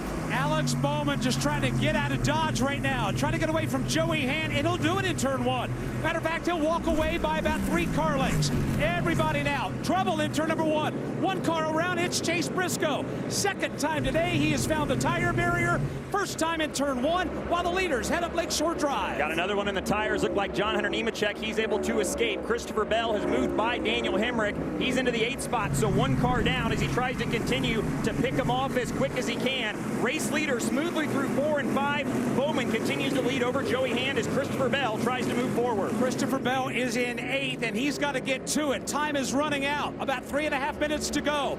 Up front, it's Bowman and Hand, 1 and 2. Bowman in the purple car, the black and green car, Joey Hand. Hand will complete the pass, complete the journey through turn 6, downhill to turn 7. It's been 80 races since Alex Bowman last won a cup race. He's got a lot of pressure. With a very good race car driver behind him, Joey Hand, you got to push hard. But we've seen what happens if you push too hard. Multiple cars in the tire barriers. It's a lot of pressure on Alex Bowman, a lot of conversations about him. Driver for Hendrick Motorsports needing to win. Great opportunity here. And Jeff, you mentioned the number of races before he has got to victory lane, but how about Alex Bowman and where he was coming in? He's 16th in the point standings as we see Bell making another pass on Hocevar, so he's knocked another position away. But Bowman trying to lock himself into the playoffs with a potential win here in Chicago. And Bowman's walking away from Joey Hand coming into turn number 1 again. He's starting to lengthen it out. John Hunter Nemechek. Trouble out of turn number 12. Oh, right in front of Austin Dillon. Heads up piece of driving by Dillon, who almost collects John Hunter Nemechek, while the leaders again clear turn 2. Bowman continuing to leg it out over Joey Hand. Truex sideways, he gets into Bell. Hit by Hocevar. That may derail it for Bell. He continues on, but loses all that track position he had gained. Falls out of the top 10. That's a break for Bowman, but another heartbreaking race for Bell. He's got damage in the 20s. He works down turn number 3 and into 4, just trying to keep that car righted. You'll see a replay of it here. They work off of turn 2. Truex sideways, maybe some contact from Stenhouse. It hooks Bell. Heavy contact into the wall, and Hocevar a victim of that as well. Now it's Gibbs that could be the one in position here. Yeah, you see right there, just 2 wide, 2 rows. The 6, the 19 gets together. The 19 catches his teammate in the 20. This was off from, I believe, turn 12, the 42 with a big shot to the side of the car. On the bottom right, though, you see the 48 of Bowman. Now 5 car lengths in front of you, Burton. Yeah, he's doing a great job. He stretched it out a little bit. Still a lot of work to do. He wants a caution right now. Essentially, this race will be over. A lot of work to do as the countdown clock continues. 1:20. And just remember, that's not to the end. Double zeros, then the next lap, white flag, then the checkered flag. So there will be racing past the clock. With under 1:10 to go, the 48 leads into 1. Alex Bowman, you see him zigzagging down the front straightaway, just trying to find as much wet asphalt as possible, considering he's still on wet weather tires. Good battle further back in the pack. Ty Gibbs right now pressuring Brad Keselowski. That's the race for third. Oh, they made contact. 3 wide. What a move by Reddick to pass them both. Physical racing for third. Ty Gibbs trying to get going. Now we got Denny Hamlin in the tires. Austin Hill there as well. That's on the entry to turn number 1. Hamlin will get away. Hill trying to still get refired. It looks like he'll do so. Headed to turn number 5 as the leaders work through this set of corners over here. Chaos behind, but leading out front, the 48 of Bowman. 10, 12, 15 car lengths, 26 seconds. He should see double zeros at the start-finish line. That will mean he has to run 1 more lap for the white and then the checkered. So 2 laps after the double zeros. He's in the slow section at the back of the track with 13 seconds left. Jeff, I think he'll see the expiration of the clock this time by. Yeah, that's exactly what he wanted. He would love to have a caution right now because it would finish it and him not be in it. But when he comes around, he knows what he's going to have to do, and he has stretched it out from Joey Hand. It's going to allow him to be calm and smooth finishing this race off. As he comes down the hill into turn 12, time has expired. This is basically 2 to go. Next time by, he'll see the white. Rick, the gamble for the 48 on wet tires is paying off. 80 races, you heard Jeff Burton say it, 80 races, Bagley, since the 48 went to victory lane. Unbelievable. Of all the talk and all the pomp and the circumstance of this race coming in, Alex Bowman's name has not been mentioned once to win this race. But through a late race set of circumstances, Alex Bowman not only passed one of the best road course drivers in the business, Dylan, but he's left him in the dust. Yeah, he is looking very strong out front, and the battle for second behind him is exactly what Bowman wants to see. He works down Lakeshore Drive, drops a couple gears here into turn number 4. You see it drying, likes to see that, just a little bit extra grip on those wet tires as Bowman works through 4 and out of 5. Tyler Reddick has moved around Joey Hand. That was the race for the second spot, but Reddick has it now. Look at Bowman just trying to get all the wet asphalt he can on those tires. He's going to swing wide into 6. He's going to cut it right there at the apex, swing wide out of the corner, and now set up for the approach downhill into 7. You see the brakes glowing, and yeah, that shows you the confidence he has in the braking of that race car. He's able to drive the car hard on these older tires. He has a ton of confidence in his ability to brake, but he has enough gap. Now it's not so much about running lap time, although Reddick is running him down a little bit. Reddick's been pretty quick, about 2 seconds faster that last lap. Can Reddick mount a charge here? He's got 1 more time around when he comes by this time. Alex Bowman's going to see the white flag. 1 lap to go, presented by Credit One Bank. Is there enough time? Reddick is the faster car. He is catching Alex Bowman. And Tyler Reddick's sails are in the wind. He'll cut the left. He's got time to do it. Question is, does he have enough time? 1.7 seconds behind the race leader. Tyler Reddick trying to shut down the separation and trying to score the win today in Chicago. And that gap is shrinking. You can see it visually. Reddick is starting to close. Bowman has been strong down here through 3, 4, and 5, but it's drying out in turn 4. That plays to the advantage of that car, Tyler Reddick. Bowman through 4 out of 5. Here comes Tyler Reddick. He hits the wall. That may be all the gap Bowman needs. He's in the wall as they work to 6. Tyler Reddick gave it all he had coming through turns 4 and 5. He's given up too many car lengths now to be a factor as Alex Bowman, for the final time through turn number 6, drives away. Tyler Reddick came so close, but he did regroup the car, but now he's 3.6 seconds behind. Reddick had about 20 lap newer tires on his race car, running Bowman down and simply made a mistake.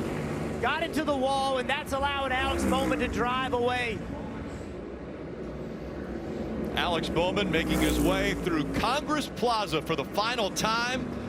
He works through turn 10, now 11, up over the railroad tracks and into 12. Alex Bowman has never won on a road course, and now he is going to conquer the streets of Chicago.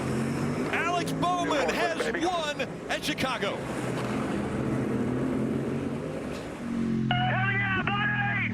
That's what I'm talking about. Hell of a job, brother.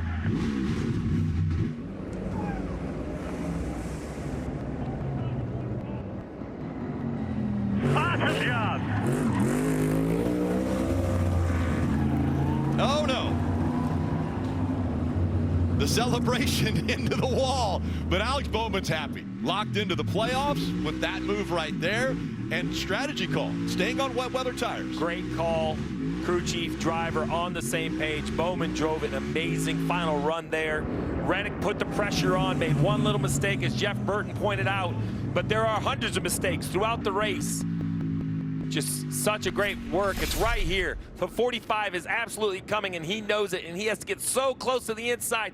Just a glancing blow. You see the fire out the pipes where he has to breathe it so he doesn't hit the outside wall, and that was it. Listen into this contact. Clear through 4. Right there in the middle of 5. Contact with the right side door. So close a week ago for the 45. So close again this week, but this man, Alex Bowman, celebration.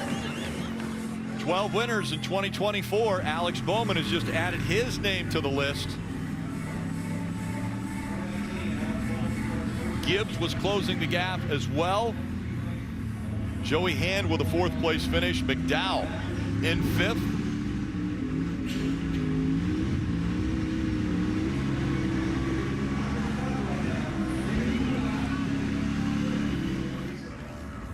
Fans sticking it out here on the streets of Chicago, and Bowman maybe taking a page from SVG, doing a little drifting around the street course here. Well, what we're learning about the wet weather tires is they don't do a great burnout. Not a lot of smoke with the wet asphalt, but the pressure had to be building for this driver, right? I mean, Chase Elliott went to victory lane, and you have Larson, William Byron, multiple wins out of Hendrick Motorsports. Remember, this is the first win since his back injury last year. Broke his back, had to miss some races.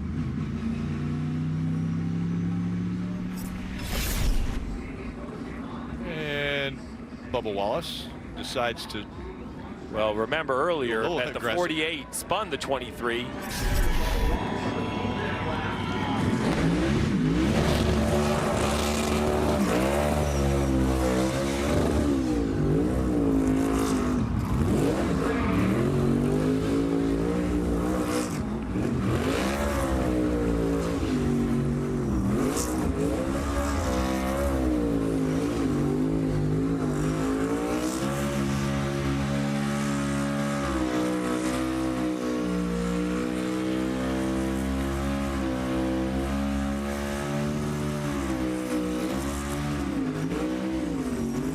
And those of you that will be heading to work here in Chicago and using Columbus Drive, this is the reason for all of the tire rubber that you'll see on Columbus Drive.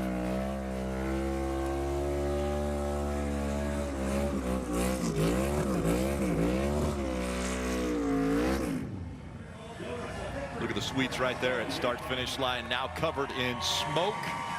But a great celebration for Alex Bowman, getting his first win in 2024, which locks him into the playoffs and ending that 80 race drought.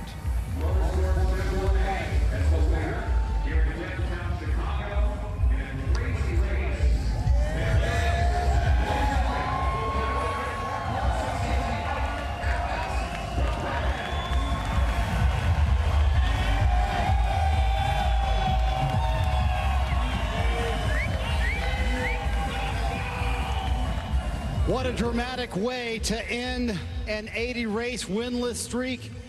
And what a perfect time to end an 80 race winless streak. His entire team here.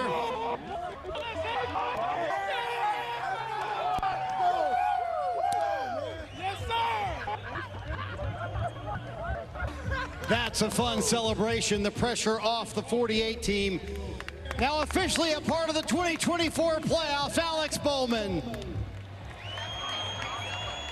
Boy, Alex, of all the scenarios of a path to the playoff, did you have a road course on wet weather tires on your bingo card?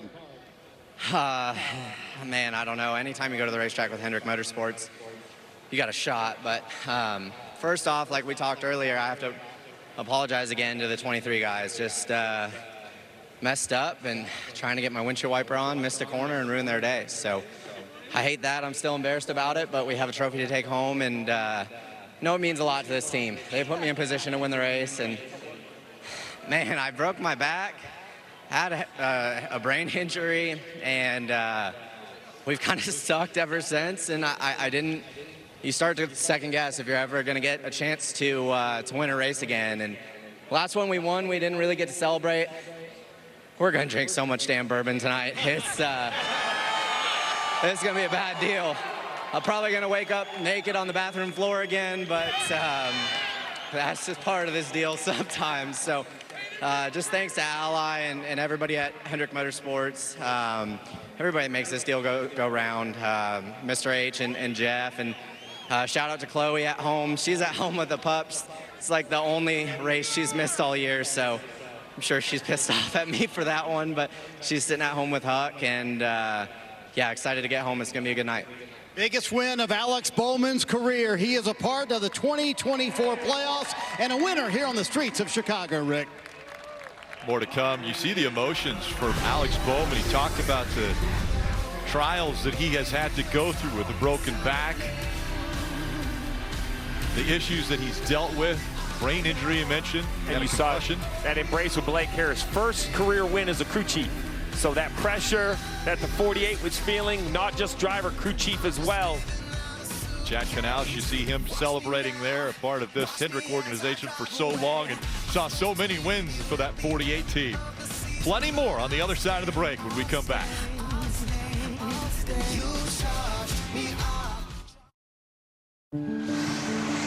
That's my team out there. If our network goes down, lives are at stake. Our comms have to work. Or the mission won't. That's why we partner with Verizon Frontline, the network that truly prioritizes first responders. So we don't worry about getting through. And they're the most reliable 5G network in America. Out here, reliability is everything. Extreme or routine, Verizon Frontline delivers. The #1 network choice in public safety. Learn more. Your mission is our purpose. Kind of feels like everyone's trying to copy the $5 biggie bag. So how can you spot a knockoff? It won't taste like Wendy's. This job is easy. When the deal is as fresh as the meal, gotta be Wendy's. Gotta be fresh. Whether you're moving across town or across the country, you can count on Pods to deliver when we say we will, which is why we were voted America's #1 container moving company. Book your move today at pods.com. As the sun is setting on Grant Park, the celebration is beginning for Alex Bowman. His name added to the names in yellow, those that have won and locked themselves into the playoffs. Let's hear from Tyler Reddick, who ends up second in this one. Parker. Right, Rick, so close once again, 2 weeks in a row. Tyler, it looked like you were on the slicks, you were catching the 48 car, and you got in the wall in turn 5. What happened there? Yeah, I mean, you pretty much said it. We were catching Alex by a large margin there, and I don't know. That puzzles me. I clearly just screwed up. Trying to stay in the dry groove, and I had more than enough room of dry groove, as I'm seeing right behind you, and just, yeah, I cut the wheel a little too hard. You know, just not focused enough, I guess. I knew I was going to get to him. I knew the earlier I could get to him, the more options I was going to have. I was going to get a little bit more slick offline beyond turn 8, and yeah, just didn't even give ourselves a shot to race him, unfortunately, with that. So hate it. Not what this Jordan Brand Toyota Camry's about. It's not what this team's about. We've got to start capitalizing and getting these wins. Guys, it's a game of inches out there racing for wins in the Cup Series. You hear the agony of defeat in the voice of Tyler Reddick. We mentioned how many different tracks we're going to as far as the layout of those tracks. We go from the streets of Chicago. Next week is Pocono Raceway. Steve, a triangle. A triangle and another strategy-filled race. We're going to be embedded with Blaney and Todd Gilliland. Todd Gilliland had a great run today in 7th. Excited to follow along with that team next week. What has Chicago done to us here? We saw a great race a year ago, and then again, this one ends with a little bit of rain, a little precipitation on the track. It's a red carpet every time, to be quite honest, right? Not only are we blessed to be able to race on the streets of Chicago, but this city rolls out the red carpet. Everyone a part of this facility makes it happen. And once again, sun setting for a victory lane celebration, this time for Alex Bowman. Alex Bowman.